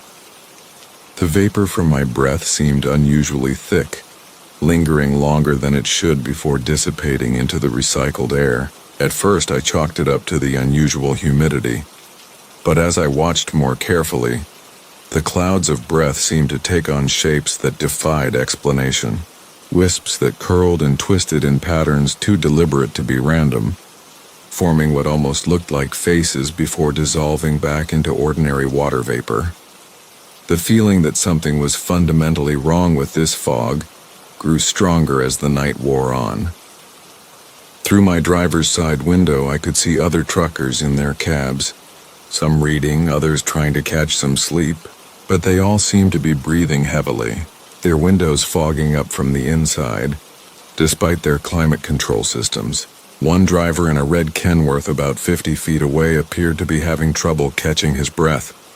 His hand pressed against his chest as clouds of vapor poured from his mouth with each labored exhale. I considered walking over to check on him, but something about the way the fog seemed to pulse and shift between our trucks made me hesitate. My CB radio suddenly burst to life with a panicked voice cutting through the static. Anyone else having trouble breathing out there? This fog, it's doing something to the air. My oxygen gauge is reading normal, but I can't seem to get enough air into my lungs. Other voices quickly joined in, reporting similar experiences. Drivers complained of feeling like they were suffocating despite their ventilation systems working perfectly. Some mentioned that their breath was coming out in unusually thick clouds, while others described a sensation of their exhaled air being somehow stolen or absorbed before they could draw it back in. I tried to convince myself it was mass hysteria or some kind of unusual weather phenomenon, but my own breathing was becoming more labored with each passing minute. The fog outside had grown so dense that I could barely see my hood ornament, and the air inside my cab felt thick and heavy, despite the steady hum of my ventilation system. When I exhaled, The resulting cloud of breath seemed to hang in the air longer than physics should allow, forming intricate patterns that resembled reaching hands or grasping fingers before slowly fading away. The temperature gauge showed everything was normal, but my skin felt clammy and cold. I found myself taking deeper and deeper breaths, trying to satisfy a growing hunger for oxygen that couldn't seem to be filled. Each inhalation felt incomplete, as if the air itself had been somehow diluted or corrupted. The fog outside pressed against my windows like a living thing, and I began to notice that the condensation forming on the glass wasn't behaving naturally. Instead of random droplets, the water seemed to form deliberate patterns, spirals and symbols that appeared and disappeared, too quickly to decipher but left me with an unsettling sense that they meant something important. The driver in the red Kenworth was now slumped over his steering wheel, his truck's interior lights revealing clouds of breath vapor so thick they obscured his windshield completely. I grabbed my flashlight and stepped out into the fog, immediately regretting the decision as the gray wall enveloped me completely. The air felt alive against my skin, clinging and caressing with an almost predatory gentleness. My flashlight beam penetrated maybe 3 feet before being absorbed entirely, creating a small bubble of yellow visibility that moved with me like a personal prison. Each step toward the other truck felt like walking through syrup, the fog offering a strange resistance that seemed to increase as I moved. My breathing became even more labored, and I realized with growing alarm that my exhaled breath wasn't just forming thick clouds, it was being drawn away from me in thin streams, as if something invisible was siphoning it off before I could breathe it back in. The fog itself seemed to pulse and swirl in rhythm with my heartbeat, creating patterns that hurt to look at directly but drew my attention nonetheless. I reached the Kenworth and tapped on the driver's window, calling out to the man inside. He raised his head slowly, his face pale and drawn, his mouth opening and closing like a fish out of water. When he rolled down his window, a cascade of thick vapor poured out like dry ice, and I could see him struggling to speak. His words came out in barely audible gasps, each syllable accompanied by streams of breath that seemed to be pulled away from us both by invisible currents in the air. "Can't breathe," he managed to whisper. "It's taking it all." The fog around us began to move with increasing urgency, swirling in tight spirals that created small vortexes at eye level. I could feel my own breath being drawn out of my lungs, not by my own exhalation, but by some external force that seemed to hunger for the warm air inside my body. The sensation was indescribable, like being slowly deflated from the inside while remaining fully conscious of the process. My flashlight flickered and dimmed as the fog grew denser, and I realized that we needed to get out of this place immediately. Supporting the other driver as best I could, I helped him from his truck, and together we stumbled through the suffocating gray toward what I hoped was the direction of my Peterbilt. Each step was a monumental effort, our breathing growing more shallow and desperate with every passing second. The fog seemed to press in around us with increasing intensity, and I began to understand that this wasn't just unusual weather. It was something actively malevolent, something that fed on the very breath in our lungs. We reached my truck just as my strength was beginning to fail, and I practically threw both of us into the cab before slamming the door shut.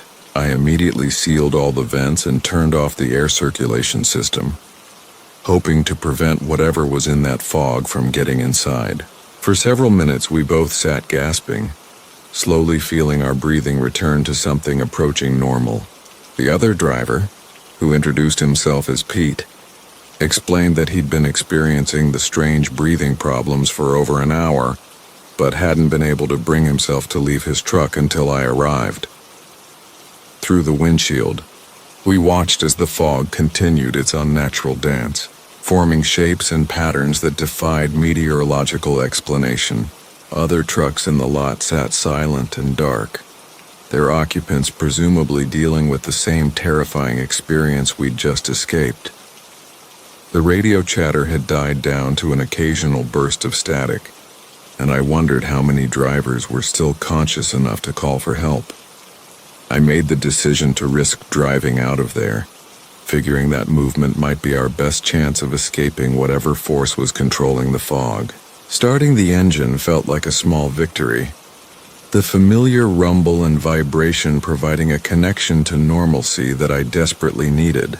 I put the truck in gear and began to creep forward at barely 5 miles per hour, following the painted lines on the asphalt that were just barely visible in the otherworldly gray.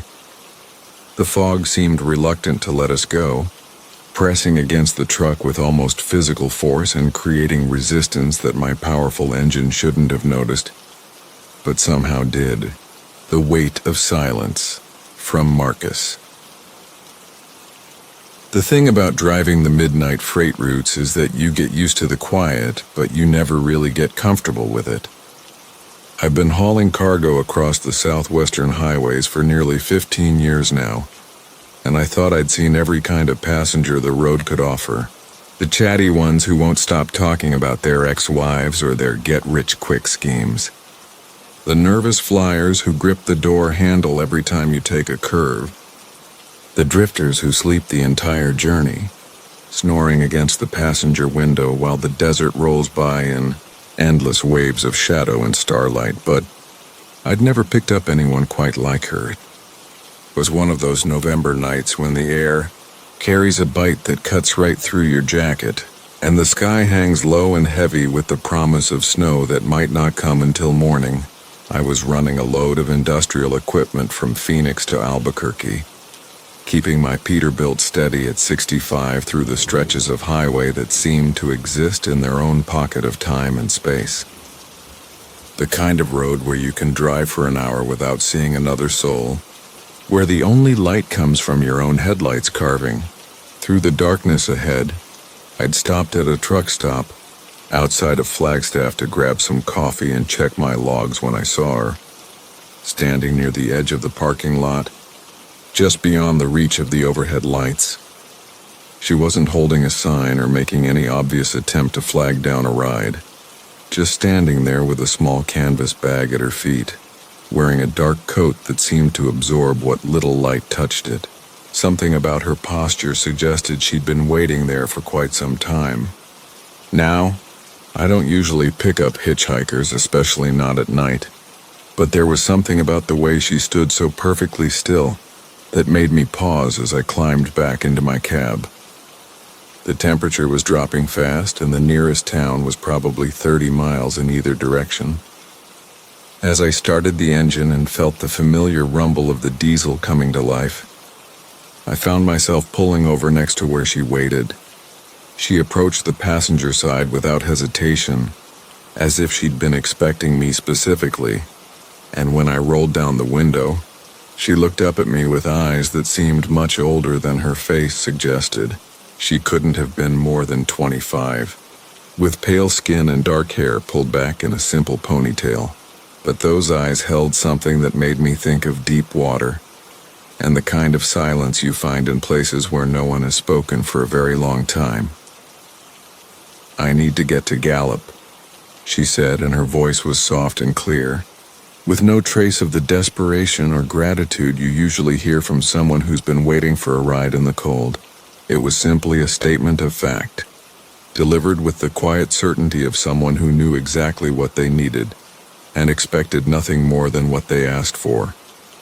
I told her I could get her as far as the interchange outside Gallup, and she nodded once before climbing into the cab with a fluid motion that seemed almost rehearsed. She settled into the passenger seat and placed her bag on the floor between her feet, then folded her hands in her lap and turned to look out the windshield at the road ahead. That's when the silence began. For the first hour, I tried the usual driver small talk, asking where she was from and what brought her to Gallup, commenting on the weather and the possibility of snow before we reached the higher elevations. She answered with brief nods or single-word responses that weren't rude exactly, but carried a finality that made it clear the conversation was over before it really began. After a while, I gave up trying and focused on the road, letting the steady hum of the engine and the whisper of tires on asphalt filled the space between us. But the quiet that settled over the cab wasn't the comfortable silence of two people who simply didn't need to talk. It was something heavier, more deliberate, as if she was actively drawing all the sound out of the air around her. Even the normal creaks and rattles of the truck seemed muffled, and I found myself straining to hear the familiar sounds of the road that usually kept me company during these long nighttime runs. The radio, which had been playing a low country station when she got in, began to fade to static somewhere outside of Winslow. I reached over to adjust the tuning, expecting to pick up another signal, but found nothing but white noise across the entire dial. I glanced over at my passenger, wondering if she'd noticed, but she continued to stare straight ahead with the same calm expression she'd worn since climbing into the cab. It was around midnight when I began to notice that the silence was affecting more than just the cab of the truck. We hadn't passed another vehicle in over an hour, which was unusual even for this stretch of highway. The truck stops and gas stations we passed stood empty, their parking lots dark except for the automated glow of fuel island lights. Even the small towns we drove through seemed completely abandoned, with no lights in any of the windows and no signs of the life that should have been stirring even in the early morning hours. I tried to tell myself it was just a slow night, that the approaching weather had kept people off the roads, but there was something unsettling about the complete absence of other travelers. It was as if the world had emptied itself of everyone except the two of us, leaving us alone on a highway that stretched endlessly through a landscape that felt increasingly unreal. My passenger seemed unaware of the growing strangeness around us, but I began to notice small details about her that made me increasingly uncomfortable. She never shifted position or moved to get more comfortable during the long drive. Her breathing was so quiet I couldn't hear it over the engine noise. When passing headlights occasionally illuminated the cab, I caught glimpses of her reflection in the passenger window, but it seemed somehow fainter than it should have been, as if she wasn't quite solid enough to cast a proper reflection. Around 2 a.m, we hit a patch of dense fog that seemed to come out of nowhere, rolling across the highway like a living thing. I slowed the truck and turned on my fog lights, but the visibility dropped to maybe 20 feet in any direction. The silence in the cab became even more pronounced, if that was possible, and I realized that I could no longer hear the engine noise that had been my constant companion for the entire drive. The fog seemed to muffle everything, creating a bubble of perfect quiet that moved with us as we crept along the highway. I kept checking my mirrors, expecting to see the lights of other vehicles that might be struggling with the same conditions, but there was nothing behind us except more fog and darkness. It was as if we were traveling through a void where sound and light went to die. That's when I noticed that my passenger had finally moved. She had turned slightly in her seat and was looking at me with those deep, quiet eyes, and for the first time since she'd gotten into the truck, she spoke without being spoken to first.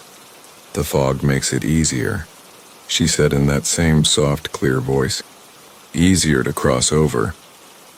I asked her what she meant by that, but she had already turned back to face the windshield, returning to her previous stillness. The fog continued to thicken around us, and I could feel the truck beginning to lose traction on what should have been dry pavement. The steering wheel felt loose in my hands, as if the connection between the cab and the trailer was becoming uncertain. It was then that I realized we were no longer alone on the highway. Shapes began to emerge from the fog on either side of the road, walking parallel to our path but just out of clear sight. They moved with the same fluid, deliberate motion my passenger had used when climbing into the cab, and though I couldn't make out their features, something about their presence made the hair on the back of my neck stand up. My passenger noticed them too, and I saw her nod slightly, as if acknowledging old acquaintances. The shape seemed to respond to her recognition, moving closer to the road and keeping pace with the truck despite our steady speed. I pressed harder on the accelerator, hoping to outrun whatever was happening, but the truck felt strangely sluggish, as if it was pulling a much heavier load than the industrial equipment I'd loaded in Phoenix. "They're waiting," my passenger said, and this time her voice seemed to come from much farther away than the passenger seat. "They've been waiting for someone to bring them across." The fog began to lift as suddenly as it had appeared, but instead of revealing the familiar landscape of the Arizona high country, the world outside my windshield had changed into something I didn't recognize. The highway continued straight ahead, but the desert scrub and distant mountains had been replaced by a vast emptiness that seemed to stretch beyond the reach of my headlights. The shapes that had been walking alongside us were gone, but I could feel their presence somewhere in the darkness beyond the road. I looked over at my passenger, hoping for some explanation, but she was no longer there. The seat beside me was empty, her bag gone, as if she had never been in the truck at all. At 247, The Road That Remembers, from Marcus Webb. The thing about driving long haul is that after 23 years behind the wheel, every stretch of interstate starts to blur together like watercolors in the rain. But there are some roads that stick with you, roads that carve themselves into your memory so deep that you taste them in your dreams. Highway 94 through the Montana Badlands was one of those roads for me, especially the section between mile markers 240 and 250, where the asphalt cuts through nothing but sagebrush and wind-carved stone under a sky so vast it makes you feel like an ant crawling across God's dinner table. Hadn't run that route in maybe 15 years, not since the company shifted our western distribution to the southern corridor. But last Tuesday, dispatch called with an emergency load, a pharmaceutical shipment that had to reach Billings by Thursday morning. And suddenly I found myself pointing my Peterbilt's chrome nose toward that familiar stretch of forgotten highway. The weather was building something fierce as I rolled through the early evening hours, with storm clouds stacking up like purple mountains against the horizon, and the kind of wind that makes your trailer sway even when you're loaded heavy.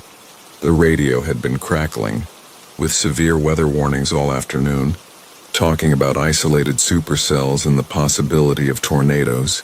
But I'd driven through worse, and my schedule was tight enough that stopping wasn't really an option. Besides, there's something almost meditative about driving through a storm. The way the rain drums against your windshield and the lightning illuminates the landscape in those brief, electric moments that make everything look like a black and white photograph come to life. I was making good time despite the weather, my diesel engine humming its steady rhythm beneath the hood, while my headlights carved through the gathering darkness. The highway was empty except for the occasional set of taillights disappearing into the distance ahead of me, and I had settled into that comfortable trance that comes with hours of straight driving, when I noticed something that made my hands tighten on the steering wheel. There, maybe half a mile ahead, was an exit sign glowing in my headlight beams. Exit 247, according to the green reflective lettering, with an arrow pointing toward something called Millbrook. The strange thing was, I could have sworn there was no exit between 246 and 248 on this stretch of road. I'd driven this route hundreds of times back in the day, knew every curve and grade by heart, and I was certain that this particular section was nothing but open highway for nearly 20 miles. But there it was, solid as steel and concrete, the off-ramp curving away into the darkness beyond my headlight reach. Maybe they'd built it since I'd last been through, I told myself. Highway departments were always adding new access roads, especially in areas where small towns were trying to attract more traffic from the interstate. Still, something about that exit sign nagged at me, the way a half-remembered dream will stick in your mind all day without quite coming clear. The feeling got stronger as I approached the overpass. my headlights illuminating the underside of the bridge with its familiar pattern of rust stains and concrete patches. That's when it hit me like a physical blow, the memory flooding back so suddenly that I actually lifted my foot off the accelerator. I had seen this exit before, not in waking life, but in dreams. The same recurring nightmare that had haunted my sleep for months about 15 years ago. In the dream, I would always be driving this exact stretch of highway in my old truck, the International I'd driven before I bought the Pete. The weather would always be the same too, with storm clouds gathering and lightning flickering in the distance. I would see the exit sign for Millbrook, and some irresistible compulsion would make me take that off-ramp, even though I knew in the way you know things in dreams that nothing good waited down that road. The dream would always end the same way, with me driving through a town that felt wrong in ways I couldn't articulate, past houses with windows that reflected my headlights like dead eyes and streets that seemed to shift and change when I wasn't looking directly at them.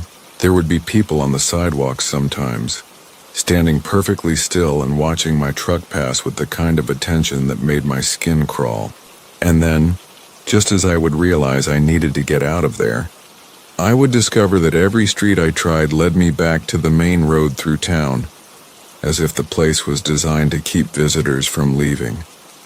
I would always wake up from that dream with my heart hammering and my sheets soaked with sweat, the taste of diesel exhaust and fear thick in my mouth. The dream had been so vivid, so consistently detailed that I'd actually looked up Millbrook on several occasions, convinced it had to be a real place somewhere along my route. But I'd never found any town by that name anywhere near Highway 94, and eventually the dreams had stopped coming. Now here I was, staring at that impossible exit sign, watching it grow larger in my windshield as my truck ate up the distance. The rational part of my mind insisted that this was just coincidence, that the similarity to my old dreams was nothing more than the kind of trick memory plays when you're tired and driving through bad weather. But the primitive part of my brain, the part that had kept our ancestors alive on the African savanna by paying attention to things that felt wrong, was screaming at me to keep driving, to not even look at that off-ramp as I passed it. The rain was coming down harder now, fat drops that exploded against my windshield like liquid bullets, and the wind was strong enough that I could feel it pushing against the side of my trailer. Lightning flickered overhead, illuminating the landscape in stuttering frames that made everything look surreal and threatening. In that strobing light, I caught a glimpse of something that made my blood run cold. There was a truck parked on the shoulder just before the exit, an old International that looked exactly like the one I used to drive. It was sitting there dark and silent. No hazard lights or road flares, just a big rig abandoned on the side of the highway like a ghost from my past. As I drew closer, my headlights revealed more details that turned my unease into genuine fear. The truck was the same color as my old International, the same faded blue with chrome stacks and the same pattern of road grime and rust that I remembered from 15 years ago. But it was the license plate that really got to me. Even through the rain and the distance, I could make out the numbers clearly in my headlight beams. The same plate number that had been on my old truck. The same combination of letters and digits that I'd filled out on thousands of log sheets and maintenance reports over the years I'd owned that rig. My hands were shaking now as I gripped the steering wheel, and I could feel sweat beading on my forehead despite the air conditioning. This was impossible, absolutely impossible. I'd sold that truck to a dealer in Colorado Springs 15 years ago. Watched them drive it off the lot with my own eyes. There was no way it could be sitting here on this stretch of Montana highway, and there was absolutely no way it could still be wearing my old plates, but there it was, solid and real in the beam of my headlights, and as I drew alongside it, I caught a glimpse of something even more disturbing. There was a figure behind the wheel, just a silhouette in the darkness of the cab, but something about the set of the shoulders and the angle of the head was terrifyingly familiar. It looked like me, or at least like the younger version of me that had driven that very truck all those years ago. I was past the abandoned International now, my speedometer showing that I'd unconsciously accelerated to nearly 80 miles per hour, but the exit for Millbrook was still coming up fast. In the strobing light of the ongoing storm, I could see that the off-ramp was different from what I'd expected.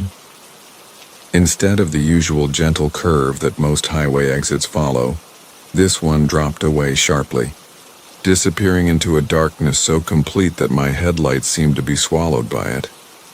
Every instinct I had was telling me to keep going, to ignore that exit and put as many miles as possible between myself and whatever impossible thing was happening on this stretch of highway. But as I approached the off-ramp, I felt my foot easing up on the accelerator, felt my hands starting to turn the steering wheel toward that dark exit, just like in the dreams. It was as if something else was controlling my actions, some force that I couldn't resist no matter how hard I tried to fight it. I could hear myself saying no, no, no under my breath, could feel every muscle in my body straining to keep the truck pointed straight down the highway, but my hands kept turning the wheel and my foot kept backing off the throttle. The last thing I remembered clearly was the feeling of my truck tilting as it started down that impossible off-ramp, my headlights swinging away from the familiar ribbon of highway and pointing instead into a darkness that seemed to have weight and substance, the road that never was. From Marcus Chen. The thing about driving long haul is that you learn to trust your mirrors more than your eyes. After 18 years behind the wheel of this Peterbilt 379, threading through every state from Maine to California, I've developed an almost supernatural sense of what's behind me, beside me, and coming up fast in my blind spots. The mirrors become extensions of your vision, faithful guardians that never lie, never distort the truth of the road.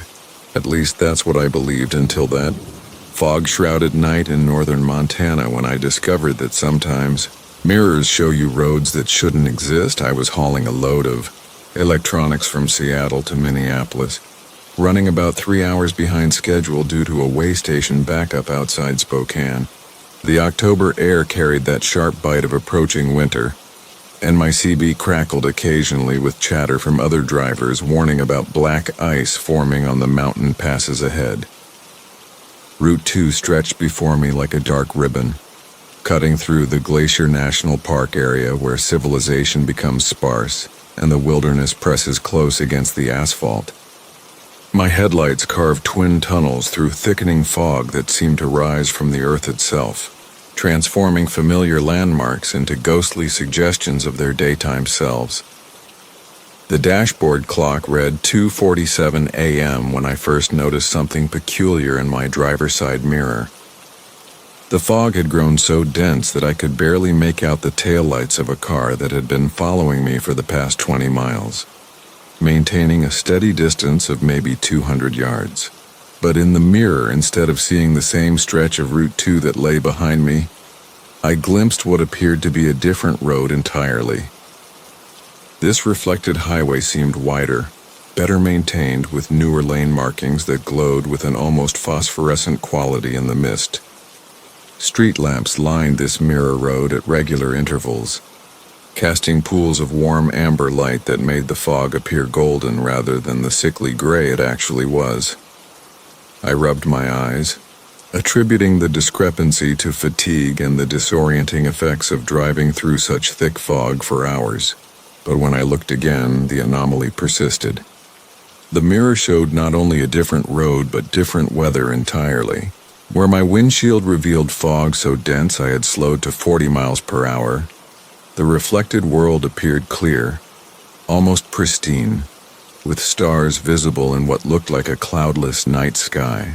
The car behind me appeared in the mirror too, but it looked different, older somehow, like a vintage model, from the 50s, with distinctive tail fins and chrome, bumpers that gleamed in the reflected moonlight.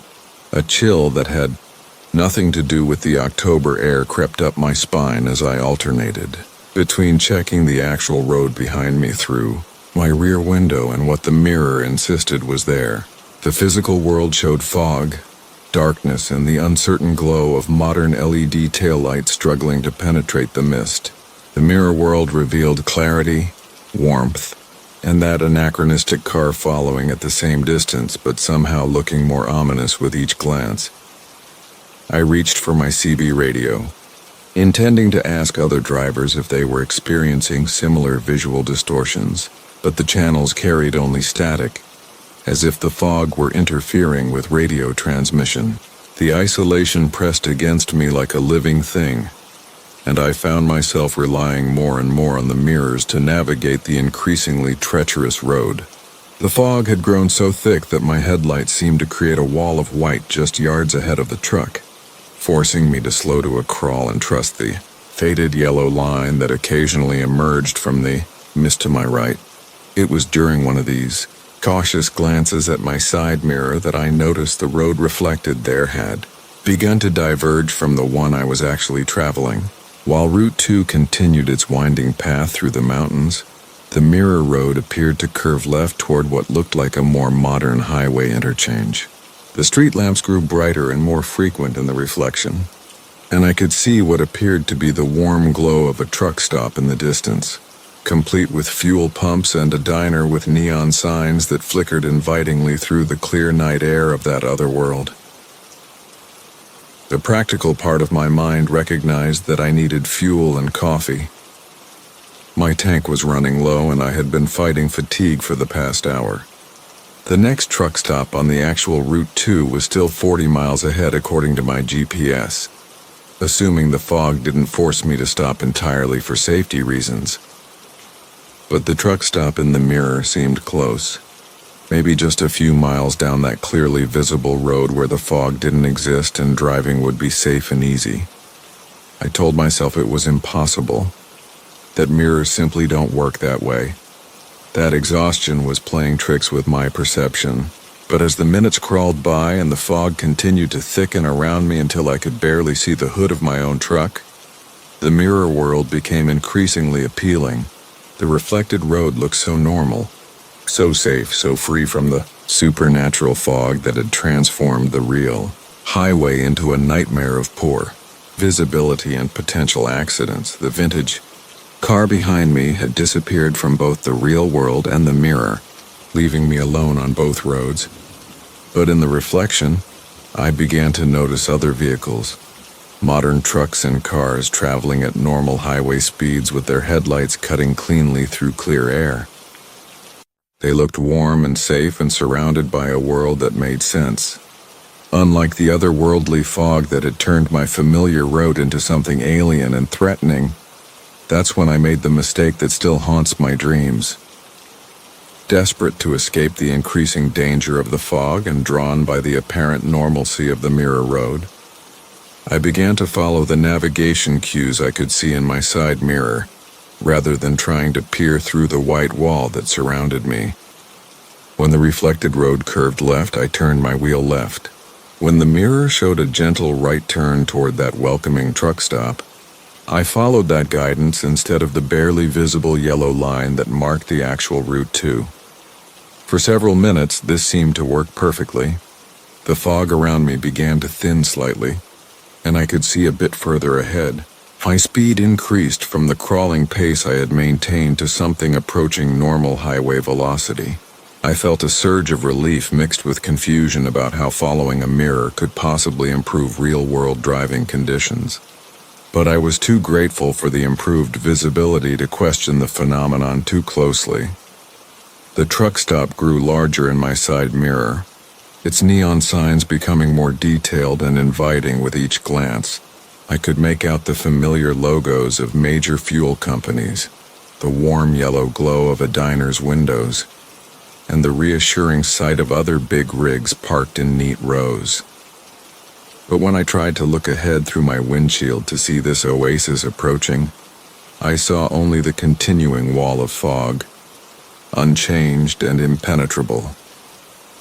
A terrible realization began to dawn on me as I noticed that the road under my actual wheels felt different from what the mirror suggested I was traveling. The asphalt had become rougher, with potholes and irregularities that jarred the truck's suspension. My headlights, when they managed to penetrate the fog for brief moments, revealed not the well-maintained highway from the mirror, but what appeared to be an older, neglected road with cracked pavement and faded lane markings. The GPS mounted on my dashboard had lost its satellite signal entirely, its screen showing only a blue void where the map should have been. But more disturbing than the technological failure was the growing awareness that by following the mirror road, I had somehow left Route 2 entirely. The terrain visible in brief gaps in the fog looked unfamiliar, with strange rock formations and vegetation that didn't match the Montana wilderness I knew well from dozens of previous runs through this area. I tried to stop, following the mirror's guidance and return to conventional navigation, but the fog had grown so thick that I could barely see the edges of the roadway, let alone identify landmarks or exit ramps that might lead back to the main highway. The road beneath me continued to deteriorate, and I began to hear scraping sounds from the truck's undercarriage that suggested I was traveling over surfaces never meant for commercial vehicles. The truck stop in the mirror had grown larger and more defined, but also more obviously wrong in ways that my desperate mind had initially ignored. The neon signs displayed names of fuel companies that didn't quite match any real brands I knew, with familiar logos subtly altered in ways that created an unsettling sense of the almost familiar. The other trucks in the reflected parking lot, viewed more clearly now, represented models from different eras mixed together randomly, as if someone had assembled a truck stop from fragments of different decades without concern for chronological consistency. Most disturbing of all, the people I could now see moving between the reflected vehicles didn't move quite right. Their movements seemed too smooth, too fluid, lacking the natural rhythm of human locomotion. They appeared to glide rather than walk, and when they turned their heads, the motion seemed to continue just a fraction of a second longer than it should, as if their necks rotated further than human anatomy would allow. I realized with growing horror that I was being drawn towards something that only existed in the mirror, something that had no physical reality but somehow was guiding me deeper into a fog. The Frequency of the Fallen, from Jake Morrison. The CB radio in my 2018 Peterbilt had always been reliable, crackling to life with the familiar voices of drivers scattered across the interstate, like electronic ghosts in the night. Channel 19 was my lifeline during those long hauls from Seattle to Denver, a steady stream of weather updates, speed trap warnings, and the occasional joke that made the miles pass easier. But 3 weeks ago, something changed in the static-filled conversations that drifted through my cab, and I've been afraid to turn the radio off ever since. It started on a foggy Tuesday night somewhere between Spokane and Missoula, the kind of thick mountain fog that turns your headlights into useless beacons reflecting nothing but gray wall after gray wall. I was running behind schedule with a load of computer equipment, the deadline breathing down my neck like the mist creeping across my windshield. The highway stretched ahead in an endless ribbon of uncertainty, and I needed the comfort of familiar voices to keep me company through the worst of it. I reached for the CB handset, the familiar weight of it settling into my palm like an old friend. Channel 19 crackled with the usual chatter, drivers calling out their 20 locations and sharing road conditions ahead. The fog had everyone spooked, voices tighter than usual, conversations clipped and professional rather than the easy banter that typically filled the airwaves. I was about to key in with my own position when I heard it for the first time, a sound that made my blood run cold despite the warmth of the cab heater. Beneath the static and the distant voices, almost hidden in the electronic hiss, came the unmistakable sound of a diesel engine dying. Not the normal shutdown of a driver reaching his destination, but the tortured wheeze and sputter of machinery giving up its ghost. The sound was wet somehow, if that makes any sense, like metal lungs filling with fluid as they struggled for one last breath. It lasted maybe 10 seconds, a mechanical death rattle that seemed to echo through the radio waves before fading back into the familiar static. I shook my head and blamed it on the fog playing tricks with the radio waves. The way weather could make signals bounce and distort until familiar sounds became something alien and wrong.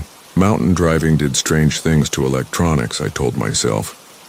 And the thick mist probably had CB signals ricocheting off valley walls in ways that could turn normal engine noise into something unsettling. But even as I rationalized the sound away, I found myself listening more carefully to the radio chatter, waiting for it to happen again. The next night brought clear skies and a load of furniture bound for Salt Lake City. My rig humming along Interstate 84 through the Snake River Canyon. The landscape rolled past in the amber glow of my running lights, familiar and comforting after years of driving these same routes. I had almost forgotten about the strange engine sounds from the previous evening when they returned during a lull in radio traffic around 2 in the morning.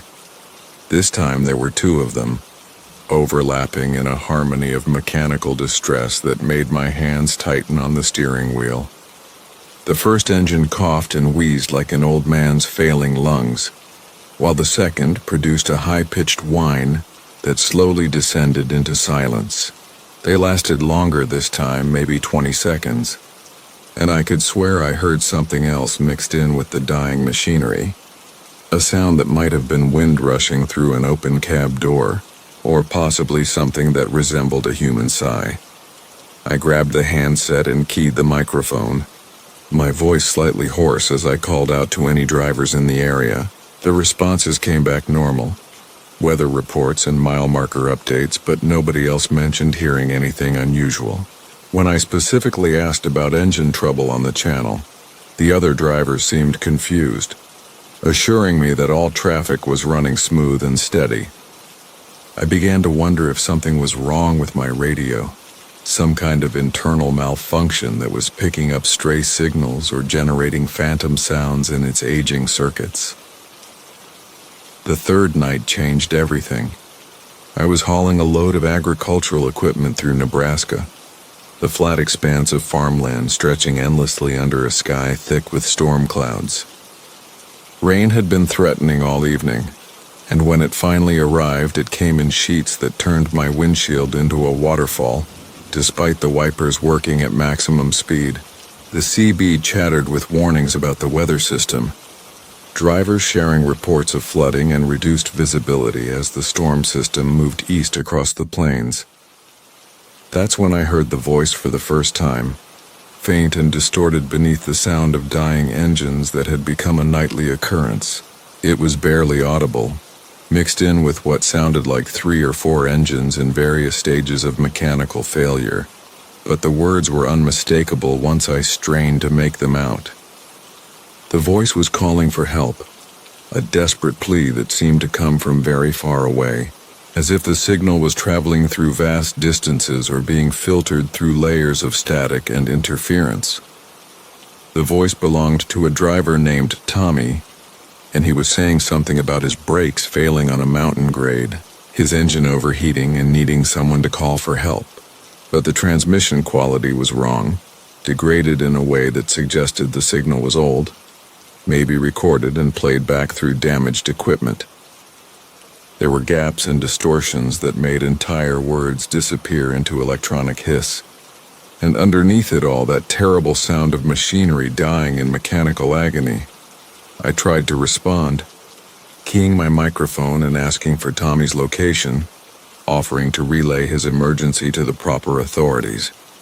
But my transmission seemed to vanish into the static without acknowledgement, and the distant voice continued its desperate plea, as if it couldn't hear my response. Other drivers on the channel continued their normal conversations, apparently oblivious to the emergency call that was making my heart race with the need to help a fellow driver in distress.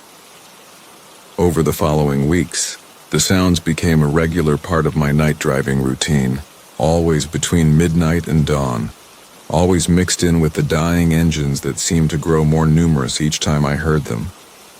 The voices multiplied too, different drivers calling out various emergencies, their words fading in and out of the static like distant screams carried on an electronic wind.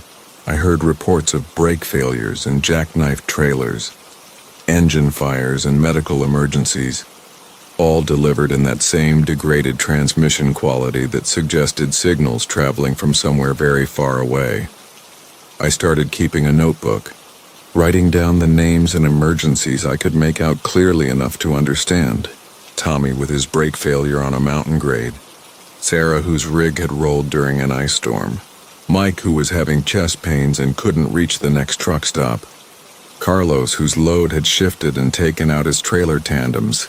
The list grew longer each night, a catalog of highway disasters that seemed to be reaching me through some kind of electronic time warp. The realization came gradually, like a slow dawn breaking over a landscape I didn't want to see clearly. I began researching the names and accidents I had documented, using truck stop internet connections to search through news archives and accident reports. What I found made my hands shake as I scrolled through the database results, each entry confirming what I had already begun to suspect but didn't want to believe. Tommy Richardson had died in a brake failure accident on Eisenhower Pass in Colorado 3 years ago. Sarah Kowalski had been killed when her rig rolled on black ice near Buffalo, Wyoming 18 months ago. Mike Henderson had suffered a fatal heart attack at a rest area in Kansas 2 years ago. Carlos Mendez had died when his shifted load caused him to lose control and hit a bridge abutment in Texas 4 years ago. Every name in my notebook corresponded to a real accident, a real death, a real driver who had died alone on the highway with only their CB radio to carry their final words into the night. I was picking up their last transmissions somehow, their final desperate calls for help preserved in the electronic spectrum like voices trapped in amber. The dying engines I heard were the sound of their rigs giving up, the mechanical heartbeats that stopped forever on dark stretches of highway across the country.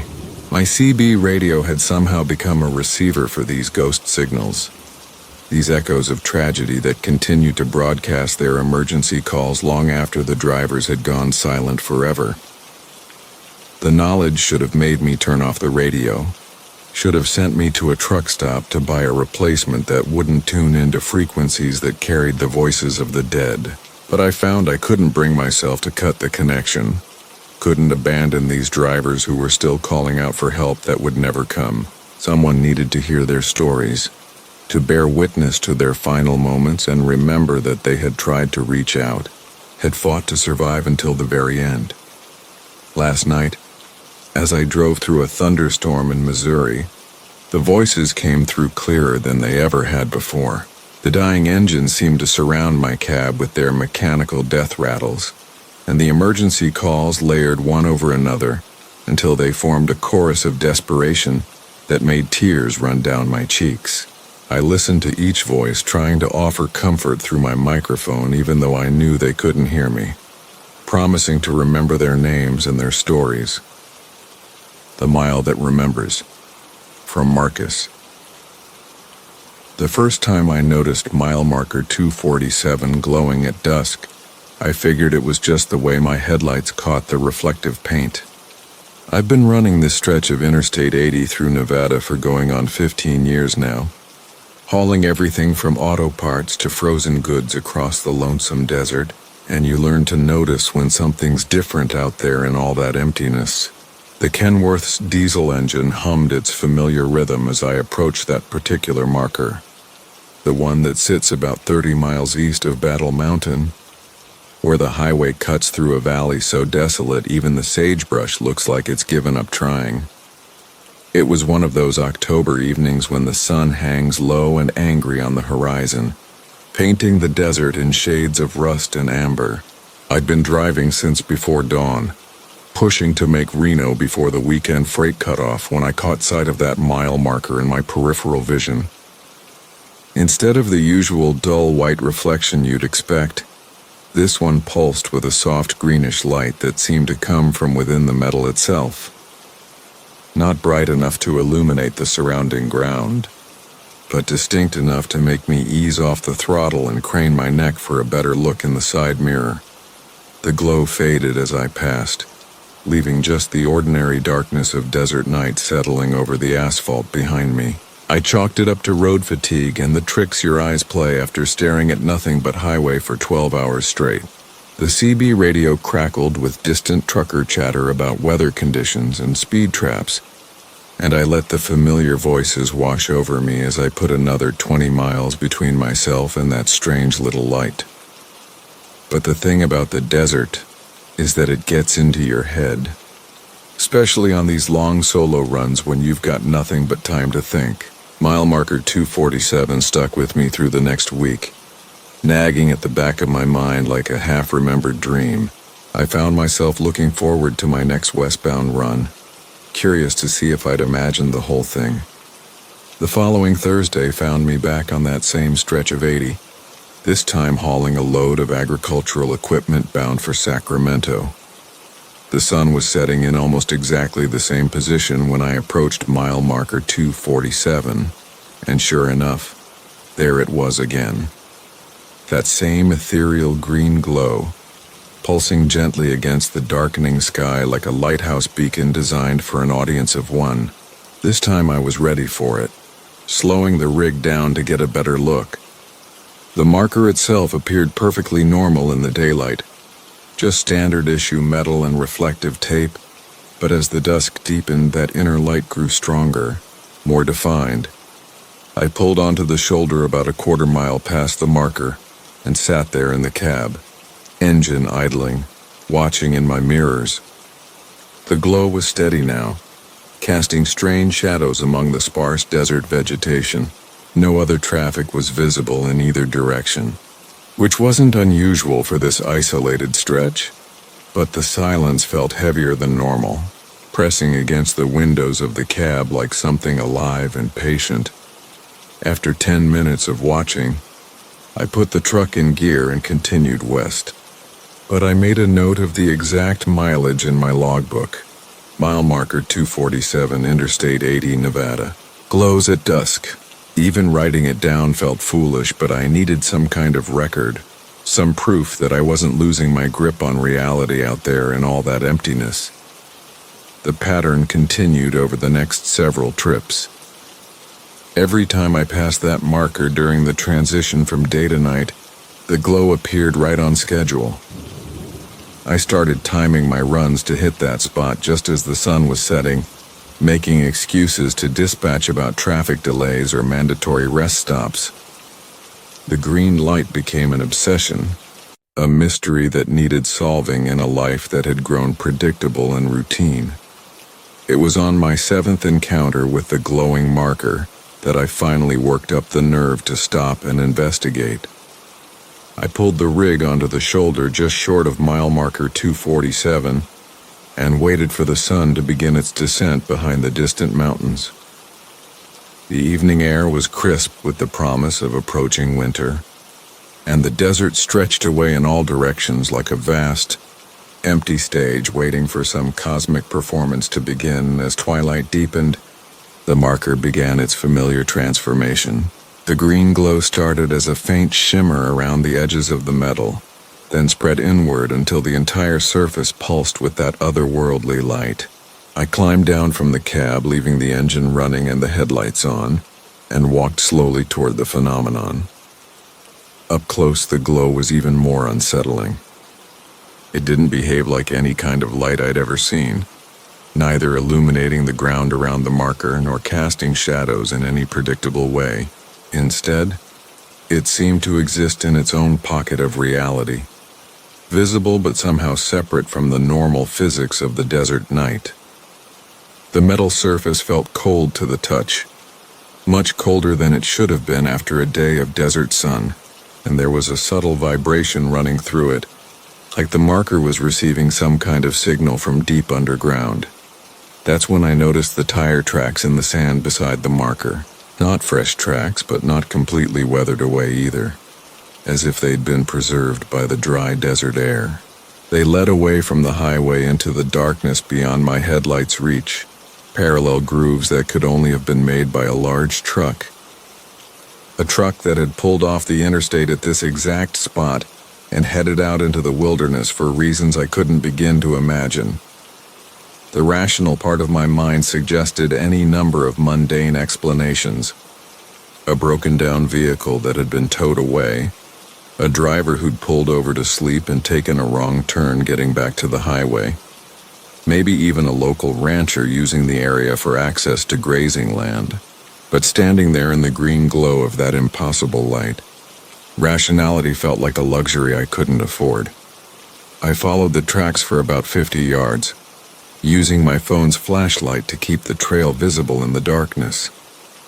The desert floor was scattered with the usual debris of wind and time, tumbleweeds and ancient beer cans and fragments of truck tire worn down to steel belting. But there was something else mixed in with the ordinary litter, something that made the hair on the back of my neck stand up despite the desert cold. Personal belongings. A trucker's cap faded by sun and sand, a leather wallet with the ID cards and credit cards still inside, a CB radio still attached to its coiled cord, but separated from whatever had powered it, all of it scattered along the tire tracks like breadcrumbs left by someone who knew they might need to find their way back but never got the chance to follow them home. The tracks ended at what looked like a natural depression in the desert floor, a circular area maybe 30 feet across where the sand was darker and finer than the surrounding terrain. Standing at the edge of that depression, I felt a strange vertigo, as if I was looking down into something much deeper than the few feet of shadow my flashlight could penetrate. The silence was absolute, more complete than anything I'd ever experienced in 15 years of desert driving. Even the distant hum of my idling truck seemed to be absorbed by whatever lay at the bottom of that dark circle. That's when I heard the engine sound. Not the familiar diesel rumble of my own rig, but something older and deeper, like the ghost of every truck that had ever traveled this highway echoing up from somewhere far below ground. The sound grew stronger, accompanied by the squeal of air brakes and the hiss of hydraulics, as if a massive truck was approaching from impossible depths. I backed away from the depression, my heart hammering against my ribs as the engine noise grew louder and more defined. Through the darkness, I could see lights beginning to glow in the depths of that circular pit, the familiar pattern of headlights and running lights that belonged to a big rig. But the lights were the wrong color, that same sickly green that emanated from the mile marker, and they were rising toward the surface with mechanical determination. I ran back toward my truck, stumbling over sagebrush and loose rocks in my haste to reach the safety of the highway. Behind me, the engine noise swelled to a crescendo, and I could hear the distinct sound of massive tires finding purchase on sand and stone. Whatever was climbing out of that desert depression, it was big enough and real enough to leave tracks of its own. I reached my cab and threw myself inside, slamming the door and jamming the transmission into gear without bothering to check my mirrors. The Kenworth lurched forward, tires spinning briefly on the loose shoulder before finding traction on the asphalt. Only when I'd put several miles between myself and mile marker 247 did I dare to look back, and what I saw in my mirrors nearly sent me into the median. Green lights were moving across the desert parallel to the highway, keeping pace with my truck despite the 70 miles per hour I was pushing. The lights maintained their position for nearly 10 miles before finally falling back and disappearing into the darkness, leaving me alone with the sound of my own ragged breathing and the steady. The delivery contract. From Marcus. The GPS coordinates led me down a series of increasingly narrow farm roads, each turn taking me further from civilization and deeper into the kind of darkness that only exists in rural Montana. My 18-wheeler groaned against the uneven gravel, headlights cutting through a fog so thick it seemed to swallow the light before it could illuminate anything meaningful. The contract had been unusual from the start. A cash job with pickup and delivery locations specified only by GPS coordinates. No company names. No contact numbers beyond a single text message thread that had gone silent after confirming my acceptance. I'd been driving long haul for 15 years, and you learn to read the roads like a book, to sense when something feels off about a job. This one had felt off from the moment I'd received the message, but the payment was substantial enough to silence most of my concerns. $5,000 to pick up a trailer at one coordinate and deliver it to another, both locations in the middle of nowhere, Montana, with specific instructions to not open the trailer under any circumstances and to complete the delivery within 48 hours. The money would cover 3 months of truck payments, and in this economy, you don't turn down opportunities like that. The pickup location turned out to be an abandoned truck stop, the kind of place that had probably thrived in the 80s before the interstate system redirected traffic to more convenient routes. A single trailer sat waiting in the empty lot, exactly where the coordinates had indicated, its white surface gleaming despite the layer of dust that suggested it had been sitting there for some time. No one was around to meet me. Just another text message with the trailer number and a reminder about the 48-hour deadline. The trailer hooked up without any issues, all the electrical connections working perfectly, brake lights responding normally when I tested them. What struck me as odd was how quiet the whole process had been. Usually when you're picking up a trailer, especially one that's been sitting somewhere, there are sounds, settling noises, the subtle creaks and shifts of cargo adjusting to movement. This trailer made no sound at all as I pulled away from the truck stop, the only indication of its presence being the slight change in my fuel economy and the way it tracked behind me in my mirrors. The silence should have been reassuring, suggesting that whatever was inside had been properly secured for transport. But instead, it created an unsettling sense of wrongness that I couldn't shake. The delivery coordinates were another 6 hours north, deeper into the kind of territory where cell phone service becomes sporadic, and the nearest town might be 50 miles in any direction.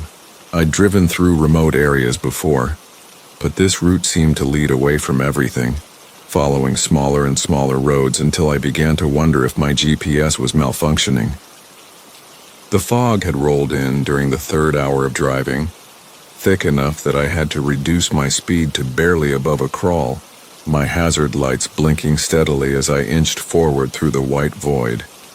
It was during a brief stop to check my load that I discovered the first truly disturbing detail about the trailer. While walking around to inspect the tires and connections, something about the trailer doors caught my attention.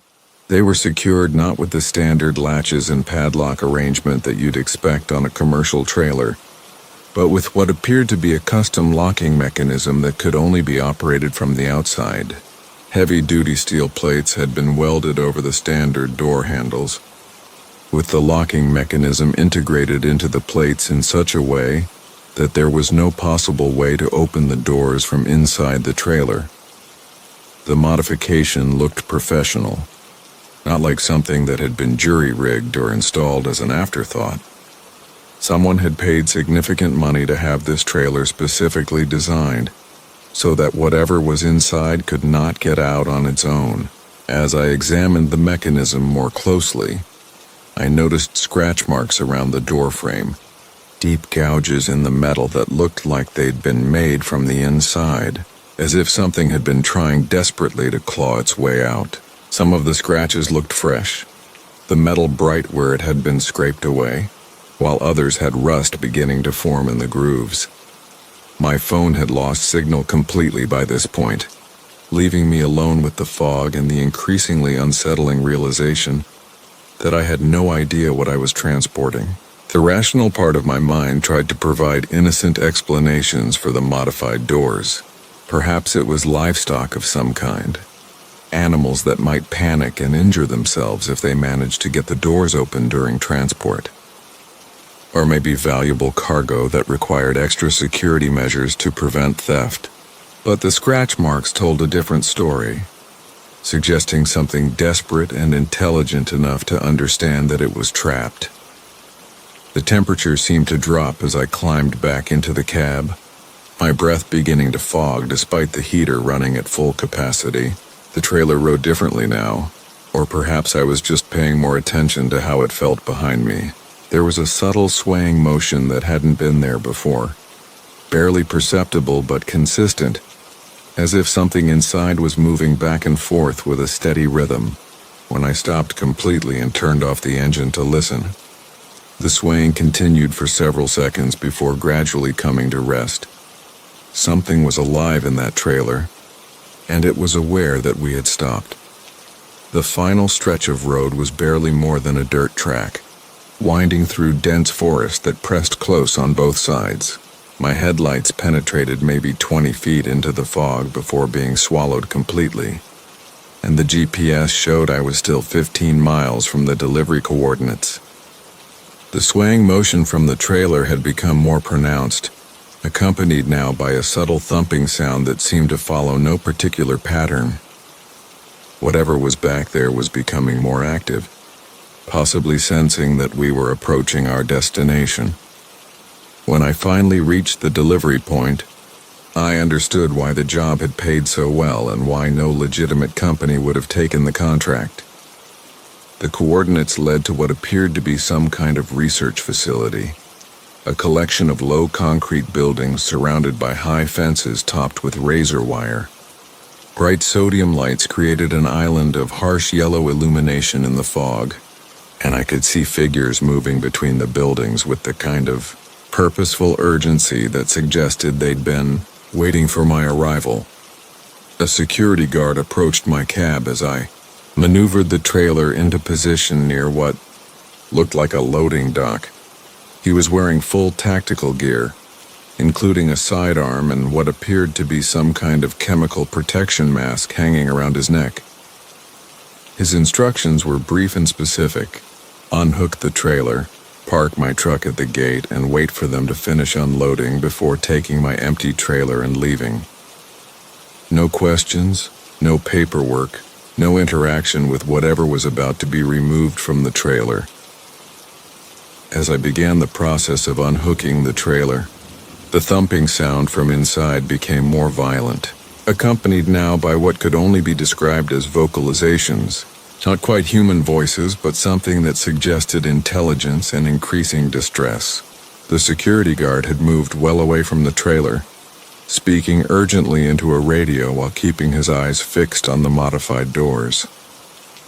More personnel emerged from the buildings, all wearing the same protective gear, some carrying equipment that I didn't recognize but that looked distinctly medical in nature. The moment my truck was disconnected and I'd parked by the gate as instructed, the facility personnel moved in with practiced efficiency. Whatever protocol they were following had obviously been rehearsed many times before, their movements coordinated and careful as they approached the trailer. I watched in my mirrors as they surrounded the trailer with some kind of containment setup, essentially creating a sealed environment between the trailer doors and the facility's loading dock. The sounds from inside the trailer reached a crescendo as they began to work on the locking mechanism, the thumping becoming so violent that the entire trailer shook visibly. Then abruptly everything went silent. The personnel froze in position, several of them raising their hands to signal the others to stop what they were doing. For perhaps 30 seconds, nobody moved, the only sound being the distant hum of the facility's generators cutting through the fog. What happened next unfolded so quickly that I'm still not entirely sure I saw it correctly. The trailer doors exploded outward with tremendous force despite the locking mechanism still being in place.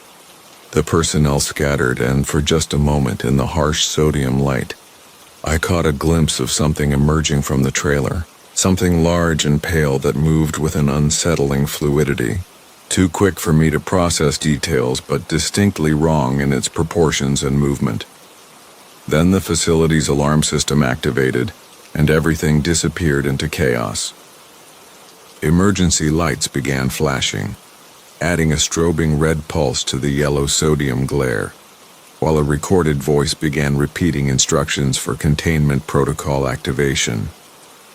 The guard who had given me instructions appeared at my driver's side window, no longer calm and professional but clearly shaken, telling me to leave immediately and forget everything I had seen.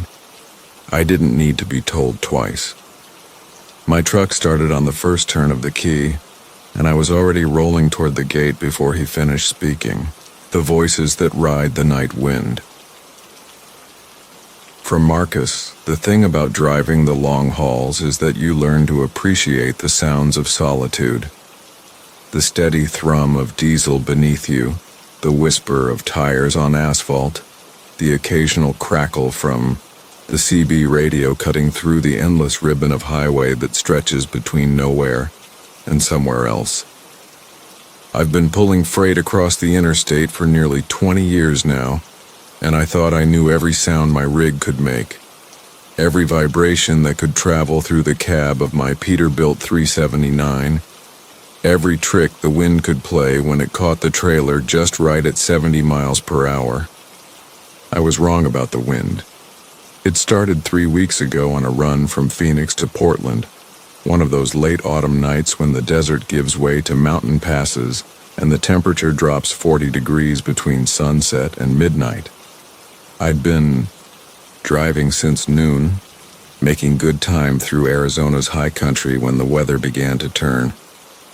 Not dramatically at first, just that subtle shift in the air pressure that tells you something's brewing beyond the next range of hills. The kind of change that makes the hair on your arms stand up, even when you can't quite put your finger on why. The CB had been quiet for hours, which wasn't unusual for this stretch of highway. Most drivers had either called it a night at the truck stops behind me, or were still hours away from catching up. The radio played nothing but static between stations, leaving me alone with the comforting rumble of the Caterpillar engine and my own thoughts as the odometer clicked away the miles. That's when I first heard it. At first I chalked it up to wind shear catching the trailer or maybe interference bleeding through from some distant radio tower. It was just a whisper really, barely audible above the road noise, like someone speaking, very quietly from the sleeper berth behind my seat. I glanced back through the curtain that separated my driving area from the small bed where I caught my mandatory rest breaks, but of course there was nothing there, just my sleeping bag, a few personal items, and the gentle sway of hanging clothes. As the truck maintained its steady course through the darkness, the whisper came again 20 minutes later, and this time I was sure I could make out words, though they seemed to drift and fade like smoke before I could grasp their meaning. I adjusted my mirrors, checked my blind spots, even pulled over at the next wide spot to walk around the rig and make sure nothing was loose or rattling that might be creating the illusion of voices. Everything looked solid, every strap and chain exactly where it should be. The night air was crisp and still, carrying only the distant sound of my cooling engine and the faint whistle of wind through the canyon walls that rose on either side of the highway. Back in the cab, I convinced myself it had been imagination. The kind of auditory hallucination that can creep in during long stretches of night driving, when your mind starts filling in the gaps between sounds. Every experienced trucker knows about highway hypnosis, that dangerous state where your eyes stay open and your hands stay steady on the wheel while your consciousness drifts somewhere else entirely.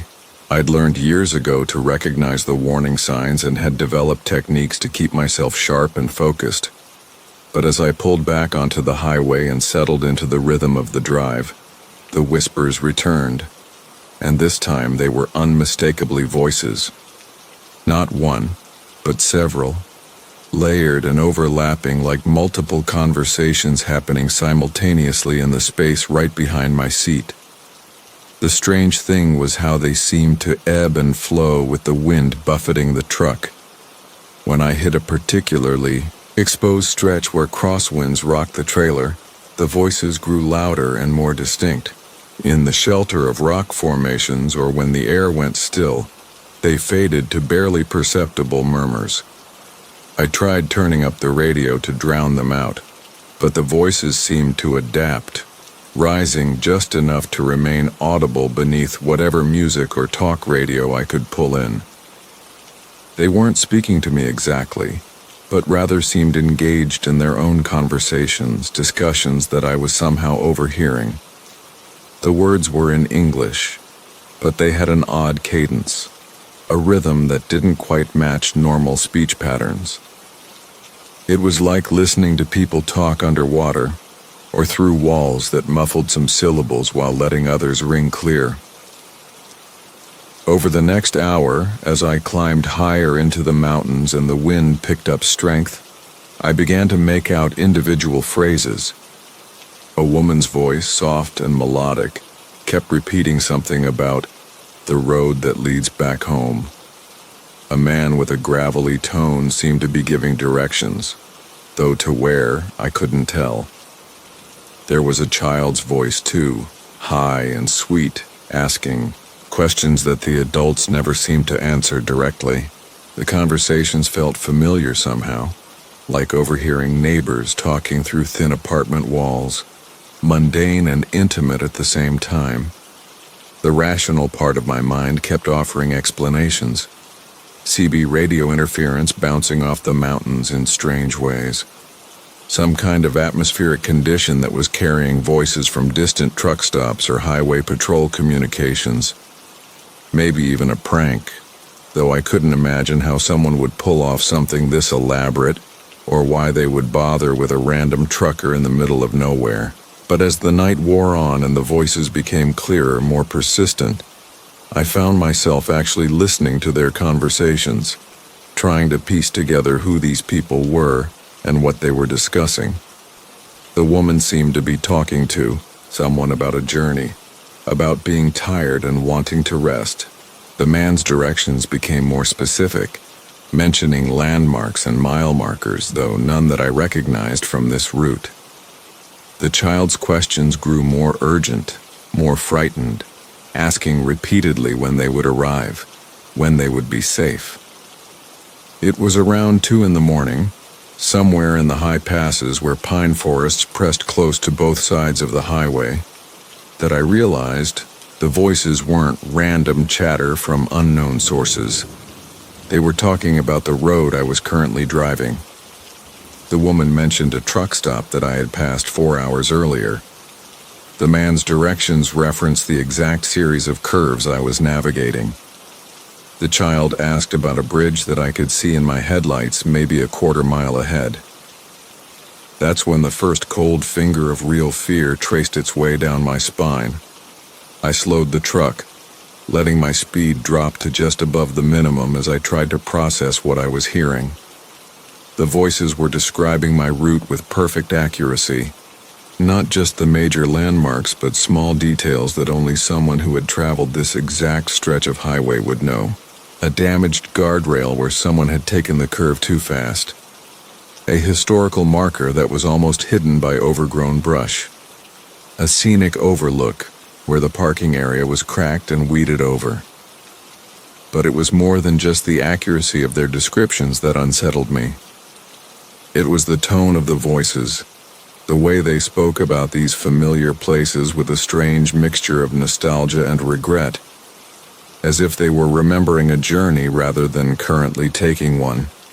The woman's voice carried a sadness that seemed to deepen with each mile, while the man sounded increasingly desperate, as though his directions were critical but going unheeded. The child's questions became more plaintive, more lost. I pulled into the scenic overlook they had mentioned, the one with the cracked pavement, and shut off the engine. In the sudden silence, the voices became startlingly clear, no longer muffled by road noise and engine rumble. They were definitely coming from the sleeper area behind my seat, but they had a hollow quality, as if emanating from somewhere much larger than the confined space of my cab. "Are we almost there?" the child's voice asked, and for the first time it seemed directed at me. I turned around slowly, every instinct screaming that I didn't want to see what might be waiting in the darkened sleeper berth. The space was empty, exactly as I had left it, but the air felt different somehow, charged with the same electric tension that precedes a thunderstorm. The voices continued their conversation, but now I could hear them with crystal clarity, could make out every word and inflection.